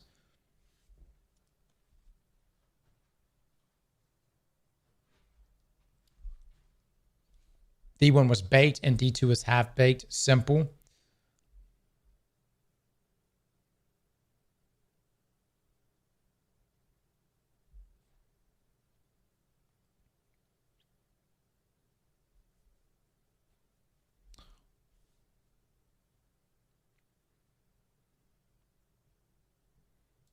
How did the next gen screenshot lose so much detail? It feels like a shell of its former self. It's a big factor, even if it's subconscious, why there's hesitance to even spend time in the game world. Everything is flat, lacking detail. It's lost its dynamic nature. So surely this is like an engine problem, not a laziness one, and I hope it gets fixed in D3.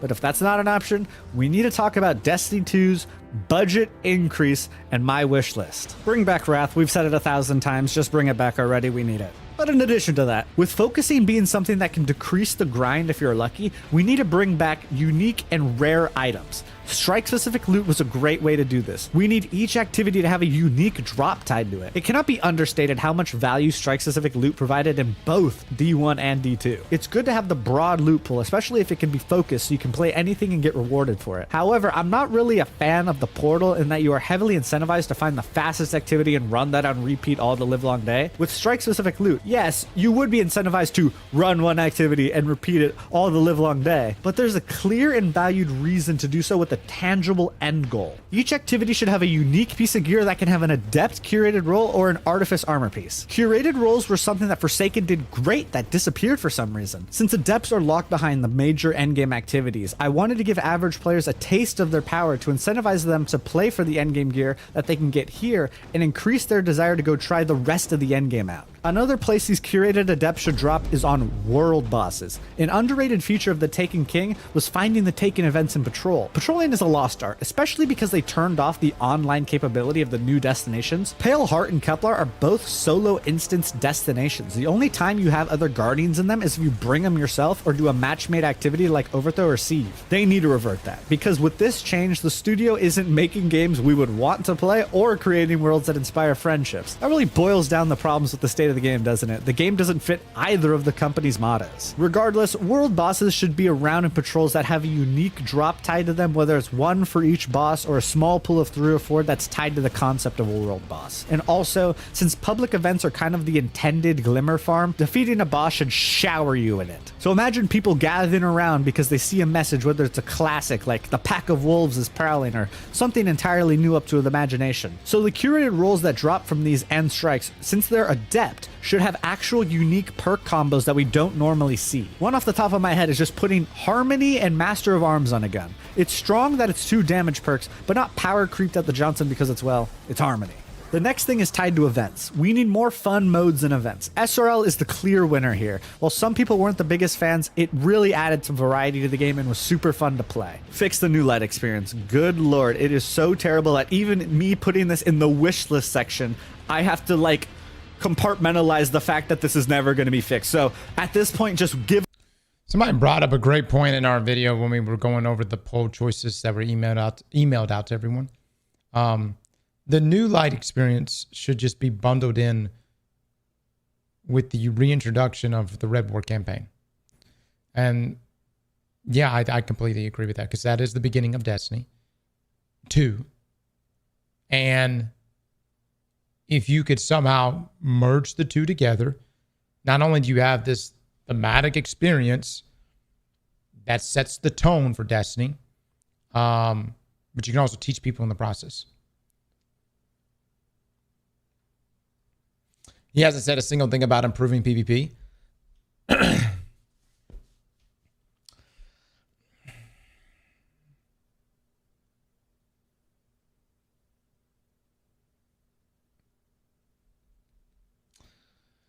Let me say this for PvP. If you want to improve Destiny PvP, it starts on the technical side first. Higher tick rate servers, even dedicated servers. By the way, we're not going to get those. Marathon is, but we're not. Secondly, the other way you can make PvP worth playing is actually putting hard lock weapons back in. You give us another Luna's Howl with a floor of whatever rank, 5,000 or whatever. And you say, hey, if you want Luna's Howl, you got to get 5,000 rank. If you want Not Forgotten, you got to get Ascendant. And like stick to that. You do stuff like that, people will play PvP. And let me just say this. This will actually make regular 6v6 less sweaty. Because you would actually have all your people that want those weapons go and actually farm those weapons nonstop. Or farm for them. And they would remove themselves from the 6v6 playlist. New maps and all that other stuff, sure. But like, Bungie has shied away from having these pinnacle drops tied to Crucible, especially because you have PvE players saying, I don't want to have to play Crucible to get mountaintop. I mean, did anyone actually quit because of that? Like, seriously. Raise your hand if you did. I won't shame you. But did anyone here actually say, hey, you're not going to give me mountaintop? I quit.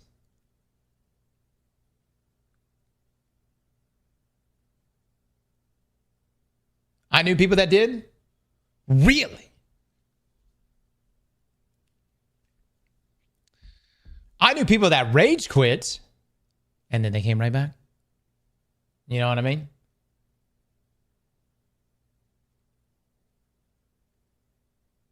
I hate Catalyst being locked behind PvP.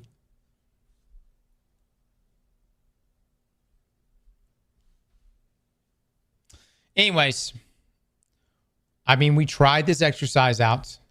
The whole Trials weapons not being locked behind the flawless.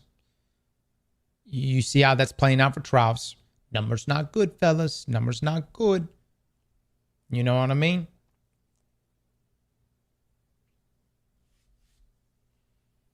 But then the other side of things is like, you got to clamp down on cheating. You got to clamp down on paid carry services. Like, you got to clamp down on all these things. And I think Bungie is they're just saying, we don't want to have to deal with all that bullshit. So just give the loadout.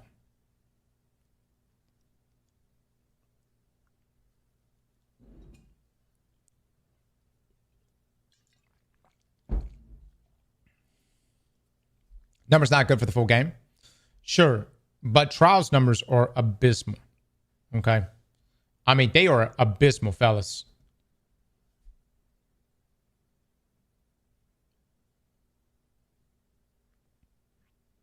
Trials needs to die.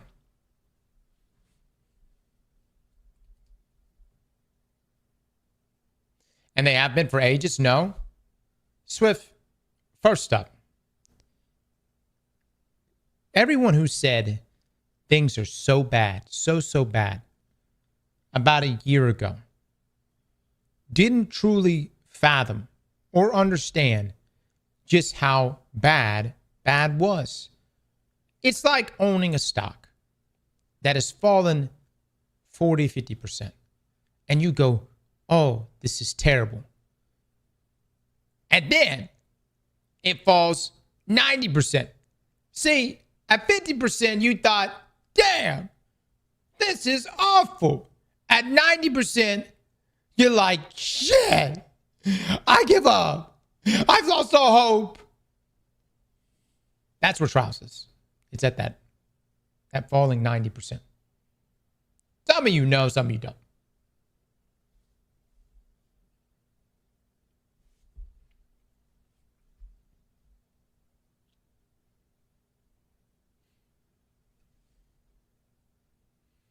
PvE only players are burnt out. You hold that shit till it hits 0. Hell yeah, brother.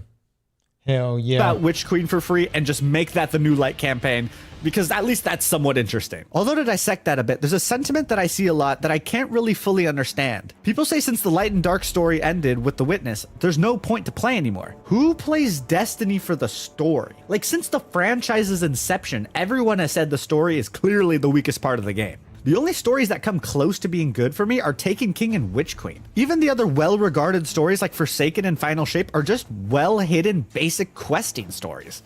Cade died, now go kill all the bad guys who helped kill him. We're in the Pale Heart, go find all the Vanguard members to reunite them. Granted, I just realized the thing that elevates the two stories is Cade. Which brings me to my point. With the newfound desire to have a campaign that experiments with genres and whatnot, I want a campaign that is a lot slower and takes the time to develop the characters who are actually there with us for the gameplay. They'll do things like have Zavala hide behind his barricade in the Final Shape, which is honestly lamer than him not being there at all. We need to have a little bit of scripted events, like how in Red War we got to the speakers area to see it completely gone, then a ship came up and Itora took it down with a Nova Bomb. We also need some organic moments with the characters in gameplay. Have it so that like a tormentor can grab one of them and they call out for help and we need to step in and save them. The character's presence need to be felt, because outside of Cade, I don't really care about any of these Destiny characters past like a surface level. We need a story that truly explores a character's depth and motivations with interesting plot points that test out their flaws in humanity. The closest we ever get to that is like Crow reeling over being Uldren like twice a year. We need more depth and intrigue than that. I also heard an idea somewhere, but it was something that was creating fantastic world building, gets people interested, and starts off as a fun secret. I don't remember it exactly, but it boiled down to randomly in the Cosmogone or somewhere on Earth, there should be a red cloud that has a strange looking red rain. Then afterward in the tower, you find someone sick, coughing out red clouds, leading to a plot point about an outbreak of some sort. It ties the world together with a secret, producing environmental storytelling and leaves story beats for the game to explore. Yet, that's a small thing. And there's one big thing I haven't addressed in the video. We forgot about the Crucible. So here's the secret wishlist part of the video. I went through the whole script without realizing I didn't even touch PvP really. Crucible is a vital part of the Destiny experience and deserves way more respect than Bungie or the noobs who say they should just remove the mode get it credit for. PvP is an evergreen concept because every match is different, leading to some of the most replayable content for when things get dry. It goes without saying, we need a consistent stream of maps throughout the year and they need to actually balance the mode. It is crazy that the Graviton spike was as potent as it was for that long, yet it took months for them to barely touch it and they had to take another swing at it for it to finally stop busting everyone's balls. Bring back the strike team. Go pluck some of the guys from Marathon, or rather bring them back from where they originally came from, because that game is doomed anyway, so get them to lock in over here. We also need new modes. The problem Bungie has been taking with their fun modes is that they really miss the point of Crucible. People like to fire their guns. The gunplay is what separates Destiny from other games. We need modes not like Team Scorched or Prigs and Tanks, which are super clunky, only has one map, and we're forced to play it if we wanted to get the Eager Edge Sword, tainting the fun factor. They should experiment with fun modes that don't remove gunplay. My friends would always do random loadout rumble back in the day. That would be a fun playlist. Once you load into it, it randomly picks out a primary, special, and heavy from your account in your vault, and then locks your loadout. Then in the more classic manner of fun, a simple gun game would be great. Just going through a couple exotics, starting with a pistol-like one like Devil's Ruin, and ending with a sword hilt. Then if we really wanted to get crazy with it, have a Michael Myers mode where the killer can't see everyone and they would have to hide in the map to avoid the killer. Granted, that one would take people's weapons away, but the novelty of it would make it worth it. I will say Halo had some fantastic modes. You know, Infected was so good.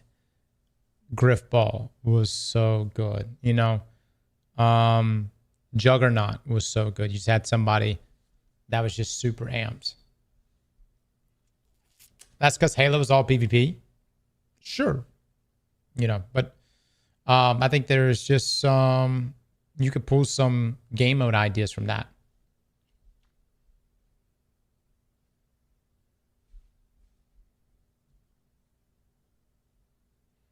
SWAT was good.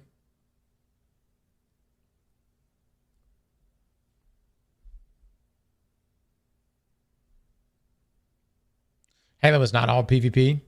Right, but most people did. They did their, once they completed the campaign, they just lived in PvP. I still don't understand what you guys are saying. Y'all are like, y'all immediately just go, that'll never work for PvP, or that'll never work for Destiny 2. And it's like, why not?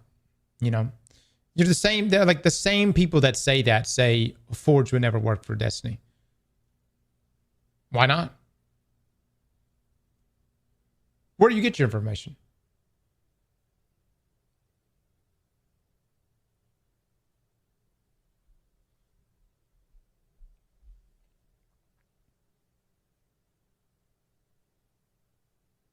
Forge would absolutely work in Destiny.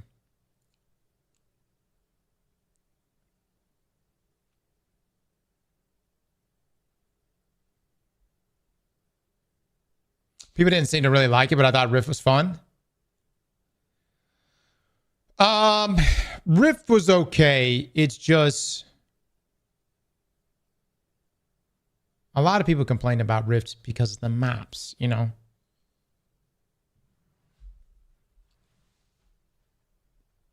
I think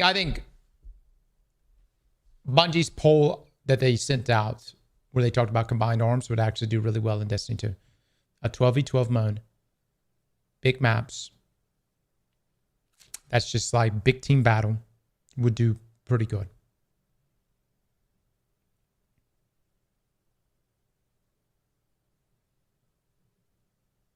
Oh yeah, resetting every score killed Rift for me. That too. Yeah. That did fuck with it.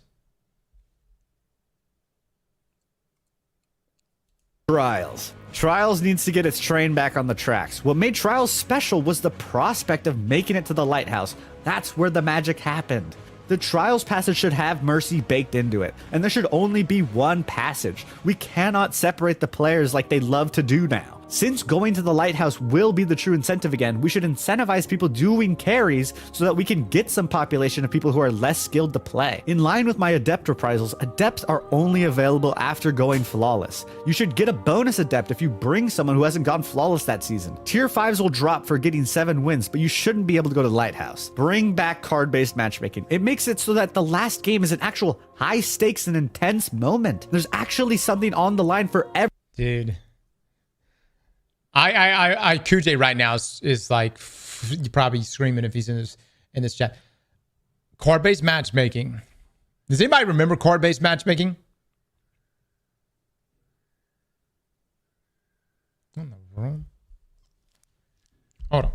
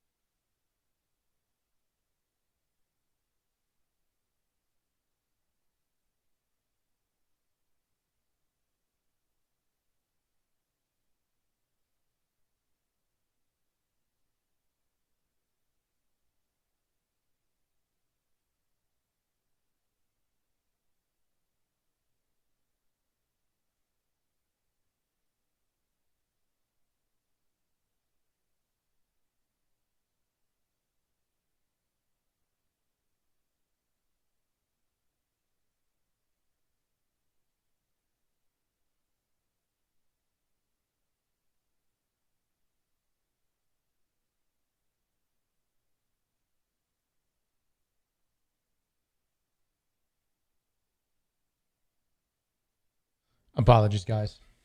My daughter was outside my door and she was not happy. All right. Let me back this up a little bit. Let's finish this up. To go to the Lighthouse. Bring back card-based matchmaking. It makes it so that the last game is an actual high stakes and intense moment. There's actually something on the line for everyone on the match.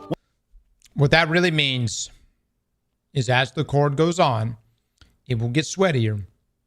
That also means that at the end, when you're sitting there with almost a flawless cord, a 6-0 cord, you will most likely be facing someone who is also going for flawless. What this results in is many failed flawless runs. Unless you're just absolute gamers. But what this, I mean, it results in, you know already, I mean, the butthole gets puckered on that last game. Because you're going to be going against someone who's also trying to go flawless. Cats would hate that. Yeah, it really just means, I mean, that's how the D1 system worked. And you saw the decline in numbers toward end of year 3 D1.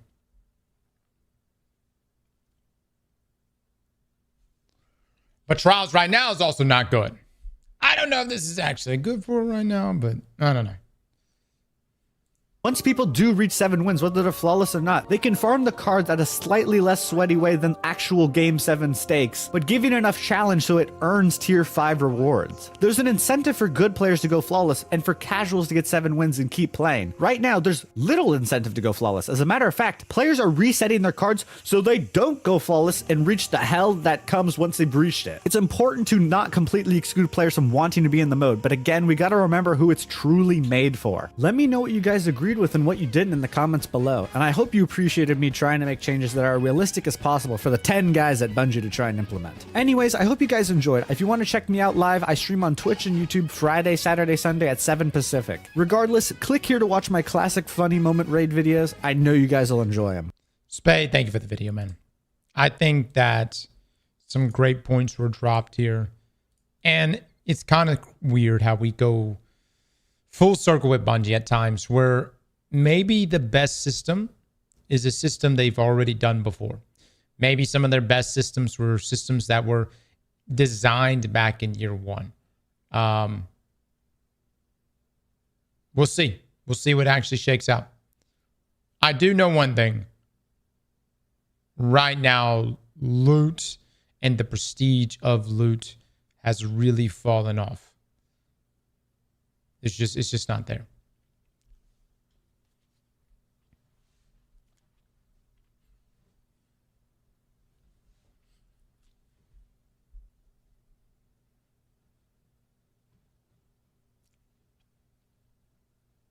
Imagine going back to card-based trials with 2.3 thousand players right now, and most of them being cheaters.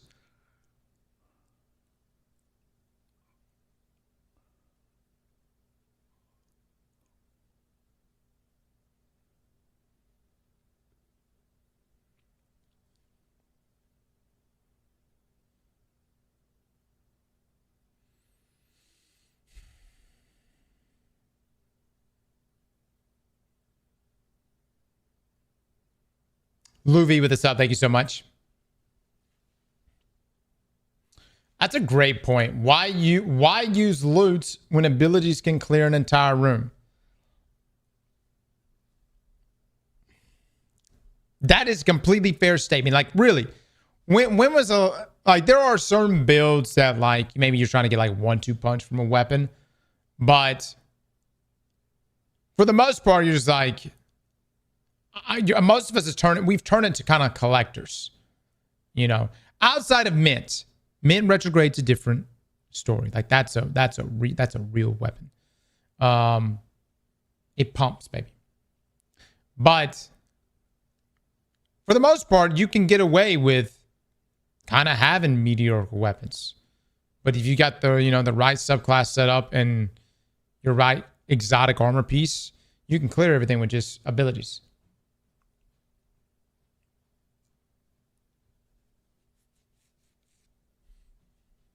I use my gun, but that's just how I like to play.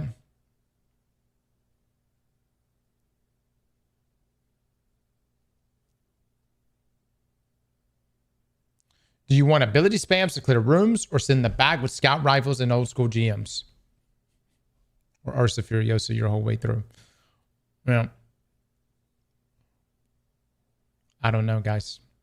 Lots of dilemmas that Bungie is faced with right now. We'll see what Renegades can address. And we'll see if there's a...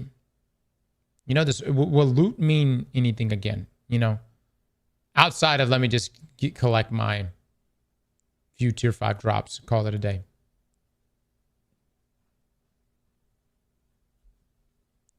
Video is muted, by the way. Yeah, I know. I'm talking over it right now. Why does it have to be that extreme, though? Buff primaries actually complete with the ability spam? Yeah, I think, though, damage resist really falls within your subclass because there's just people are leaning into Frost Armor, Woven Mail, things like that. And I'm not saying that it's not possible to make that work with your weapons, but it's just infinitely easier with your abilities. But in a perfect world, it is a 50-50 split, in my opinion.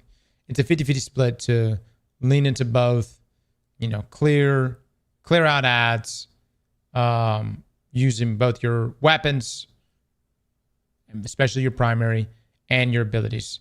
I also kind of agree with too is like leave abilities as potent as they are, but just pull back on the ability spam. But the other side of things is too is like, I think prismatic is like, that's the thing right there. That's the most difficult to balance around. So it's like a lot of the other classes, like you could find ways to balance them. But prismatic, man, prismatic just essentially gives you like another super on top of your super.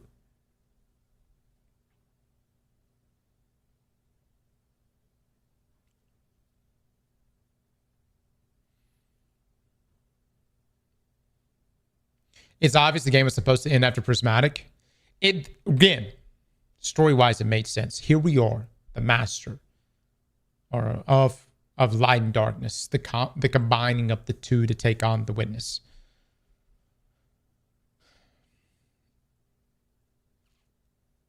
But at the same time, okay, if D3 was to roll out right after Final Shape or whenever, and it doesn't have prismatic, will people play it? Will they care? Will they be like, hey, Bungie, what the fuck? You're giving me Strand and Stasis again? But you're not going to give me prismatic back? You're going to give me Arc Void and Solar?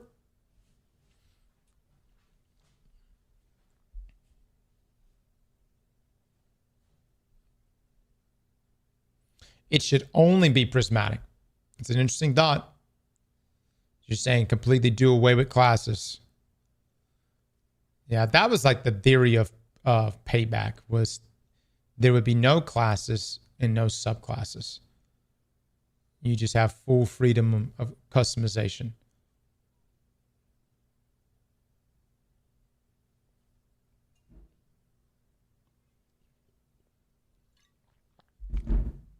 One character, no classes.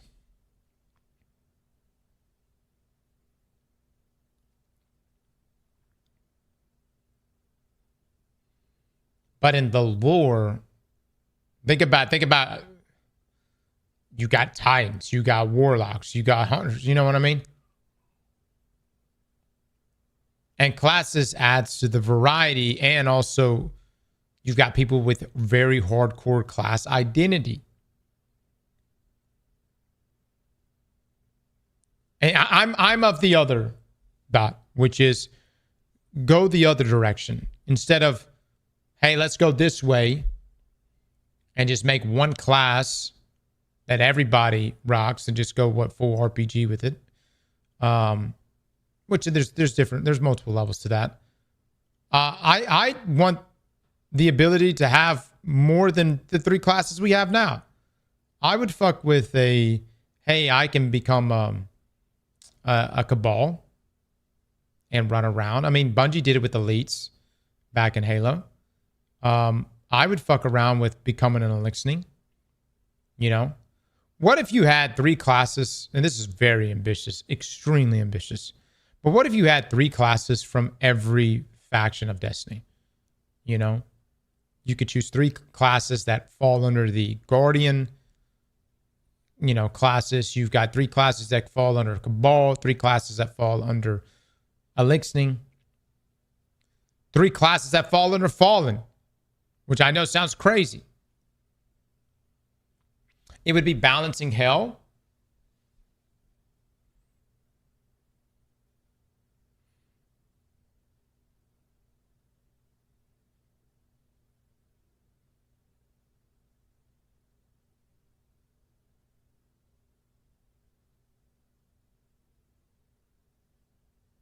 I'd fuck with it.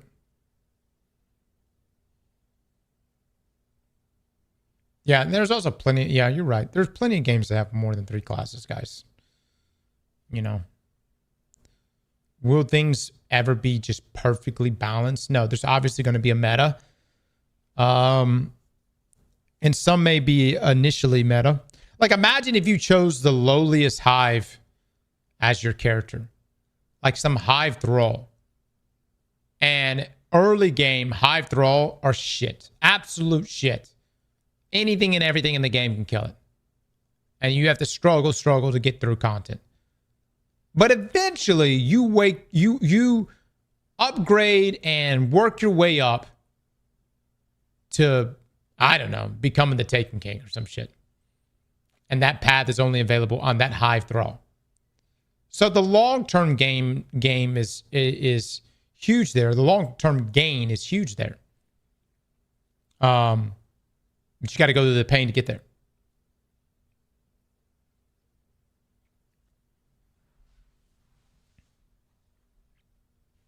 You're talking about a true MMORPG game?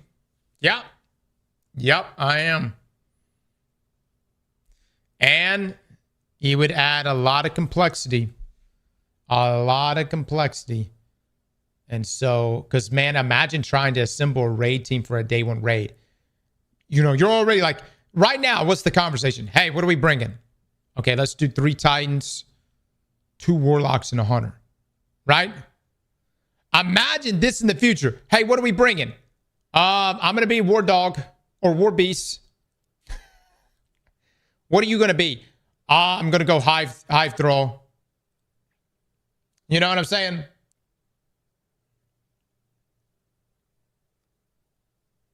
I'm going to be Ghoul.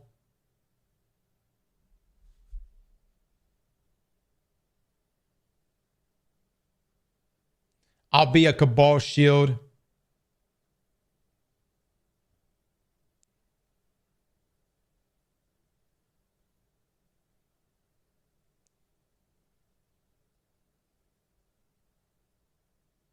Kind of sounds like a party mode, not a main game. Yeah.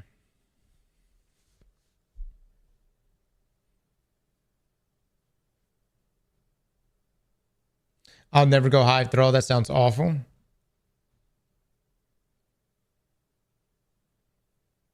And well, the other side of things is too, is like how much of a kit from a Guardian would be sacrificed to then have something to put on those other classes. You know what I mean? It's not a perfect system. I would say this though, and I'm just comparing this to Path of Exile. The overwhelming amount of complexity is very intriguing. When you see all the different options in that skill tree, you're like, first you're kind of overwhelmed, right? You're like, whoa, this is a lot. There's a lot happening here. But as you begin to plug away and stuff and get a build created, the game really opens up to you and you're like, wow. And then you also feel like your character is very different than someone else's because there's just so many variables. When you have that many variables, everyone's character really feels like their own.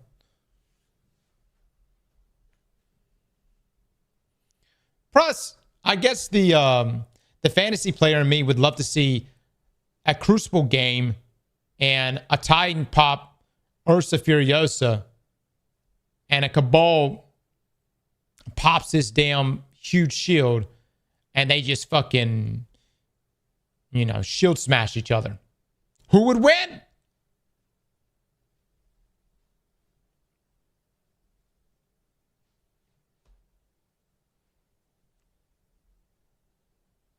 You can't say you want an MMO and then don't want variables. Hypocrisy top level. Yeah, I mean, I think Bungie needs to lean into the MMO.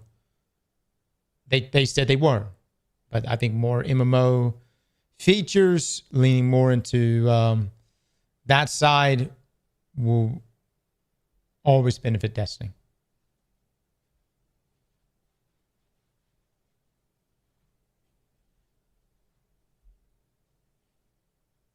Dude, I mean, look, there's so many things you can do, guys. I know I'm speaking a lot, what may sound like nonsense, but imagine a Cabal where their version of a super was literally just dropping 10 Cabal pods on the battlefield.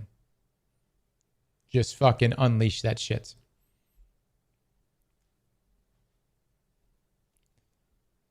Be kind of hilarious.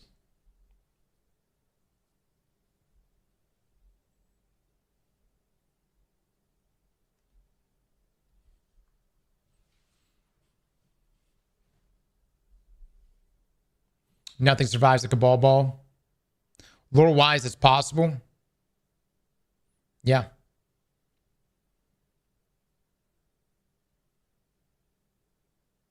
But I don't think Bungie's going to do that because, again, the Guardian is the... That's the focus of everything here. Cabal Super summon a single Thresher that destroys the map. Yeah, this sounds like a game mode more than like a subclass or like a class that you choose. So, but yeah, like if you talk about like World of Warcraft, WoW, like imagine if you chose Cabal faction and your game, your entire campaign experience takes place in Tor Bottle. It's a thought. Very ambitious. Probably never going to happen.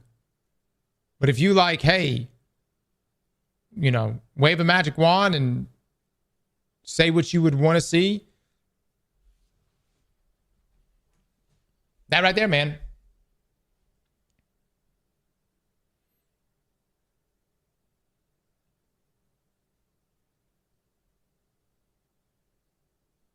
Yeah, or like World of Warcraft's a great example, guys. So some of you making comments right now that splits the player base. Yeah. Destiny already has destinations. What are y'all talking about? Do you understand where I'm coming from? What? I'm not saying Tor Bottle shouldn't be a destination. I'm saying the origin of your character should be different based on the character that you've chosen.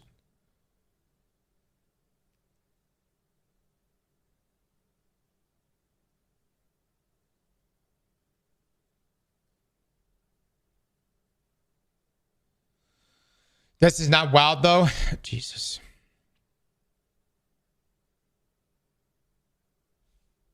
Some of you have an opportunity to get the most amazing blowjob possible, yet you'll sit there and just be like, yeah, you could just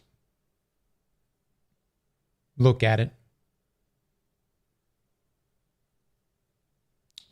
Yeah, just look at it. You don't have to. No, don't worry yourself. You can act like you're going to do it, but don't actually do it.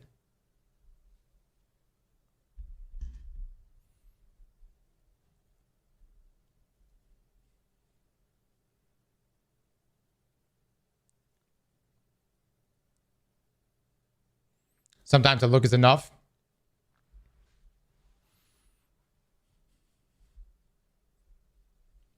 And that analogy is certainly off.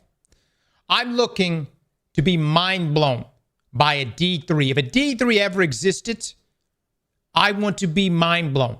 Some of you, though, are just completely fine with slapping everything on D2 into a D3. And I got to ask, how is that sequel worthy?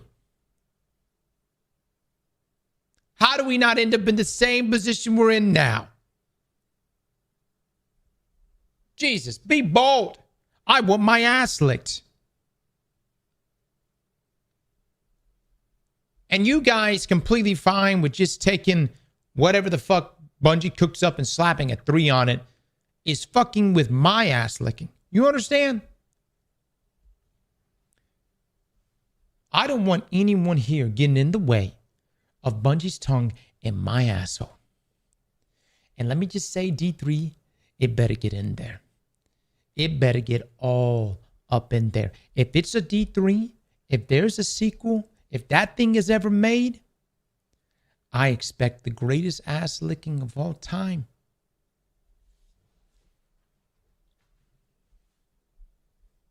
And if you want to stick with what you know, then just keep playing D2.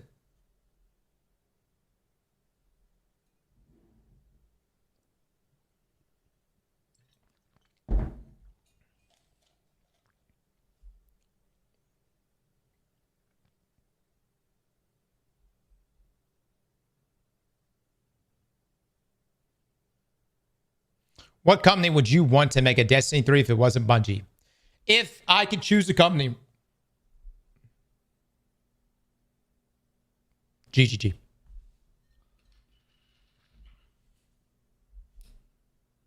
No, not NetEase. Not Blizzard. No. Not Embark. No. GGG.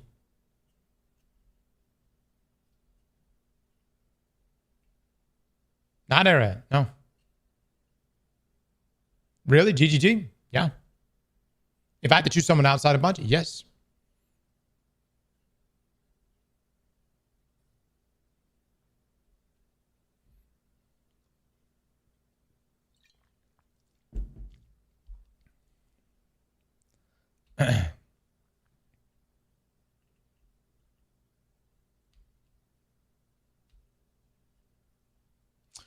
Rockstar Games, and you say I lost the fucking plot? Man, dude. Man. You guys are out your fucking minds. Y'all know that? Halo Studios? Jesus Christ.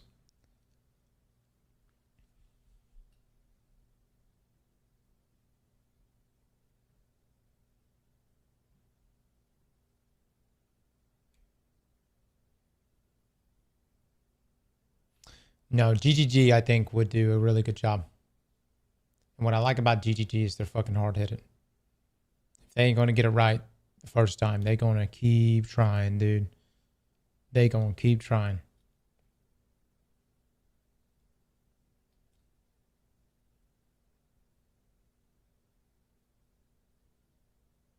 Mojang? Oh, my God. What studio is better than Rockstar?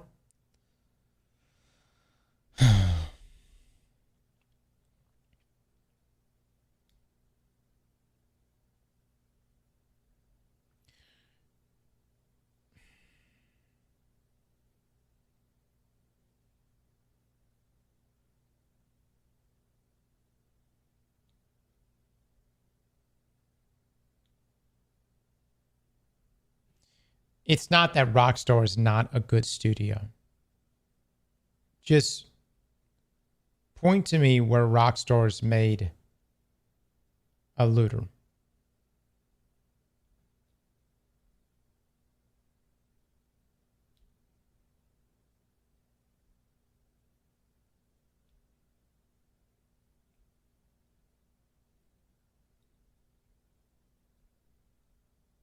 You loot banks?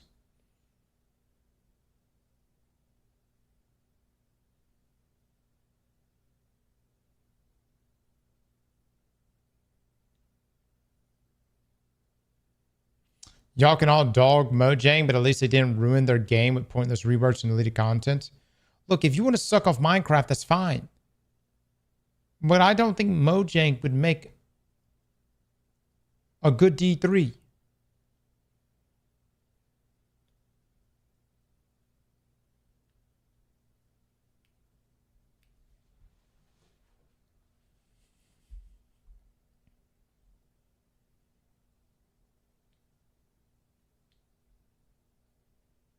What the fuck are we talking about? Absolutely pointless shit that I hope does not make the cut. Absolutely pointless shit. How we even got here, I don't know. Oh, someone asked me, What studio, if I could choose a studio outside of Bungie that would take a D3, who would I choose? And I said GGG. Yet, I'm told I'm out of my mind because I didn't choose Rockstar or Mojang.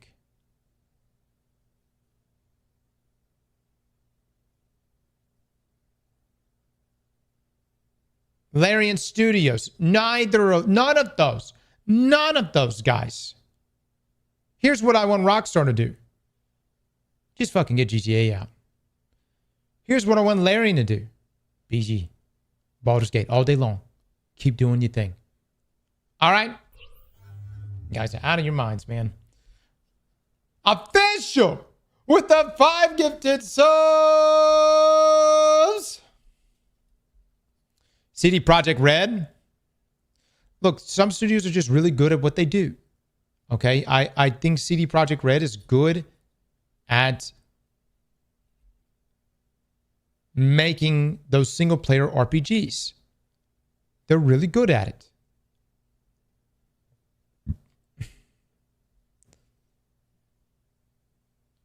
I wouldn't want to deviate from that. Respawn Entertainment. Guys, if you're a fan of Respawn or anything related to EA, you are now Saudi owned. Okay? You will do what your Saudi prince tells you to do.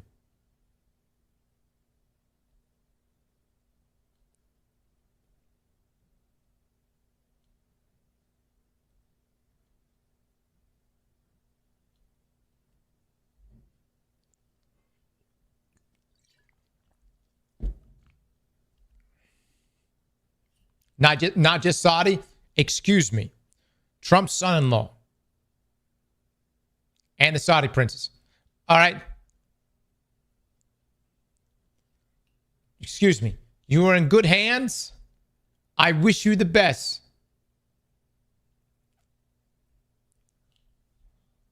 Yeah.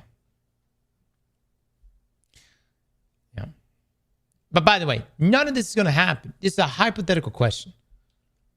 Only the Destiny community can get this fucking wound up over a hypothetical.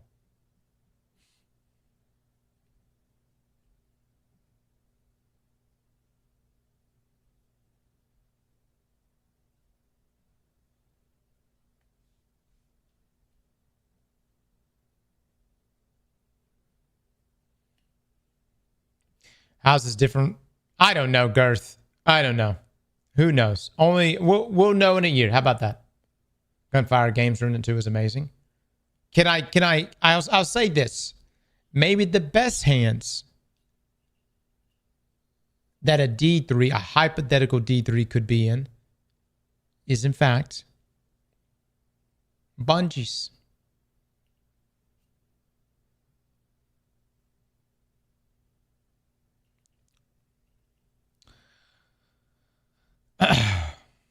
But the game needs to become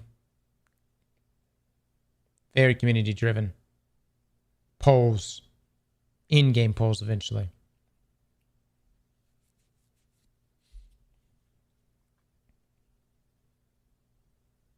Bethesda.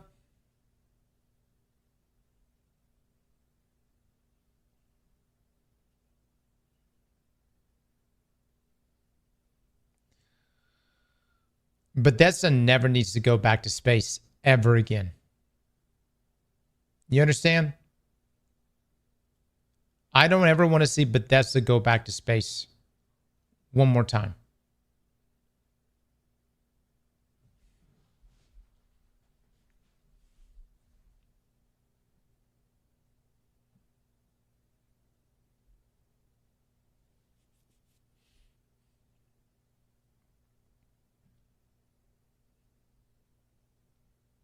Shipbuilding was fun. This is literally the only thing Starfield had. And even that was just not that great. All right. Let's look at this trailer, guys. Fangkeeper.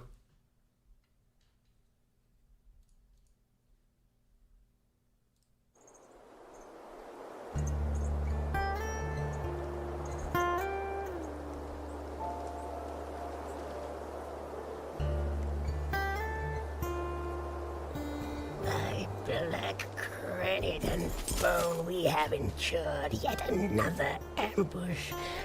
This road is as perilous as it is joyless. The greatest peril, to my senses, is your stench and the sorry shape that bears it. Let's see how choosy you'll be when the void invites you in. Spirits preserve me. Just get back in the knapsack. Fine. But remember, we must A talking rat. and find some clue as to how it may be opened. I still pray we might find survivors. Someone who can tell us what truly happened here.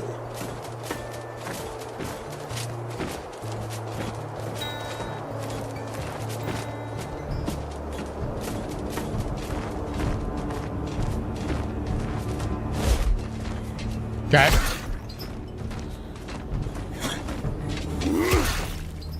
And give me Witchfire vibes. The dodging animation.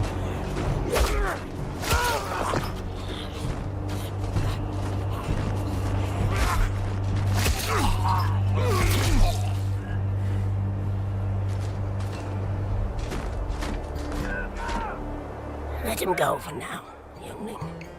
Let's see what this place holds. Youngling, do you know my age, rodent? Your years mean little. This is your first vigil. Thus, you are a neophyte, whether you enjoy the title or not.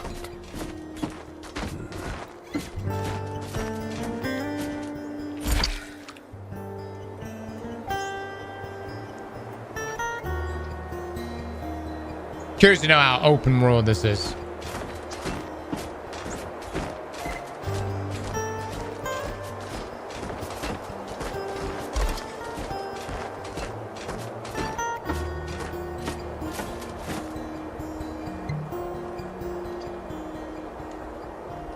$15 FPS.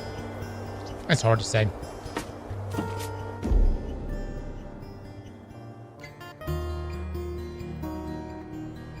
Skill tree spells. Interesting. Just open it up. Okay. So there's lock picking at all.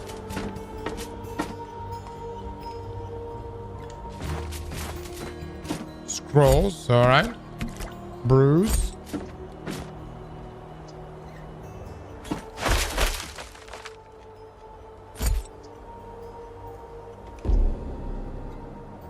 Okay, this character loadout right here.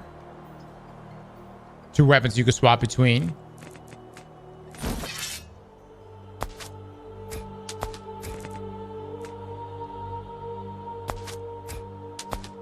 Oh, okay, you can consume that on the go. That's the helmet that he just picked up.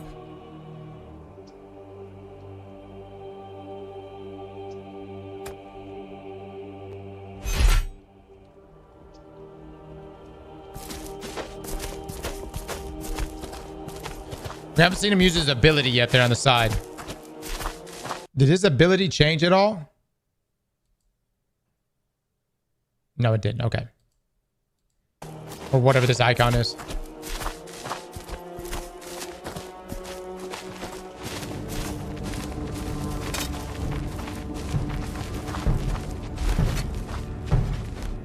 Like the camera drop right there. It's got bop on, yeah. Camera shake, I mean.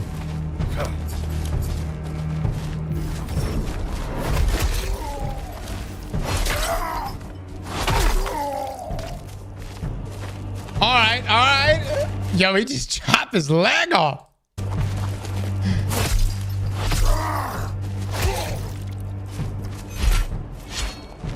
All right, you pull the sword out. Is there a parry? Got the block ready. There's the parry.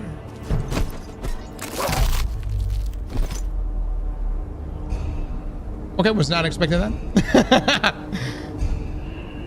All right.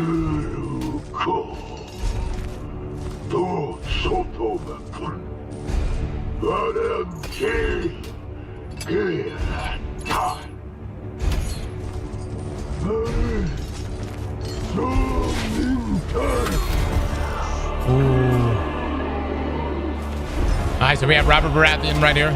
Oh, but we've got magic. Oh! Oh, I got a little bit of poison. Eat that. Ooh. How do we know it's taking effect?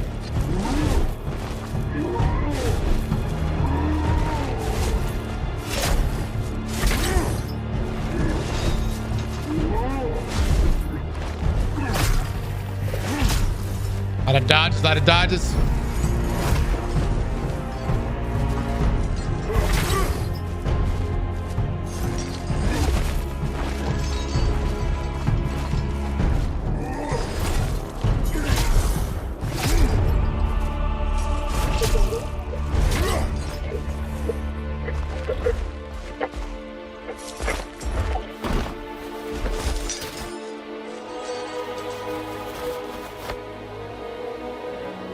God, that's so rude.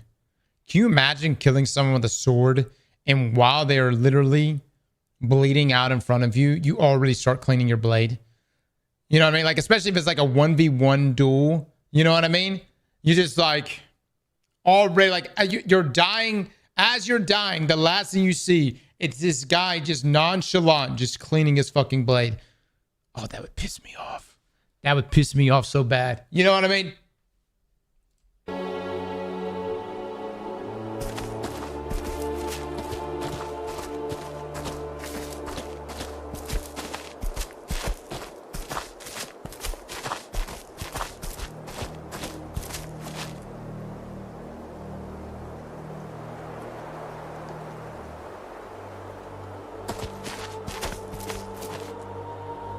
I'm curious how many classes there are, or if there even is multiple classes. Notice this ability there on the left has changed.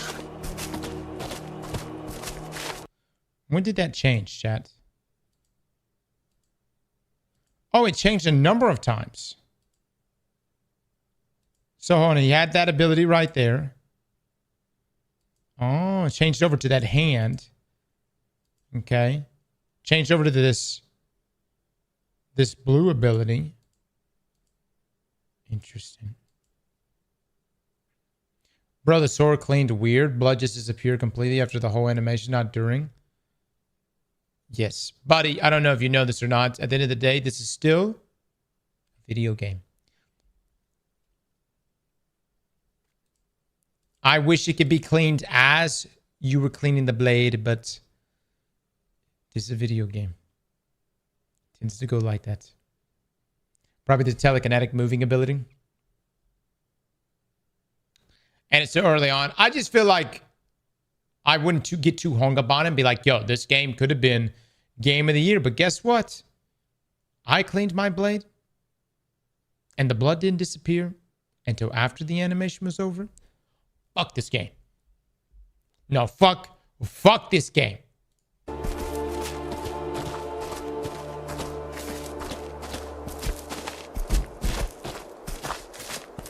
Psychologist for the 5 months. Thank you so much.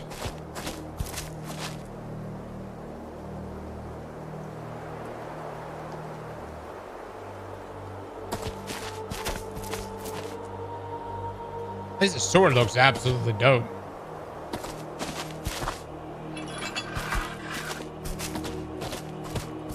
Not very complicated in the puzzle department, but this is early on.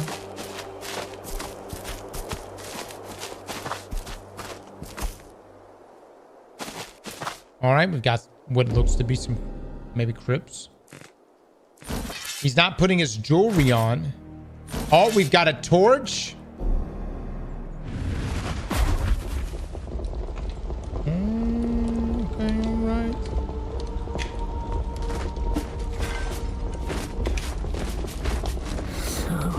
Arc rated players are just going to download a plugin so they can see in the dark, though. Right? Right?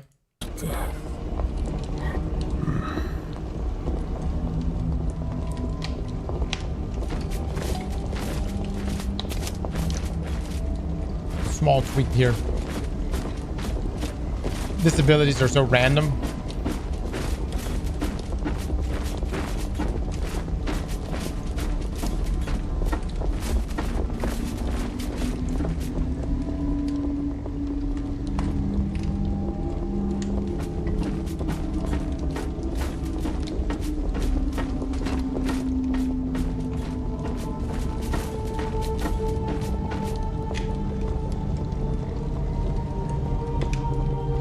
What a lovely place. This is not war. This is a cleanse. The purge. We haven't much time.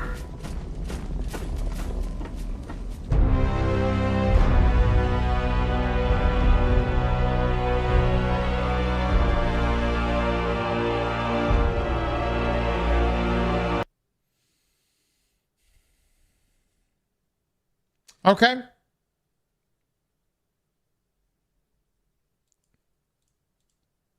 Game looks pretty good. VAs could be turned up a bit more so I can hear them, but that's just a setting thing. How developed is this game?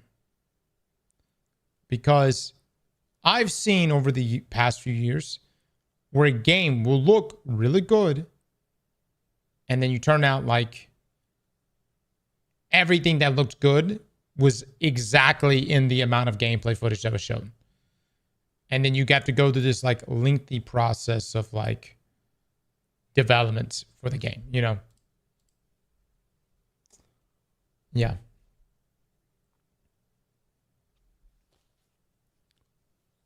I'd have to look at the developer and see what their past games were.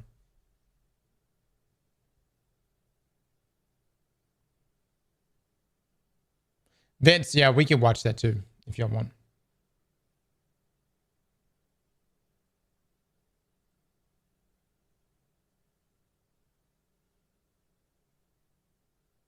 Worst trailer, gives barely anything, nothing new, boring. Yeah, I'm not sure what the original gameplay reveal was. This is the original gameplay reveal. Hold on.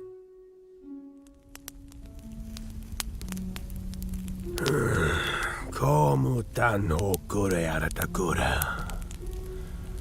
Santo kakoran shipa. Sentu nema kun. Kitoma. Uchi kitoma. Labok. Solgo fan kurabakut.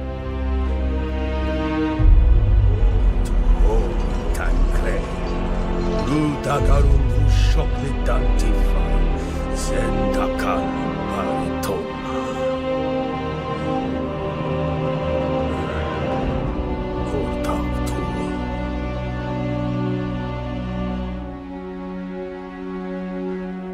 O tu makumbak Druoko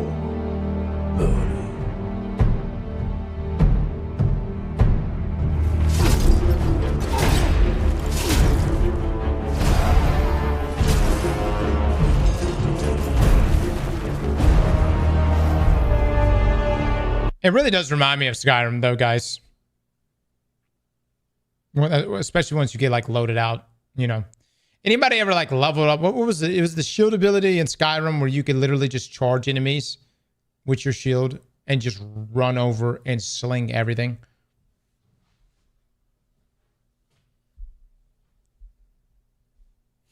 Yeah, it's like, I don't know. It almost gives me like PoE theme Skyrim, though.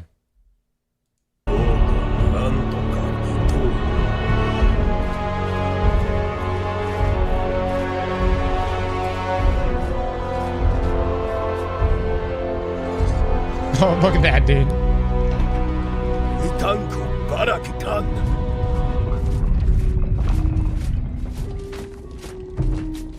O krotuka koranchi.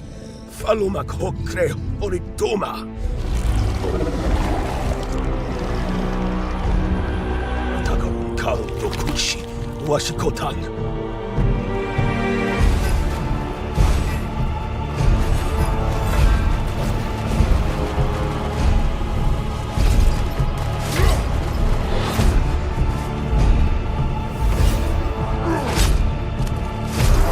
I do like the gore aspect of it.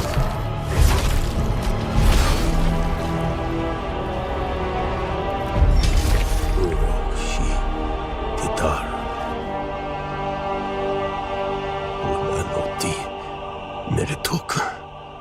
Utan katoanshi. Utan The Keeper.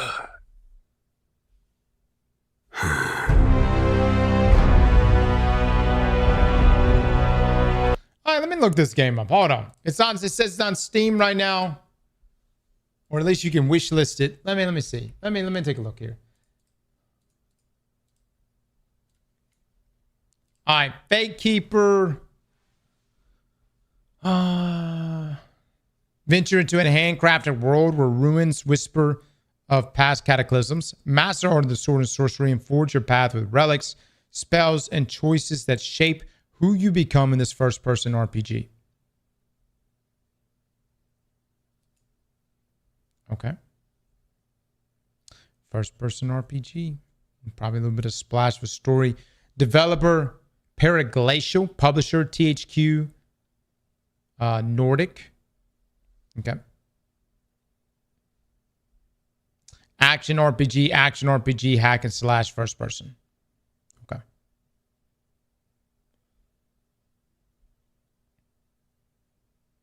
IGN interview says that this is a 12-person team, and it seems like it's their first game. Interesting. All right. We'll see, man. I'll keep an eye on it. I don't know when we can even, if they're going to do like a demo or something like that, or what their release is. Say what their potential release date is. MJ Casper, the 21 months. Thank you.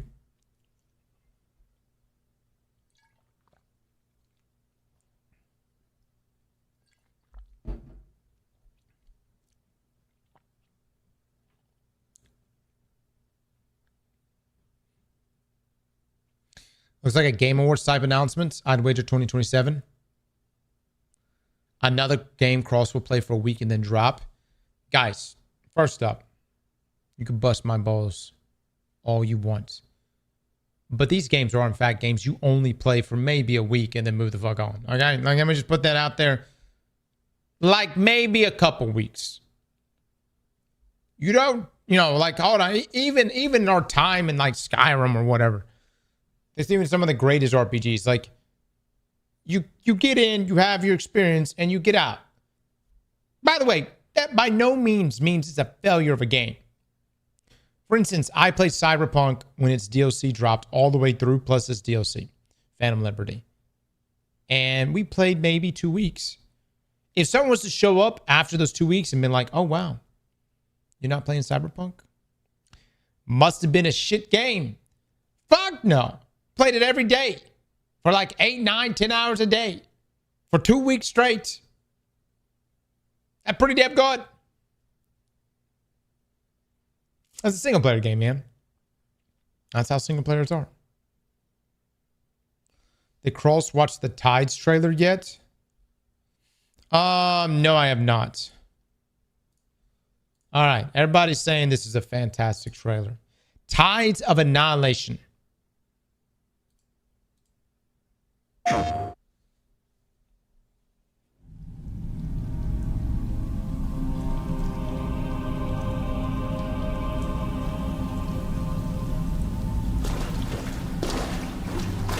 Another folded realm.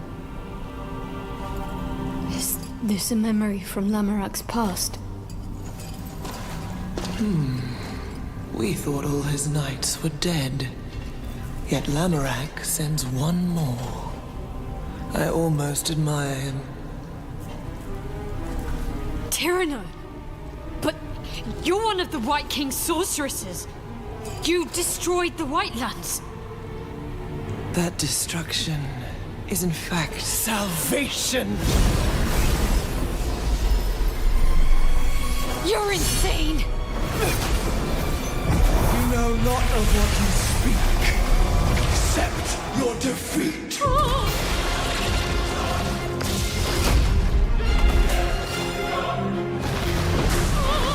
Beware! Lamarak! She's created another folded realm. I can't reach her. We cannot cross two folded realms, but this spear can. But the spear can? What?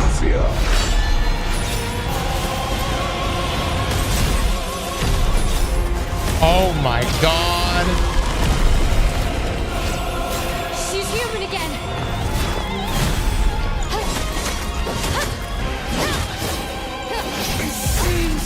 have the capacity to surprise us.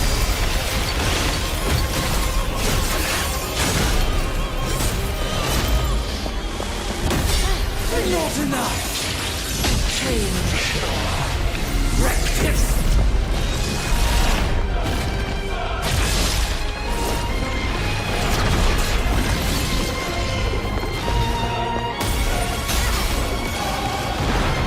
I love we're all watching this, expecting our experience to probably go like this if we ever do in fact play this game. But you know for damn sure, we're probably going to get shit on like 30, 40 different times before we even make it to this point in the health bar.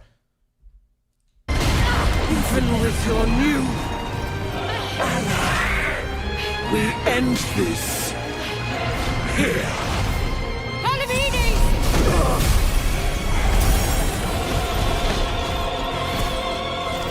Enemy of my enemy, I lend you my strength. We fight as one.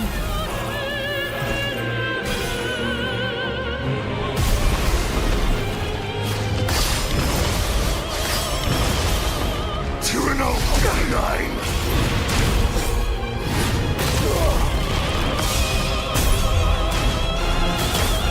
You will not. Yo, this is so anime!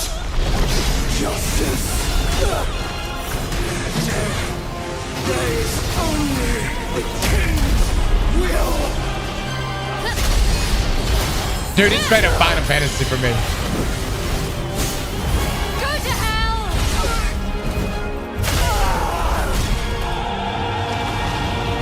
I'm all for it.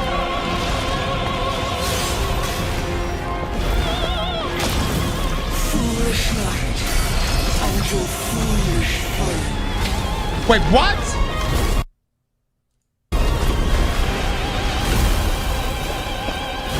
Faced with the agony of truth, you choose the comfort of lies. There's a fight going between the two planes on top of each other. Loyalty without inquiry is in itself a betrayal.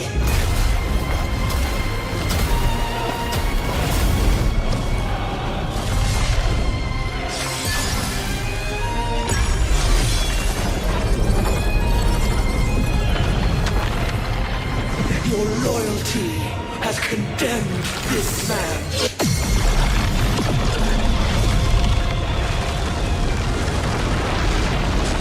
It just keeps going!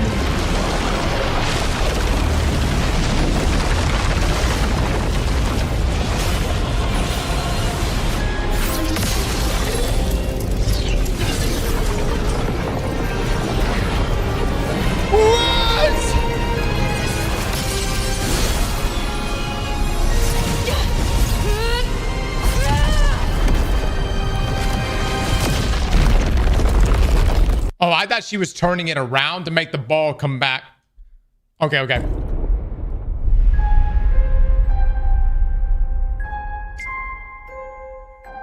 Look.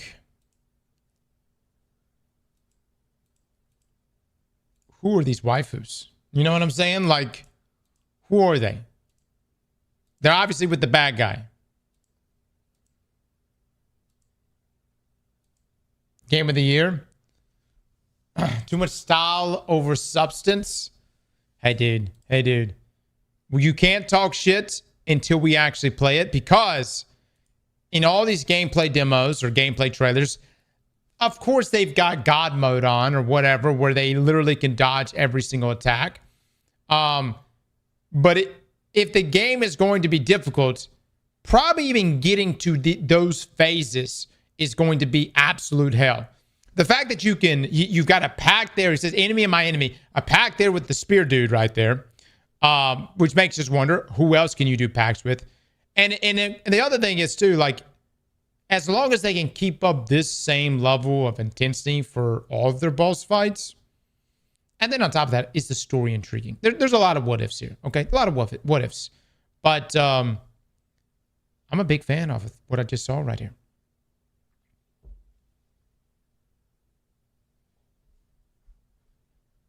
There is raw gameplay. It's not as flashy, is there? Fight looks crispy as fuck. Tides of Annihilation. Let's look that up. Hold on. Let's see.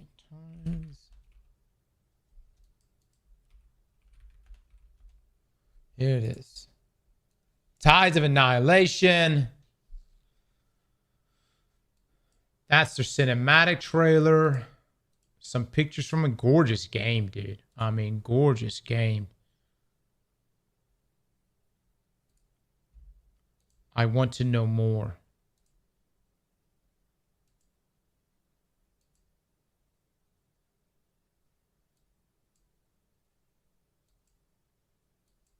I want to know more. Who are we? Why are we fighting?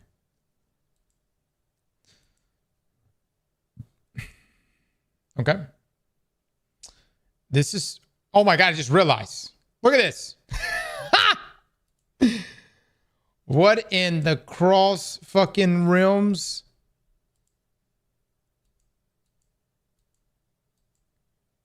All right. Your boy Chop at the 28 months. Thank you so much.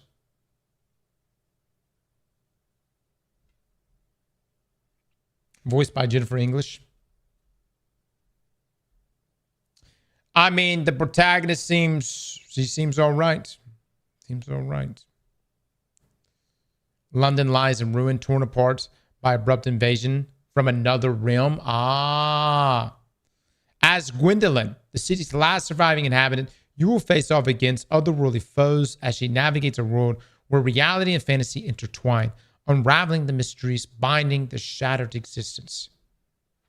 Oh, that's cool. Okay. Hold on. Let me play this real quick.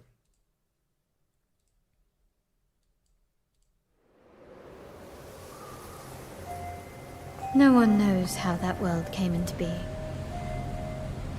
It devoured everything from the past. Only I was left. Wait, is that old girl from Expedition 33?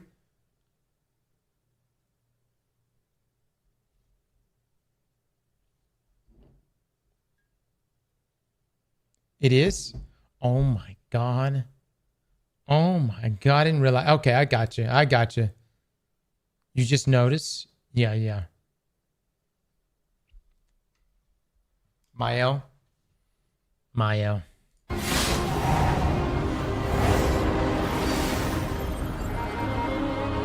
That was a fatal mistake.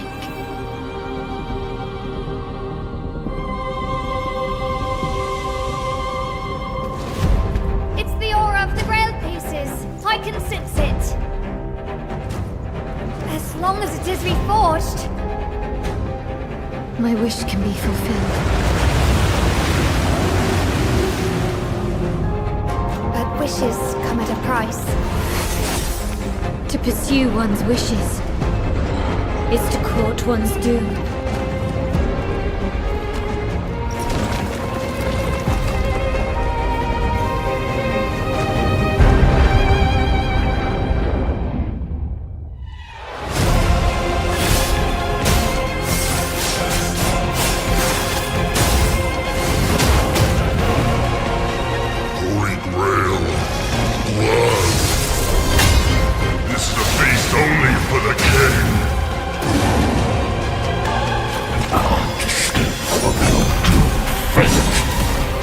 Gwendolyn, this is your final warning.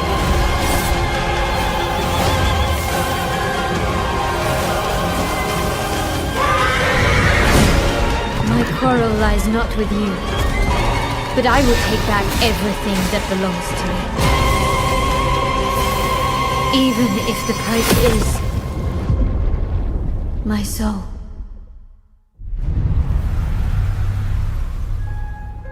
Okay. All right. The table is dead. It exists no more.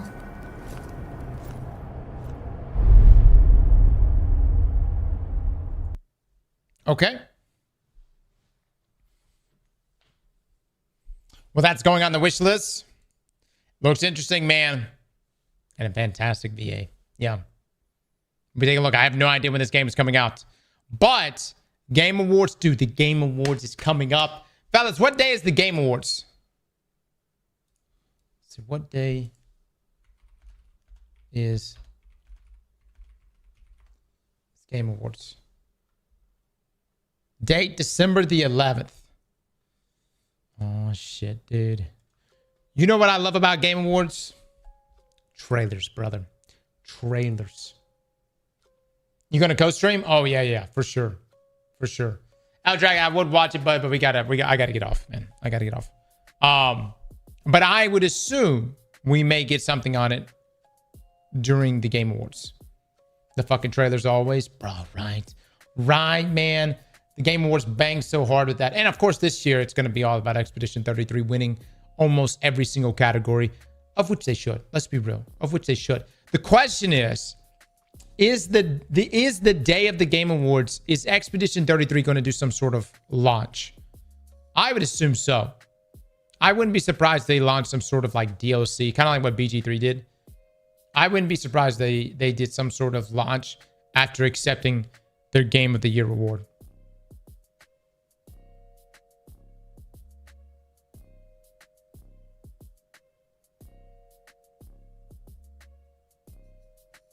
And hopefully the glaze of the game can rest. Jesus Lord. Oh my God. Oh my God. Expedition 34. I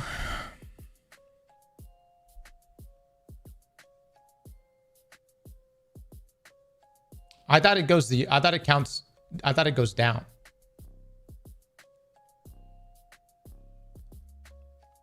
Yeah, wouldn't it be Expedition 32? 34 already went. Brother! Y'all need to play that game. It is obvious some of you have not played Expedition 33. It's a good game. It's a good game. It really is a masterpiece. Joke ruined. All right. Guys, that's it from us. Pookie with the 36 months. Thank you. Thank you. Your boy Chop with the sub. Thank you. I hate turn-based games. This one might change your life. Might change your opinion on them. Surely. And change your life. It's a really good game. All right. Fine. We'll quit glazing it until the Game Awards. But I tell you what right now. If some bullshit happens, like another game somehow sweeps in and wins Game of the Year. What was the game that won Game of the Year last year and stole it from Wukong? What was that game? Astrobot. If we have another Astrobot situation, people are going to riot. You hear me? People are going to fucking riot. All right. Guys, thank y'all so much for hanging out with us. Y'all have a wonderful Sunday. We'll be back tomorrow. We've got some other things we need to take care of as far as prep goes. And then all eyes are going to be on Bungie comes Tuesday. We'll be looking at their Vidoc. Hopefully Renegades shows us something that excites us. And we'll go from there. But guys, you have a wonderful night, okay? I'll see you in the next one. Bye, everybody.